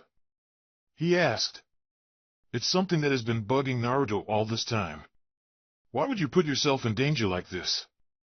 The demon country priestess looked at the other blonde but remained silent for several seconds before responding. It's because she started to say, but hesitated. Do you promise not to tell anyone? Even the real Naruto? She asked. A short laugh escaped the clone. Sure, I'll take it to my grave, which in my case would be when I get dispelled, he said, deciding not to tell the girl about a particular feature of shadow clones like him. Satisfied with the answer, Cheyenne took a deep breath and began to talk. You see, I have this special power, I guess you can call it, which lets me see into future, the young woman revealed. It might sound great out of context, but this ability is focused solely on seeing the death of people who are around me, she added. Sapphire eyes widened at the revelation. At any moment I can see someone in close proximity to me die, and pretty soon the vision will come true. It has never failed until I met you, or I should say the real you, Cheyenne said as she looked straight into the clone's eyes. A couple of months ago I saw a vision of a blonde boy and didn't know dying could protect me. I did not think much of it at the time, because it had not been the first time that it happened, but night after night I kept having the same vision, yet that boy was nowhere to be found, she explained. And then you met Naruto at the movie set, the clone correctly guessed. The priestess nodded. That's why I acted the way I did towards Naruto. After years of visions of death I had become numb about the whole thing, but with Naruto, after watching him die for months, everything became real again and I lashed out at him because of that, and I am sorry about that. The young woman apologized as her gaze dropped. Then the vision came true. A part of the movie set came down towards me and was supposed to kill Naruto, except that it didn't. Naruto stopped it with that chakra avatar of his. Something he didn't have in my visions. She continued. The clone remained quiet. He knew that the girl was not finished yet. At first I was ecstatic. Naruto was alright, and finally one of my visions had failed, but almost immediately afterwards I had a new vision. Cheyenne said. Of Naruto dying again? The spiky-haired boy correctly deduced again. Once more the blonde girl nodded, but then hesitated a moment before starting again. The thing about my vision is that they not only show the death of people around me, but they always die protecting me. She divulged with obvious guilt in her voice. But this new vision was not about me. Instead, he would die in a snowy field protecting Kazahana Koyuki. She said. Again the priestess' words left the clone astonished as the picture finally started to become clear. When we found out that Fujikaze Yuki was actually Kazahana Koyuki and Naruto stated that he was going to follow them here to Snow Country, I realized that the vision was en route of becoming true. She said. But that's when I realized that I wasn't in the vision, it was just Naruto and Yuki, so I thought that me being here next to him could somehow protect him from this fate. I just don't want Naruto to die. Cheyenne finally admitted as tears threatened to fall down her amethyst-colored eyes. The shadow clone could not help but smile as he lifted one of his hands and patted the priestess' head. Don't worry, getting out of situations that were supposed to kill him is what Naruto does best. He reassured her. Shino panted as he jumped out of his opponent's range. So far their plan had been going pretty well. Despite the Snow Shinobi's strange gear, the Abirame and the Taijutsu user had been able to fight them off reasonably well. That however changed by the arrival of two new adversaries with more advanced armor. Jumping again, the bug user saw several kunai come down where he had been standing. Instantly the blue marbles attached to them exploded into a torrent of ice spikes. Are you going to keep running away from me? A pink-haired kunoichi asked with a smirk on her face. Behind his glasses the Abirame's eyes narrowed. Kakuyoku Fubuki, his current opponent, had put him completely in the defensive, sending attack after attack. It had even forced the young man to recall the bugs he had left guarding Cheyenne. The worst part was that the Leaf Genin was not overly familiar with ice release, and he was still practicing the use of fire nature chakra. What? You are not a talker? Fubuki asked with a fake pout. Those two over there haven't shut up since they started fighting. The woman commented as she signaled to the other end of the battlefield. Sure enough, Lee and his own opponent Fuyukuma Mazor continuously charged at each other, shouting stuff like, I am going to win. And I am going to beat you. Over and over again. It seemed that the older Genin had found his own way to fight against the Yuki Nin by simply powering through with sheer force and speed. Well, it's not much of a conversation. Shino commented. In the brief moment of distraction, the Snow Kunoichi quickly formed a series of hand seals. Hayaro no Jutsu, she exclaimed as she slammed her hands on the snow. Acting on instinct, Shino jumped again right before a column of ice sprouted from the floor. Unfortunately, the ice grew too quickly, and it managed to encase one of the Leaf Ninja's feet before he could get away. Got you! Fubuki exclaimed as she threw a new barrage of kunai at the captured boy. However, as soon as the blades touched the Genin, they simply flew right past through as the body disintegrated into a swarm of bugs. What? The kunoichi shouted as she started looking around. When did he? Where is he now? She asked. Suddenly Shino and a clone jumped out of the snow on opposite sides of the woman, both with a kunai on their hand. Fubuki brought her arms UPS to block the attack with her armor and pushed the boy and his copy back. A growl escaped the woman as she prepared a new attack. Hayatan Tsubaim Fubuki, she exclaimed before a barrage of ice in the shape of swallows shot out of the ground and flew towards the pair of brunettes. Shino and his clone ran in different directions, forcing the kunoichi to choose between the two targets. The woman decided on the boy to the left and commanded her frozen flyers to chase after him and come crashing down on the young man. Once more Shino simply crumbled into bugs. Cursing under her breath as her frustration grew, the ice ninja ordered the ice swallows to become airborne again and chase after the real Leaf Shinobi. However, before her attack could reach him, the insects from the clone had already made their way back to their master and formed a barrier to protect him from the barrage. Damn it, fight me! Fubuki roared as she sent more kunai and ice swallows at the Abirame's direction. For his part, Shino continued to dodge the attacks as best as he could and use his bugs as a shield when he could not. Kiba would hate what I am doing, but the young man thought to himself as he leaped out the range of another ice spike explosion. "Stop running, you coward!" the kunoichi screamed. Suddenly the pink-haired woman stopped moving as her armor seized up. "What?" she was about to ask when sparks and smoke started to come out her armor. "What is happening?" Shino walked calmly towards his bewildered and helpless opponent. "That would be my doing," the genin revealed as bugs started to come out of the woman's armor. "I had no effective way to fight your ice release, so my best option was to attack your armor. I planted those bugs when I attacked you directly earlier," the young man stated.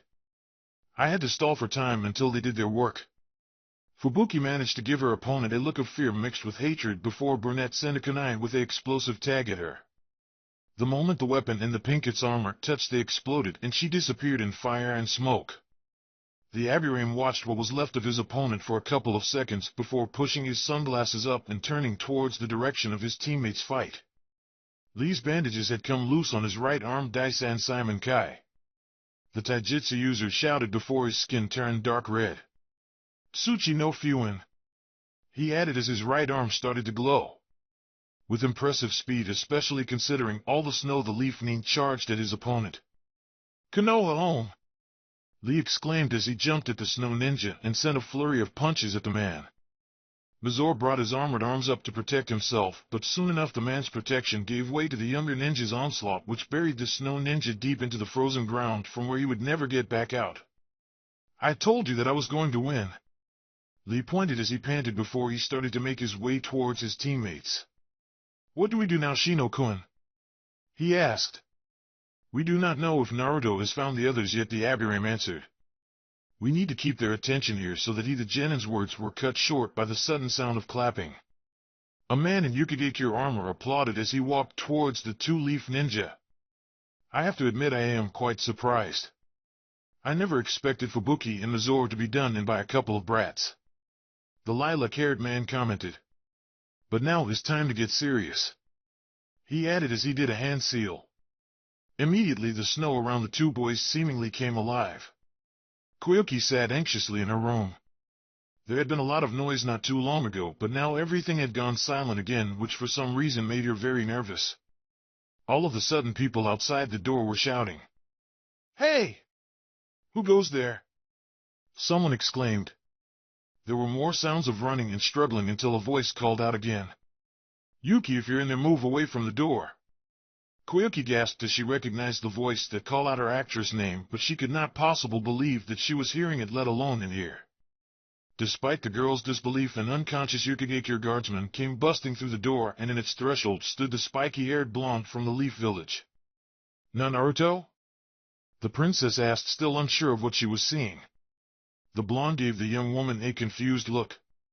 "Geez, you look like you were seeing a ghost," Naruto commented. "Is it that hard to believe that I would cross an entire sea to come rescue you?" he added with a smirk. Shaking her head to try and regain her composure, Koyuki stood up and walked towards the genin. "But why? You were only hired to protect me in the movie set, not to launch an entire rescue operation," she said. The smirk on the boy's face softened into a smile. "I told you already you are my favorite actress in all the ninja nations. I wasn't going to let some crazy uncle take you hostage just like that," Naruto revealed. "No matter what happens, I am going to protect you from him," he declared as he extended one of his hands. Standing in front of the confident young man, the actress felt tears swelling up on her eyes. Ever since her initial escape from Snow Country all those years back, the princess had done the utmost not to rely on others in any significant way. But after all that she had gone through in the last couple of days, hearing the spiky-haired boy make a statement like that overwhelmed her in a profound emotional. Thank you," she said as she grabbed hold of the genin. "Let's go, Yuki," Naruto said. "Koyuki, call me Koyuki," the older girl said with a smile. The pair started to make their way out of the fortress, running past the guard that had been taken out in the blonde's wake until they reached the grand hall. "I am hurt that you are leaving like this," Koyuki Kazahana Doto said as he entered from the other end of the room. A gasp escaped the young woman at seeing her uncle for the first time since he betrayed her father. "I take it that's your Uncle Naruto," said, receiving a nod of confirmation as a response as he put himself between the princess and the usurper. Dodo was a large, broadly built man with long dark hair and a square face. He wore an ornate robe fitting of the station he stole. Having learned what the man in front of him had done from Sandeu, the spiky-haired boy did not waste any time and started to form hand seals. "Don't worry, Koyuki, you won't be able to hurt you again, Kakugen Kengoku no Jutsu," he said before slamming his hand onto the floor. Immediately 4 walls sprout out around the daimyo, trapping him. "Well, Leaf Shinobi are more aggressive than I remember," the man casually commented from inside his prison before the granite walls suddenly started to crack. Soon enough all 4 broke and crumbled down into dust. However, the sight that greeted Dodo through the cloud was that of the young ninja and his clone coming at him with their attack ready. One blonde's hand was on fire while the other blonde carried a sphere of chakra. "Huyoku! Rasengan!" the pair called out as they slammed their jutsus onto the older man. The explosion that followed was strong enough to dispel the shadow clone and push the real Naruto back. Koyuki herself had to cover her face to protect her from all the dust that was blown in every direction. "That's some impressive chakra you have there, young man," Dodo's voice commented from inside the cloud of smoke. As the dust settled, the actress gasped at the sight of her uncle completely unharmed after a direct hit by the blonde. The only thing that the attack had caused was to burn away the usurper's robe and revealing the high-tech black armor that he-man wore underneath. "So those are the armors Sandeu-san was talking about," Naruto observed. "Let's see if they live up to the Hypokaki no Jutsu," he called, breathing a fireball at the man across the room. From within the flames, the silhouette of Kazuhana Doto continued to stand tall. The mere sight of it caused Koyuki to take a step back in fear. "It's a shame to waste that chakra," the daimyo said as he extended one of his arms and a device shot out from his wrist and through the flames, impaling itself on the Leaf Genin's body before he could dodge it. Naruto glanced down at the device that dug into his body. "This is the same thing you put on Sakura and the other to drain their chakra," the blonde commented through gritted teeth. "But you'll find that I am a far tougher prey to capture," he declared. Chakra started to visibly leak out of the young man, and for a brief second Koyuki could have sworn she saw a flash of orange in the blonde's eyes before the device seemingly short-circuited and fell off. "My, that is impressive," Dodo stated. "Tell me, what is your name, young man?" he asked as he started to walk forward. "I am Uzumaki Naruto," the Leaf Nin answered. "And am the guy who is about to kick your ass," he declared. Both ninja and daimyo charged at each other with weapon and armored fist ready. However, before they could clash, the spiky-haired boy was shot from all sides of the room. "No!" the princess screamed as she watched the machines that had targeted her protector return to their hiding place inside the castle walls. Immediately, Koyuki rushed towards the blonde who had fallen onto the floor. "Naruto, Naruto, answer me," she begged, but the blonde merely continued to writhe in pain with 5 of the chakra-draining devices attached to his body. Chapter 39: 7-Color Dream.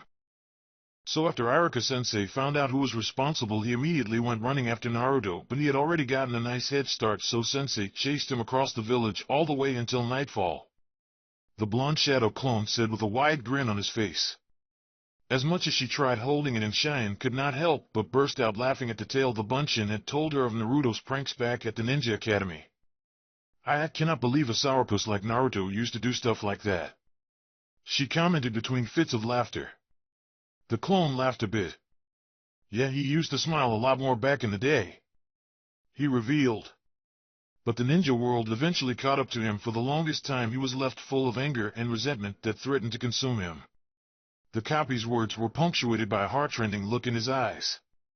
Though he eventually managed to regain some of his light, it's nothing like it once was, but at least he is smiling again, the Bunshin said with a smile of his own.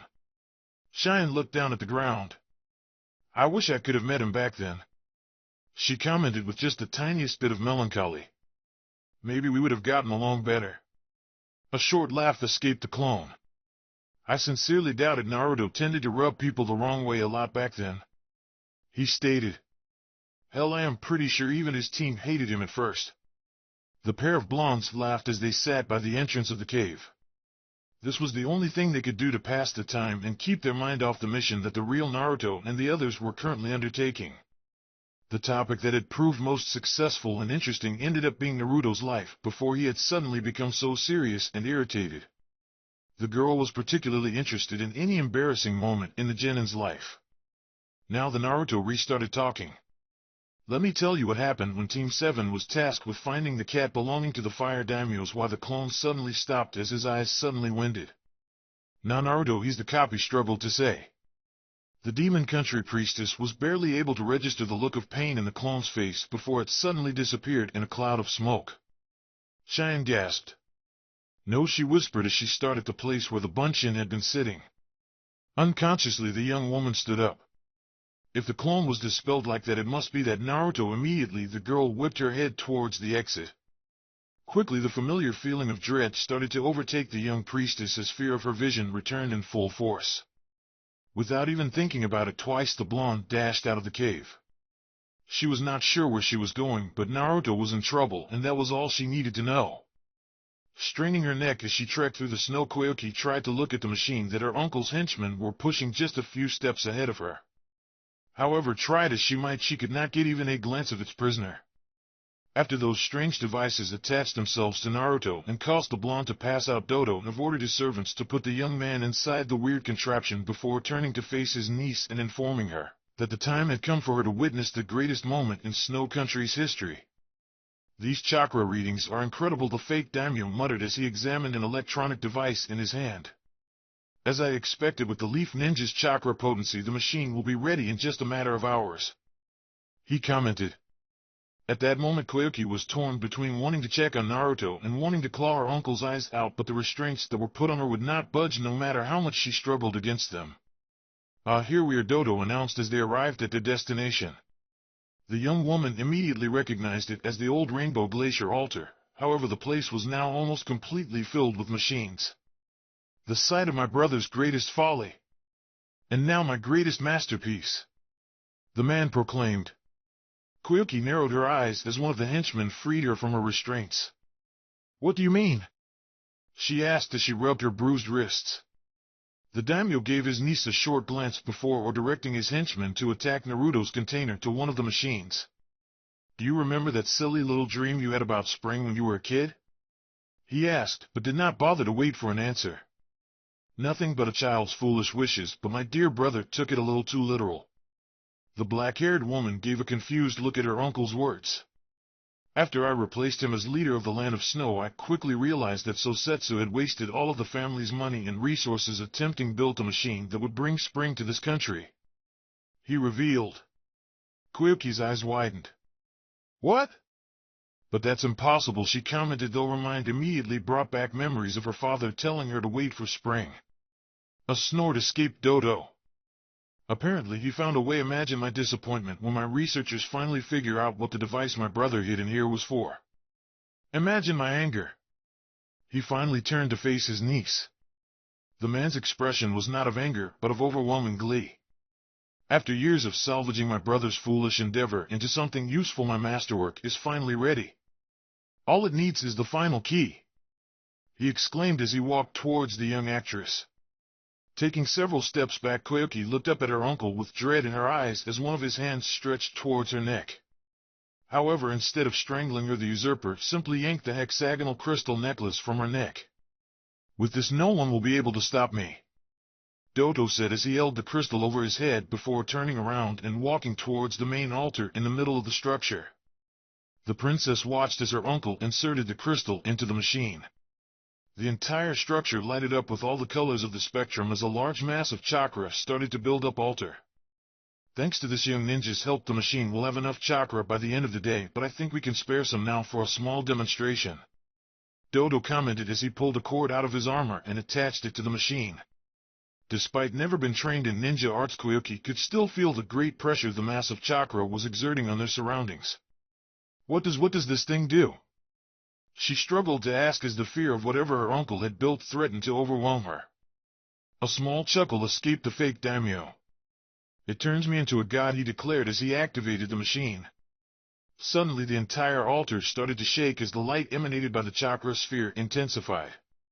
The next moment a powerful blast shot out of the chakra mass towards a mountain in the distance. Blue eyes widened in shock as the explosion that followed swallowed the mountain. "I'm impossible," Quirky whispered. "This is my power," Dodo stated as the explosion finally dissipated. Where once stood a mountain now showed an unobstructed view of Snow Country's horizon.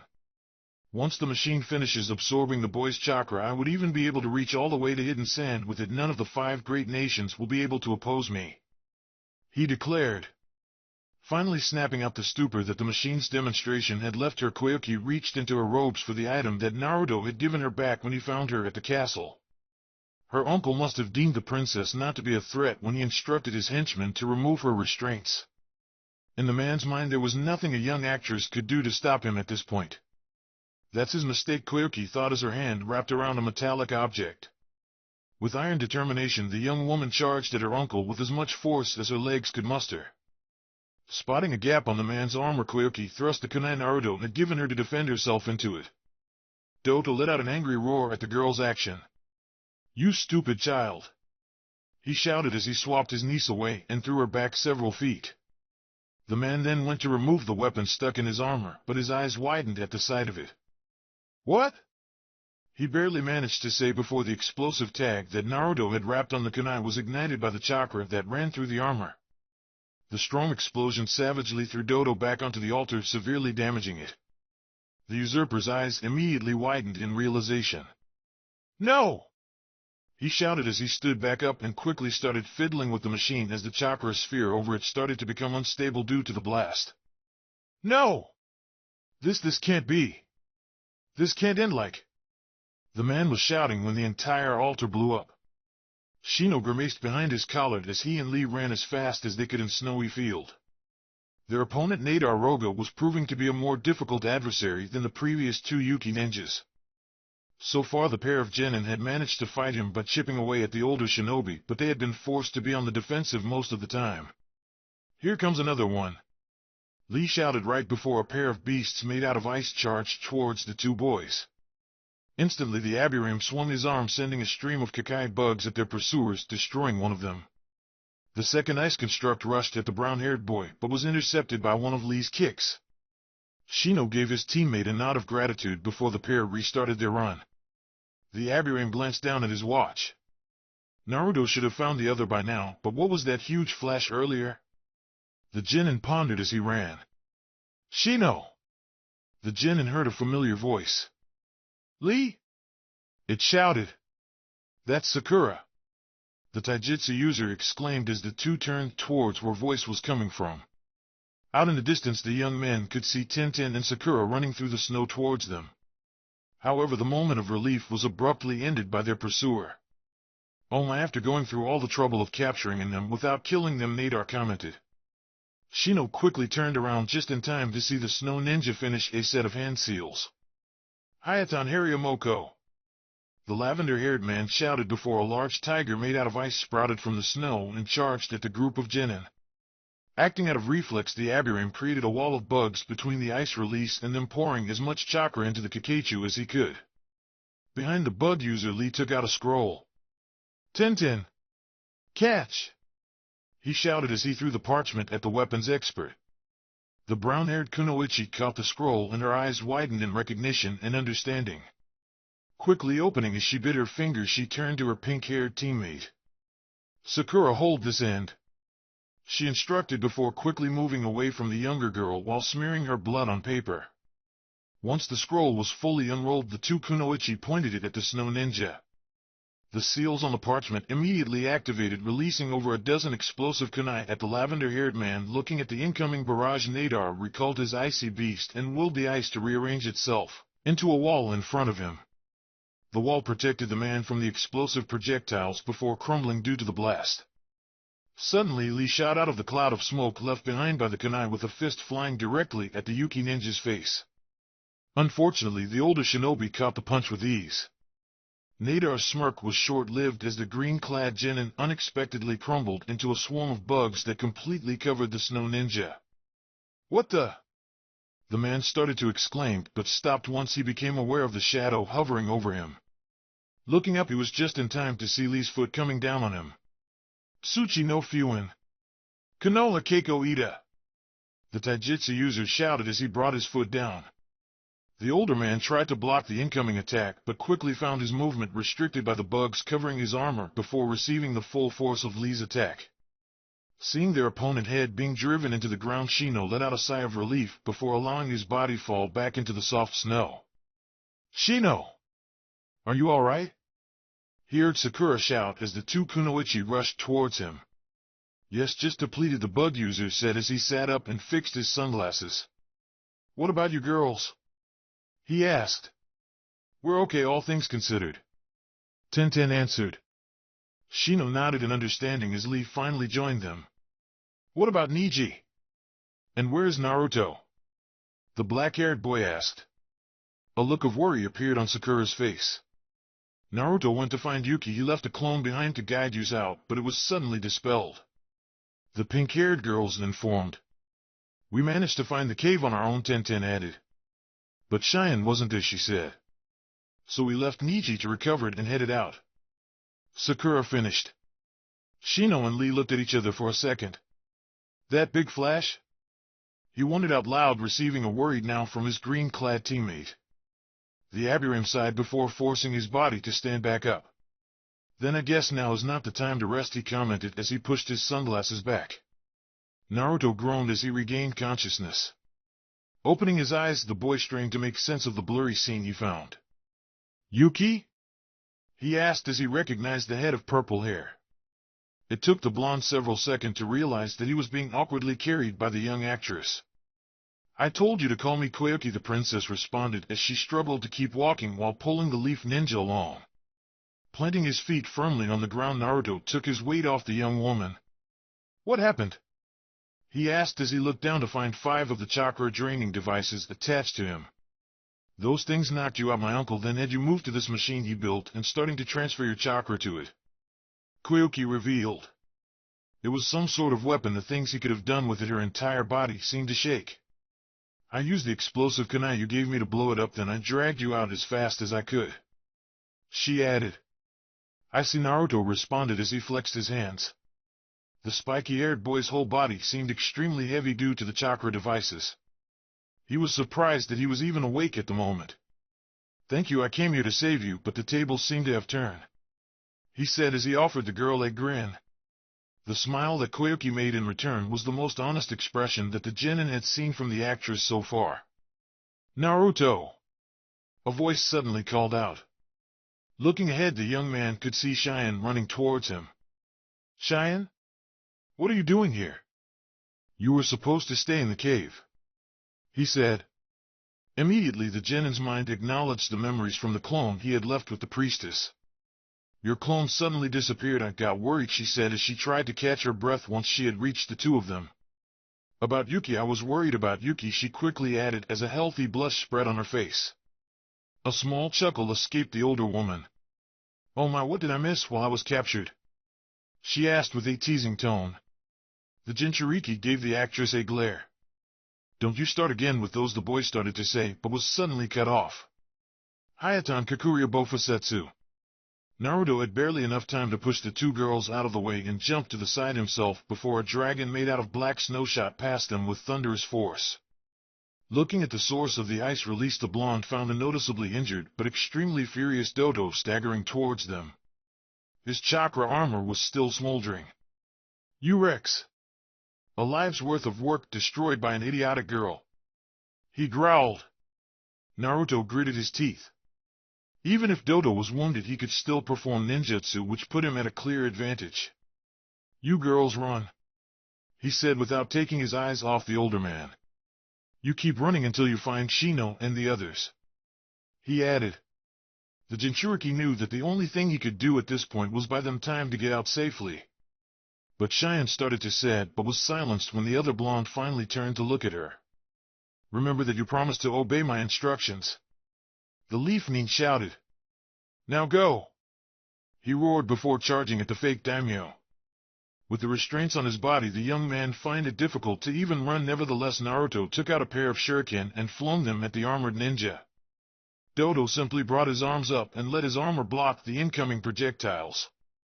"I should have killed you right there on the spot," he shouted. Kakuria Bofusetsu. Another black dragon seemingly shot out of the man's palm. The blonde was barely able to evade the incoming attack directly, but the impact of the dragon crashing down on the floor was still able to throw the young man off his feet. While airborne, the genin launched another pair of shuriken at his opponent. Immediately, Dodo brought his armored arm up to block the spinning blades. While he managed to stop one of them, the second had enough curve to get around his defense and cut him right next to his eye. "Gyark! You little piece of shit!" the fake daimyo angrily screamed. "Sorry, Bofusetsu." This time a black dragon shot out of each of the man's palms. Struggling to even stand up, Naruto looked up as the two ice WIRMs flanked him. In his weakened state, the spiky-haired ninja knew he had no chance to dodge this attack. The blonde gritted his teeth as he readied himself to try and endure the attack when suddenly a pair of arms enveloped him from behind. Looking back, Naruto's eyes widened in horror at the sight of Cheyenne and Koyuki. "I can't leave you. You can't die," Cheyenne pleaded as tears escaped her purple eyes. All the while, Koyuki simply gave him a strong look and nodded. Gritting his teeth harder, the Jinchuriki forced his body to stand up and focused in trying to bring out his chakra. The pair of dragons arced down towards the blonde and the girls he was protecting. Feeling the chakra restraints searing his body, the genin continued to push through. "Okay, stupid fox, if you're still in there, I need your help now," he thought. Both dragons opened their maws. "I am going to save them, goddammit, this is not the day that I die." The young man's mind raged. "I am going to prove those visions wrong, so come out already, QB." Suddenly the chakra restraints short-circuited. "It's about damn time, kid," Naruto heard a familiar voice. Just as the pair of black dragons were about to reach the group, a massive amount of chakra exploded from the leaf shinobi's body and blasted the two snow creatures away. The spiky-haired boy noticed that his body assumed the same fiery form he took during his fight against Sasuke. However, the next second it was gone and the boy returned to normal as all the chakra devices fell to the ground. Dodo took several steps back. "I'm impossible," he stammered. "You should not have been able to break free from all those restraints." "Hey, it's nice to know that nothing ever changes around here." QB's voice echoed inside the Jinchuriki's head once again. "You still manage to get yourself into certain death situations." The fox joked. "You know, I am actually glad to hear you again," Naruto thought. "But we will have to catch up later. I am in the middle of something right now," he added before straightening up and looking back at the two girls. "You two should take a few steps back," the young man suggested before turning back to his opponents. "Now is time for round 3. He announced before pumping chakra to his eyes. The blonde's gut feeling was proven right as the Sora Sharingan immediately manifested itself. With renewed strength, the leaf shinobi brought out a kunai and charged forward.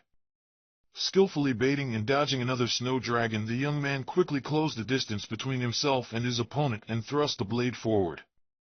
Dodo quickly blocked the kunai with his armored arm, but the strike carried enough strength to forcibly push the black-haired man back. "Gokaku no Jutsu." The spiky-haired boy swiftly continued his attack by releasing a massive fireball on the older man. The large ball of fire caused a powerful explosion once it hit its target, raising smoke and steam in equal measure. Among all the smoke, the fake daimyo continued to stand. "You bastard, my armor might be damaged, but it would never break against a feeble attack like that," he growled. "Is that so?" Naruto asked as a smirk appeared on his face. "Then let me bring in the big guns," he said as he pumped a large amount of chakra into his eyes. "Enten Shinsei Hijitsun," the Sharingan user called out before a black fireball appeared in front of him. Suddenly the dark flames turned into a pair of large fiery foxes that shot towards the armored man. Dodo sent out another pair of snow dragons that quickly flew to meet the incoming attack. One of the Amaterasu fire foxes jumped at the WIRMs, erupting into a large explosion of black flames upon contact that engulfed both snow dragons. Meanwhile, the remaining fox continued on its warpath towards the black-haired man. The fake daimyo tried to get away, but the fiery beast quickly caught up to him, sinking its teeth into the man's armored shoulder right before exploding as well. "It's over, your armor won't protect you from those flames," Naruto stated as he watched the badly burned man try to stand up after the explosion. His high-tech armor was crumbling apart as the Amaterasu flames continued to burn his body. You are already dead. The leaf ninja added. Dodo glared at the younger man. Damn you, he said through his teeth as he extended his arm and attempted to launch another snow dragon at the blonde. Suddenly from the cracks in Dodo's armor a pair of weird purple snakes with a single large red eye slithered out. A look of shock and horror appeared in the fake daimyo's face. These are yomis, it was all that the man could say before the snakes lunged at his throat. A mass of dark chakra exploded all round the black-haired man, sending shockwaves all around. Naruto's eyes widened as several dragon heads similar to the snow dragons shot out of the explosion, rising high up into the air before plunging themselves down towards the spiky-haired genin and the two girls. Susanoo! The Sharingan user immediately called out as he brought forth his chakra avatar. The genin was surprised when the Susanoo that materialized was almost twice the size as it had been before. Most of its body was wrapped around in some sort of cloth so that only the avatar's eye could be seen, while some of its hair stick out of the seams. The construct also had what appeared to be a demonic fox mask hanging just to the side of its head, and most notably it now carried a large sword on each hand. Immediately Naruto willed one of the spectral blades to cut down the incoming dragons in one fell swoop. Unfortunately, the victory was short-lived as even more dragon heads sprouted out. The Chakra Hydra roared through its multiple heads before attacking once again. Inside his avatar, Naruto commanded Susanoo's blade to block and cut down the WIRMS one after another, but any head it decapitate would immediately be replaced by another. After several fruitless minutes, the blonde started to feel the strain of sustaining his chakra construct. Naruto Shine suddenly called out. The leaf ninja looked back to see the other blonde running towards him. What the hell are you doing? Get back, he shouted. Shaking her head in rejection, the priestess continued to run towards the shinobi. That guy's chakra, there is something demonic about it, she exclaimed. You'll never be able to beat it like this. It requires a priestess chakra, she added as she reached the spiky-haired boy. Like yours? The young man asked, receiving a nod from the girl. Do you know any jutsus that would stop him? The boy inquired as Susanoo brought his sword up to block 4 dragons at the same time. Cheyenne thought it over for a second before shaking her head in defeat. All I know are sealing rituals for actual demons, nothing for whatever that guy became, she revealed. Naruto gritted his teeth for a second before an idea popped into his head. Do you know how to channel chakra? He asked as an opening appeared in the avatar right in front of the priestess. Taken aback, the blonde girl needed a few minutes to respond. I know the basics, she said as she walked into the construct, which immediately closed up behind her. Pour your chakra into Susanoo, I'll direct it from there, the spiky-haired boy instructed. After a couple of deep breaths, the demon country priestess nervously put her hands in the avatar's inner wall and started channeling her chakra. Naruto felt the foreign energy seep into Susanoo and immediately redirected upwards towards the sword held on the construct's right hand, while the left kept the Hydra's heads at bay. The right blade started to glow with a purple hue before it crystallized, giving an extremely sharp edge. Exhausted, Cheyenne fell back only to be caught by the leaf ninja. You did great, he assured her. Now let's finish this. The Sharingan user called out as he willed Susanoo to swing his left sword sideways to push the Hydra back before raising the right blade over its head, and the weapon started to glow again.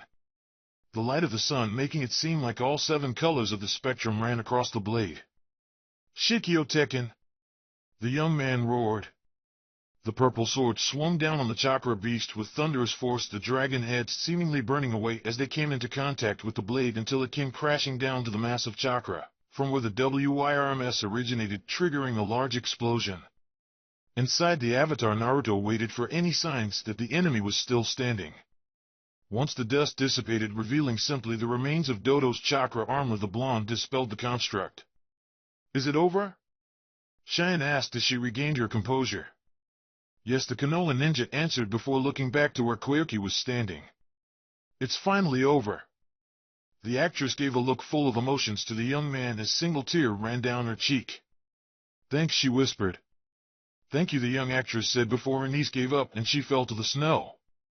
Immediately the pair of blondes rushed towards the black-haired girl. However, after the 3rd step, Naruto heard the sudden sound of flapping wings. Looking back, the Jinchuriki realized that the sky had abruptly turned a deep crimson red while the trees all around him were pitch black. Quickly gazing around, the genin could find neither Cheyenne nor Koyuki. It's been a while, Naruto-kun. Naruto heard a voice that sent chills down his spine. Turning around, the Leaf Shinobi could see the figure of Uchiha Itachi walking towards him. You! The younger ninja growled as he took out a kunai. What are you doing here? The missing ninja continued to walk calmly. I did tell you that we would meet again when you awaken, Susanoo. The Uchiha pointed out. I've been watching you closely since then. I saw you unlocking Susanoo during your fight with Kabuto, but I decided to wait until you had matured it a bit more. Good job keeping Sasuke in line, by the way. Naruto felt dread threatened to overwhelm him at finding out how much Itachi knew about him. What do you want? He asked. A smirk appeared on the older Sharingan user. I believe you have grown enough to the point that you can be entrusted with the truth. The man revealed as his red eyes narrowed. Suddenly, spiky-haired boy found himself back beneath a typical blue sky and surrounded by normal trees. Naruto! Cheyenne called out as she tried to help Koyuki stand up. Come on! I've been calling you for the past minute. Stop spacing out and help us, she complained. The Uzumaki looked down at his hand, realizing that the kunai was missing. Only a minute? He asked quietly to himself before shaking the stupor off and going to help the young women. Everything that Itachi had told him weighing heavily in his mind. The ship bound for Demon Country was anchored next to the remnants of the movie studio's ship in the harbor. I can believe the entire crew and movie staff came out completely unharmed after all of that, Naruto commented as he shook his head. You are all crazy, you know that, right? The genin said as he glanced at the older man next to him. Oh! It was the experience of a lifetime. The movie director exclaimed with glee. Anyways, we'll wait for you ninjas on board. We can set sail whenever you are ready, the man said before walking towards the ship that the Land of Snow gifted to him and his movie studio in recompense for their assistance in taking down the usurper Kazahana Doto. It had been a couple of days since their battle against Yukigakure.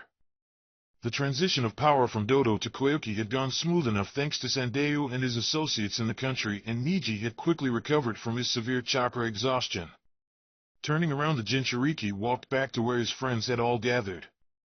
I hope everything continues to turn up well for you, Koyuki-san, Tenten said as she gave a bow to Snow Country's new ruler. Does this mean your career as an actress is over? Lee asked. Heavens no, I am simply putting it on hold until things stabilize here, Koyuki answered. Though I will have to lighten my schedule once I return to acting. After all, I cannot saddle Sandayu with my responsibilities for too long, the young woman added with a slightly smug smile. Cheyenne nodded. Yes, being a leader can be quite troublesome, she stated. Really? If throwing tantrums is that much of a hassle, then why do you keep doing it? Naruto asked as he reached the group, receiving an angry glare from his fellow blonde. Anyways, they're all ready to set off, and they are just waiting on us, the genin informed his teammates. The Leaf Ninjas started to say their goodbyes right away and got ready to head on board. During the shuffle, the spiky-haired boy turned to the new daimyo. You seem a lot more relaxed now and far less bitchy, he commented with a smirk. The actress' expression changed to match the genin's. You should try it once in a while, it might make you seem less of a dick, she calmly retorted. A short laugh escaped the Jinchuriki. I am glad you are doing all right, he confessed, offering the girl a warm smile. Once more Koyuki returned the gesture. And I am glad I had you as a bodyguard, she said before suddenly taking a step forwards. Although I do recall that I owe you something very important, she commented. Catching the young man unaware, the actress leaned in and delivered a soft kiss right on the corner of the blonde's mouth. Pulling back, she smiled at the utterly shocked boy she left in her wake. All around the young daimyo and the stunned genin, everyone had bewildered expressions. What? Sakura exclaimed, being the first to recover. What the hell was that? Cheyenne added as her and the pink-haired kunoichi stomped over to the spiky-haired boy. Naruto was still speechless as the two girls grabbed him by his jacket and started to drag him away. Come on, Naruto! The ship is going to leave without us, Sakura stated angrily. Meanwhile, all the young man could do was watch Kazahana Koyuki happily wave him goodbye. Chapter 40. I'll see you before I go. Laughter exploded among the young ninjas sitting in front of Ichiraku Ramen as Chuji finished telling a funny anecdote from one of teammates' missions. "Geez, I wish you would just forget that story already," a slightly embarrassed Ino commented, being the only one that was not laughing. "Yeah, I'll make sure that never happens," Shikamaru stated with a smirk, sending the others into another bout of laughter. Kiba placed the ramen bowl he was eating on the table and gave a big grin. "It's nice to see that other teams can screw up that bad as well," he mockingly said. "I agree, misery loves company," Shino simply added as he drank some tea. "What's that supposed to mean?" the Inuzuka yelled as he suddenly stood up and accidentally caused his ramen to fall off and almost hit Akamaru, who proceeded to bark at his partner in reprimand. Sakura sighed and shook her head. "Don't worry, Kiba. As far as dysfunctional teams go, you are not beating us," the pink-haired girl stated. Slurping up some noodles, Naruto nodded. "Talk to us when Hinata finally has enough of you losers and decides to run away from the village," he said with a chuckle that everyone joined in. "Do not worry, Kiba-kun, I will never abandon you," the Hyuga heiress reassured his teammate. "After all, Akamaru is too cute to leave behind," she added as she picked up the small dog from the floor, who happily snuggled on her lap. Lee put his chopsticks down and pondered for a second. "If someone from our team were to run away, it would probably be Ten-Ten," the taijutsu user said. "What?" the brown-haired Kunoichi exclaimed. "Why do you think I would leave?" The green-clad genin gave a couple of blinks as if to say that the answer was obvious.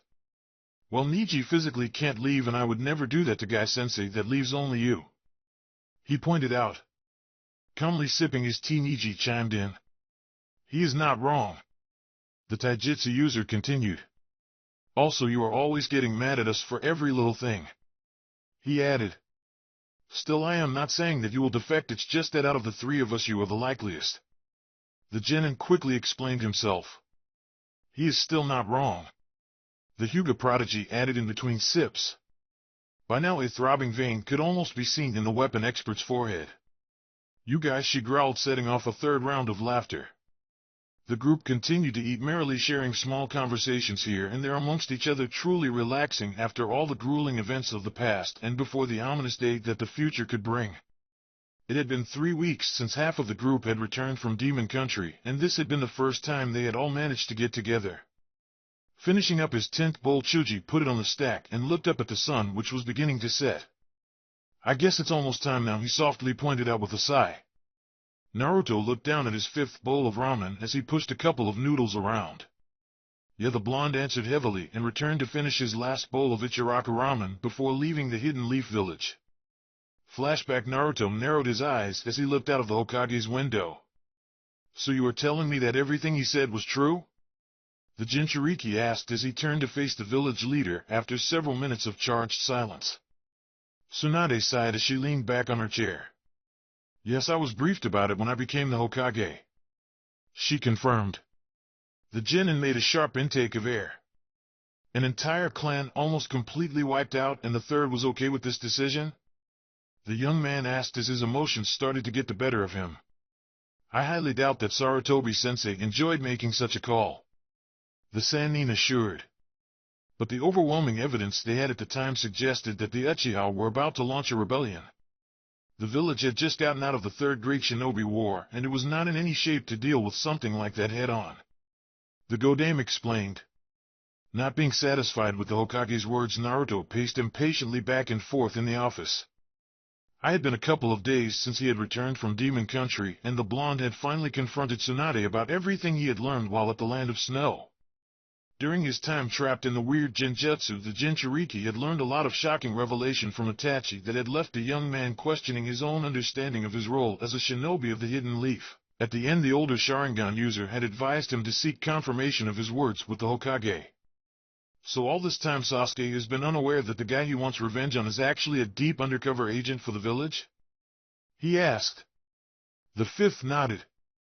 Yes, it was Itachi's one requirement for carrying out such a mission, she answered. He wanted Sasuke to be able to live without burden of knowing the truth behind the Uchiha clan. If Itachi decided to tell you, it must be because he thought you were mature enough to understand it. The Kunoichi offered almost as a way to appease the restless genin. Ah! A sound reminiscing of laughter escaped the spiky-haired boy as he finally sat down. Then the other thing what he wants me to do, he muttered. A sigh escaped the medic Neen as she massaged between her eyes. It was apparently always part of the third's plan. She confessed. A Jinchuriki with a Sharingan is something that would give a lot of people pause. Last time an Uchiha got his hands on a bijou, it almost spelled the end of the village, and it required my grandfather to get directly involved, the woman explained. Naruto growled. I get that much, but why do I have to leave the village? He complained. Like I'd said, this was all set up by the third the moment you awaken your Sharingan. The Hokage repeated herself. Besides, you might not be completely safe in the hidden leaf. Both the Akatsuki and this new group that has come out had a lot of information about you at this moment. We cannot rule out that there is a mole within the village's ranks. Tsunade said with a serious tone. The Hokage's demeanor was enough to make the angry teen settle down a bit. I still don't like it, the Jinchuriki said softly. Softening her expression, the Sannin gave the younger blonde a smile. The third wanted you to be safe and to be ready for the tough life he knew was waiting for you. She pointed. The genin sighed. 3 weeks, huh? Sakura is going to be pissed, he moaned. I can already hear her ranting. A soft chuckle escaped the village leader. Oh, and one more thing before I forget, the Kunoichi suddenly said as she stood up, started looking in some of her drawers. It would make it easier than explaining what a genin is doing outside of the village, unsupervised for such a long period of time, though truly it has been a long time coming. The Godame commented to a puzzled Naruto. Ah. Here's one your size, she exclaimed as she pulled out a green vest. The spiky-haired boy's eyes widened. End flashback arc. This sucks, Kiba complained as the group stood around the village gate to see Naruto off. Ino placed her hand on her hips and turned to the Inuzuka. Are you saying that because Naruto is leaving? Or are you still jealous that he became a Chunin before you? She asked knowingly. The brown-haired boy turned away. Yeah, nothing good is going to come out of me answering that question, he muttered, making the others laugh. Okay guys, I know this seems rude of me, but I have to get going, Shikamaru suddenly said. I was told to report to the intelligence division before sundown, he clarified before taking a few steps towards the spiky-haired blonde. Don't go turning into a missing Nin while you're away, the Nara said with a smirk as he extended a hand. You're not the boss of me, Naruto joked as he shook his friend's hand. Waving goodbye to the others, Shikamaru set off towards the heart of the village. Turning to face the village gate, the new Chunin let out a hearty sigh. I guess my time is up too, he commented. Got everything ready? You have to make sure you are not leaving anything behind, Niji cautioned.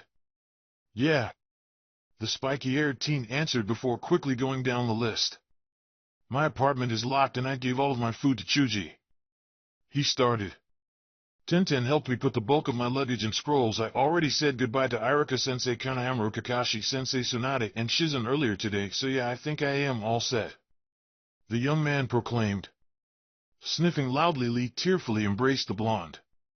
Oh, Naruto-kun, I can't believe you are leaving us too, he whined. It's not fair.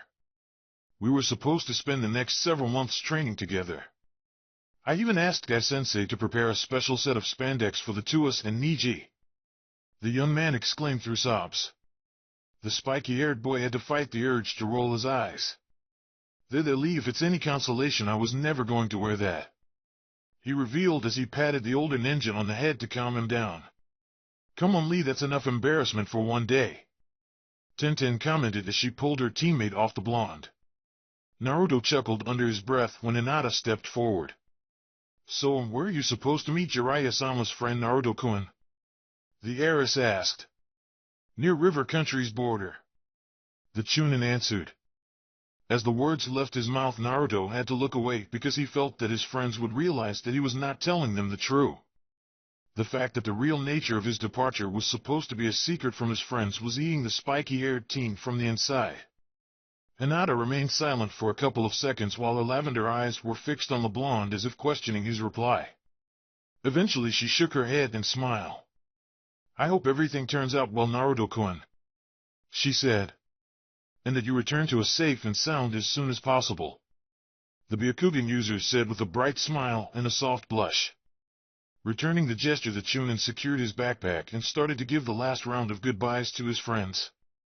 Naruto Sakura suddenly called out. Turning around, the spiky-haired teen found his teammate with her eyes fixed on the floor. Sakura? The young man questioned. Everything all right? The pink-haired girl shifted a bit before answering.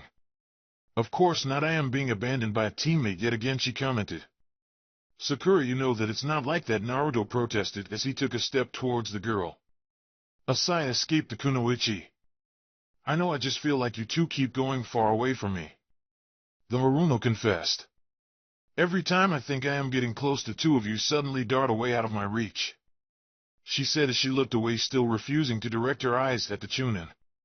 Naruto decided to remain silent and let his teammate air out her grievances. After all, this would be her last chance for a long while. When you suddenly changed right before the Chunin exam, I thought that I had lost you as teammate and as a friend, she revealed. It took a long time for our relationship to become at least somewhat like it was before, and now you are leaving again. Her eyes finally looked up, and unsurprisingly they were filled with tears. You changed when I took my eyes off you, and now I am afraid of what kind of Naruto will come back this time. Placing a hand on the girl's shoulder, the blonde mustered his most reassuring smile. No matter what happens, I will always be me. The person who comes back will still be Uzumaki Naruto of Team 7. The young man stated. A few tears ran down the pink-haired girl's cheek, but she nodded nonetheless. The spiky-haired teen finally started to walk towards the gate, but suddenly stopped and looked back. When Sasuke left, you told him that he will always have a place to come back to, he pointed out. Does the same promise apply to me as well? The Uzumaki asked. Wiping her tears away, Sakura made it seem like she was pondering her answer. I don't know, she said. How about I give you the answer when you come back? The girl said with a smile. A chuckle escaped the blonde.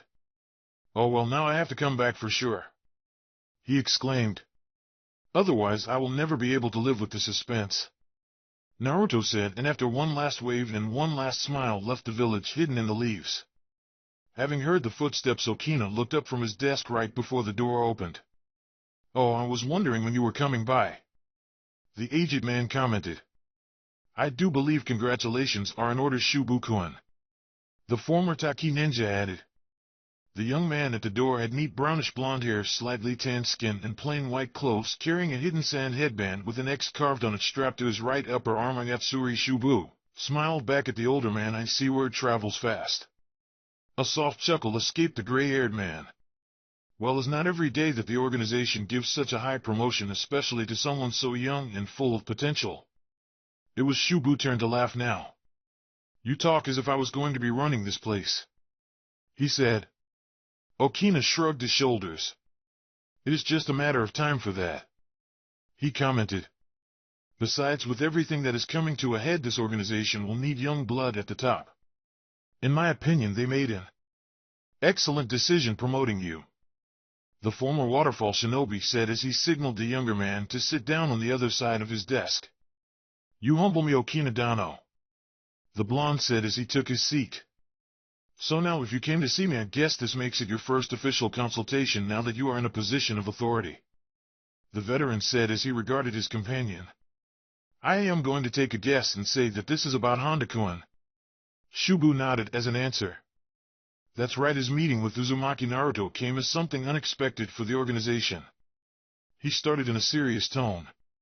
Needless to say that the council is on an uproar about it, especially the ones who believe that he may have divulged too much information about us, the young man explained. It's true that Honda-kun has always been eccentric and at times unpredictable, Okina offered. But at the same time, the council has always been quick to panic when things deviate even slightly from their plan. You should have seen them during the Third Great Shinobi War. They were acting so ridiculous that I actually started feeling sorry for them, he said as he leaned back on his chair and smiled at the old memories. But what do you think, Shubu-kun? How grievous was Honda-kun's breach in your opinion? The former Suna shinobi pondered for a few seconds. Minor, if I am being honest, he finally answered after a while. All that Honda really gave was a name. Our existence was already revealed to the Hidden Leaf when Sharingan stopped Yakushi Kabuto and confronted Hatake Kakashi, the young man reasoned. Plus with Jiraiya investigating us, the council are fools if they think that they are going to work with the same anonymity as before. Okina was pleased with the answer the blonde was giving him. The only issues I find with Honda's actions were the injuries he inflicted on Uzumaki during their confrontation, but our sources inform us that he has since made a full recovery. Shubu finished and looked at his senior. It seems to me that you have a very good grasp on the situations. The gray-haired man commented. So why is it that you came seeking my advice? He asked as he offered a kind smile. A sigh escaped the blonde. I am not sure, it just feels that the council is expecting me to do more, he confessed. They gave me this promotion and they immediately assigned me to pass judgment on Honda, and I just think this is some sort of test that I have to prove to them that I am willing to make the tough decisions. Okina remained quiet for a moment. Let me share one thing with you, Shubu-kun, he said as his eyes scanned the room cautiously. You cannot allow yourself to become the council's puppet. Nowadays the council has become nothing but a bunch of bureaucrats, and the beliefs that formed this organization have become diluted among them. The former Taki ninjas said with a serious voice. Your new appointment is the only right decision they have made since they decided to finally intervene in the Hidden Mist's blood purges. He added with a softer tone. Shubu frowned. If the council is wrong, then what are we doing here? He questioned. The aged man took out his old waterfall headband and traced his fingers for the X carved on it. We do what we must, he answered. I have placed all of my faith within the active forces of this organization, in which I truly believe that our original ideals still live. The old man offered. What to do about Honda? I say pardon him, because we will need shinobi like him, he stated. Smiling, the former Sand Ninja nodded. Thank you, Okina-dano. I knew that talking to you was the right thing to do, he said as he stood up front the chair. After a bow to show respect to his elder, the young man excused himself and headed for the door. Oh, one more piece of advice, the gray-haired man called out. I would suggest keeping Honda-kun as far away from Tennin as possible. He is even angrier than the council, he revealed. A small chuckle escaped Shubu. Tennin always gets like this with anything regarding Uzumaki Naruto, he said with an amused tone. Don't worry, I will make sure that they don't kill each other, the blonde said. After all, as you said, Byakuya is going to need them, he added before leaving the room. Shikamaru followed Ibiki through the Intelligence Division's halls. The Jonin was excitedly going over the history of the division from their conception, their role, and their different branches. However, the black-haired boy was barely paying attention. After all, he was familiar with the division from all the times he accompanied his father to visit Inoichi. Instead, the thought that dominated the Chunin's mind was the unknown reason why he had been called here. Though if I am being honest, apart from our torture and interrogation branch, most people tend to dismiss the division for a bunch of bookworms and researchers, Ibiki said with a laugh despite the demeaning comment. The pair reached an elevator at the end of the hall. Marino-san, why exactly was I called here? The boy inquired as he entered the elevator. A knowing smirk appeared in the scarred man's face. We've actually been meaning to have you over for quite a while, the Jonin said as he made the elevator go downward. Inoichi nominated you, but your father and Asuma were not too keen on the idea, he revealed. Raising an eyebrow, Shikamaru looked at the older man. Not keen on what? The Chunin questioned as he suddenly realized that they should have reached the building's lowest sublevel by now, yet the elevator kept going down. We are a village sustained by the shinobi system, which pertains to several cutthroat and unsavory realities that we hide from the civilian population, Ibiki started explaining. But there is a level even further down from that, a part of the village that most of the ninja force is unaware of. Shikamaru's eyes widened at the revelation. What do you mean? The boy asked. The scarred man's eyes narrowed slightly before answering. Konoha, or any shinobi village for that matter, was built on a foundation of bones, he said. And every so often new skeletons are required to fortify that foundation, the man cryptically responded. The elevator continued its downward path. By now they must have been so far below that Shikamaru doubt and the village best sensor ninjas could detect them.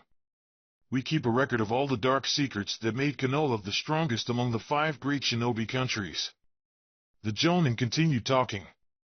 All the back alley dealings, the betrayals, and the secrets. All the catastrophes, we stop the ones that we caused, and the ones we prevent others from stopping," he said. By now Shikamaru was finding it difficult to breathe. The Nara kept checking for any sign of the elevator finally stopping, but the machine just kept on descending. For his part, Ibiki was not finished.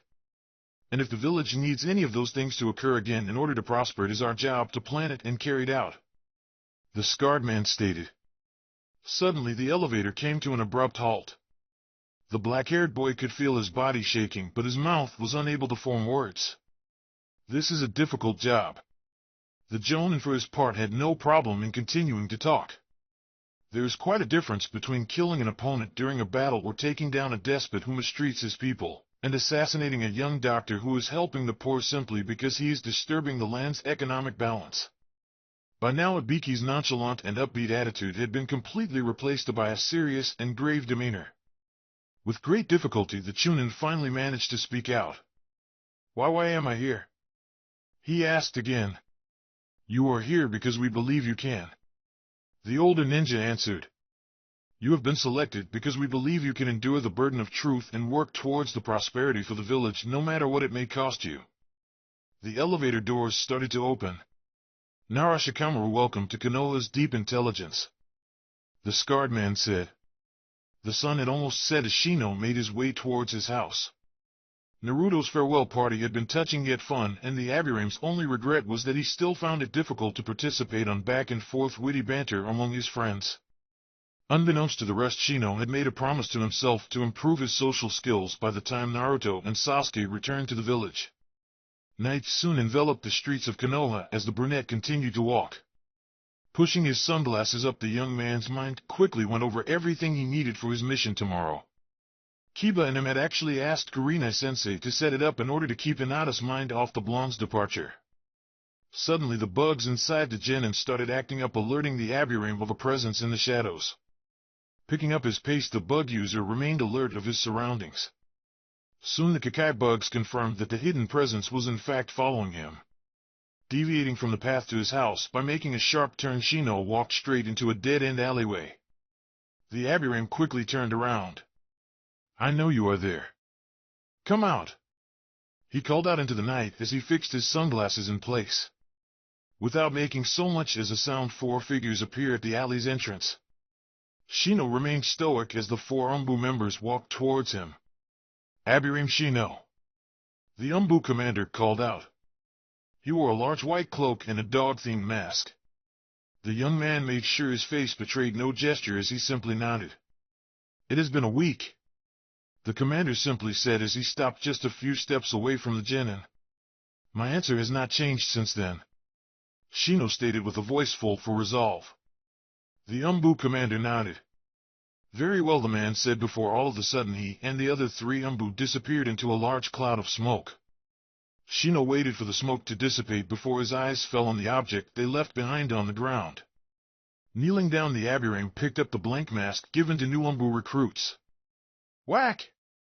It took several seconds for Sasuke's sight to return after the massive blow to the head. Rubbing the back of his head, the sitting Uchiha saw his cursed seal retreated to its dormant state. "You lost control again, Sasuke-chan," a small green toad holding a large black club said. "Sorry, Fukasaku-san," Sasuke apologized to the elder toad. "I must have let my mind wander off without even realizing it." A chuckle caught the young man's attention. "See? I wasn't the only one that had problems with this," Jiraiya commented as he jovially walked towards the pair. "I certainly remember you with way more bumps when you first started," the sage commented. Letting out a sigh of exhaustion, Sasuke leaned back. "This is incredibly, though. It's like walking on a tightrope backwards while upside down," the Genin complained. After several months meandering through Earth Country, Jiraiya had only just recently started the raven-haired boy's training in full effect. The pair decided that the first order of business was to make sure that the Uchiha could reign in the cursed seal on his shoulder. The white-haired Sannin had quickly deduced that the black marks drew on natural energy, which was the foundation for Senjutsu. In order to help with the training, Jiraiya had summoned one of the elders from the Toad clan and the one who had taught the older Leaf Ninja Senjutsu in the first place. Sasuke training consisted is channeling chakra to his cursed seal and trying to keep the balance of the Senjutsu chakra spread throughout his body without letting the seal take control. Unfortunately, Fukasaku's method of keeping the seal in line was to whack the raven-haired teen in the head with a special staff he brought from Mount Myaboku, which forcibly expelled the natural energy from the Sharingan user's body. By now Sasuke had lost count how many times he had been hit by the Sage Toads Club. Well, Senjutsu training is notoriously difficult, Jiraiya offered. I had problems with it. The fourth Hokage found out that it was the one area in which he didn't excel at, and even Orochimaru was obsessed with it, but couldn't even get the Snake Sage to give him the time of day he revealed. I wonder if that's why he went ahead and created something like that cursed seal as a sort of replacement for Senjutsu. For his part, Fukasaku merely shrugged his shoulder. Perhaps it's for the best, he commented. The ninja world is chaotic enough as it is. If anyone could easily become a sage, things would get out of hand quickly. That's also why we sages are so selective in our teachings, the elder Toad informed before hopping closer to the raven-haired boy. Okay, let's try it one more time, Sasuke-chan. The Uchiha sat up straight and took a deep breath. Closing his eyes, Sasuke wiped away all thought from his mind except for the cursed seal and his chakra flow. Carefully, he let his chakra seep into the black mark on his shoulder, and soon he could feel the natural energy permeate through his body. Nudging, probing, and pulling the Senjutsu chakra along the Uchiha made sure to keep his breathing, even his body unmoving and his mind focused. Ever so slowly he could feel as the natural energy evenly covered his entire body. Whack! The sudden impact of Fukasaku's staff against the side of his head snapped Sasuke's out of his concentration. What happened? I was sure I had it under control, the young man exclaimed as he rubbed the bruise on his cheek. Next to the boy, Jiraiya had fallen over to the ground laughing while the elder Toad looked away with a blush on his face. I am sorry, Sasuke-chan, he apologized. But a fly landed on you. It looked mighty tasty, but the missus has me on this strict diet and she would kill me if I ate out of schedule, so I had to shoo it away, the sage revealed. Sasuke could feel his eyes twitching in bewilderment. Okay, let's all take a break for a while, Jiraiya suggested once he finally got his laughing fit under control. It's been a long day and it's time for dinner, the Sannin said as he took out the food he brought with him. Letting out a sigh, the genin accepted the food. Feeling hungry all of a sudden, the boy quickly began to eat his dinner. After a couple of minutes eating in silence, Jiraiya finally spoke out. I don't want you to get the wrong idea, Sasuke, you are doing very well in your training, the white-haired man informed. Controlling Senjutsu chakra is extremely difficult, and no matter how slow the progress might seem, it has been a steady and noticeable climb, he said. Soon you will not have to fear that cursed seal anymore, the legendary ninja declared with a grin. Sasuke smiled in return. Thanks, he said. After everything you told me about Naruto Akatsuki and this new group, I know I have to get stronger, the young man stated. I have many things I want to protect now. Jiraiya smiled and returned to his food. Naruto, Sakura, just hold on, Sasuke thought. I will soon be strong enough to protect the both of you, the member of Team 7 declared. Several hours after leaving the village, Naruto continued to run through the trees. Deciding that he was far enough away from Konoha, the blonde suddenly disappeared in a puff of smoke. Back in the hidden leaf, the real Naruto felt his clone's memories rush into him. He had switched places with his Bunshin right before leaving Ichiraku's. It bothered the spiky-haired teen having to lie so much to his friends, but he had no other choice. The blonde remained quiet as he learned of how all of his friends said goodbye to him, and for a second he wanted to call the whole thing off. Do you need a minute to cry it out, kid? The QB said with a mocking tone inside the boy's mind. The spiky-haired boy growled. Shut it, he spat out. I can't believe I actually missed you at one point, the boy commented. By now it was well into the night, and the bulk of the villagers were starting to retreat back to their homes. Having calmed down, the Chunin left his hiding place and stealthily made his way through the village. In the back of his mind, Naruto remembered the simpler times during which he just to sneak around like this to pull off his pranks. After a couple of minutes jumping from roof to roof, the Sharingan user arrived at the deserted Uchiha district. Right on time. I see that Kakashi's habits haven't rubbed off on you, a voice greeted the blonde in the darkness. Narrowing his eyes, Naruto waited until Uchiha Itachi allowed himself to be seen. The young man noticed that the older ninja was not wearing his scratched forehead protector and his Akatsuki cloak was replaced by a plain black one. I take it that you have settled your affair in the village. The fake missing nin commented. If you mean saying goodbye to all my friends after lying to them for 3 weeks, then yeah, I've settled that. The Jinchuriki bitterly answered. A sigh escaped the black-haired man. You will see them again, but for now this is something we must all bear with. Despite the assurance, the Chunin continued to growl under his breath. Let's just go and get it over with as quick as possible, he suggested between gritted teeth. Hold on for just one moment, there's a reason why I asked you to meet me here, Itachi responded. Naruto watched in confusion as he observed the older Sharingan user walk towards one of the houses. What are you doing? He asked. The undercover ninja placed a seal on the building. The Uchiha has been plagued by a curse of hatred since their conception. If the clan is to have a future, whether it is with you or Sasuke, all those deep dark secrets and scars need to be burned away so that you can start with a clean slate. As if on cue, the house the man was touching went up in flames. Immediately several other buildings in the district also caught on fire. Taken aback by the other Sharingan users' actions, all that the blonde could do was watch as the flames quickly spread from building to building. Why did you need me here? He asked once the shock began to subside. You could have met me outside after you burnt the district down. After all, you seem to have no problem going in and out of the village, the boy commented. Itachi remained quiet for a couple of seconds before turning around and looking at the Uzumaki. Despite everything, this was still my home. Before I could do this, I needed a reminder of what this is all for, the man answered. The blonde narrowed his eyes. And what's that? The Uchiha took another short moment, during which his eyes were fixed on the spiky-haired teen. The future, he simply answered. Now come, we have much work to do and you have even more to learn, Itachi stated before walking into the flames. Before following the older Sharingan user, the Jinchuriki looked back one last time at the village. Thinking of all his friends and loved ones that were staying behind, the young man steeled himself. I will come back, Naruto promised before walking forward. The end.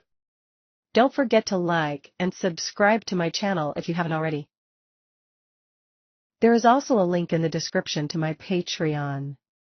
It has Naruto fanfiction that cannot be posted on YouTube. There is some free content on there, so you don't have to be a paying member to enjoy listening to excellent fanfiction.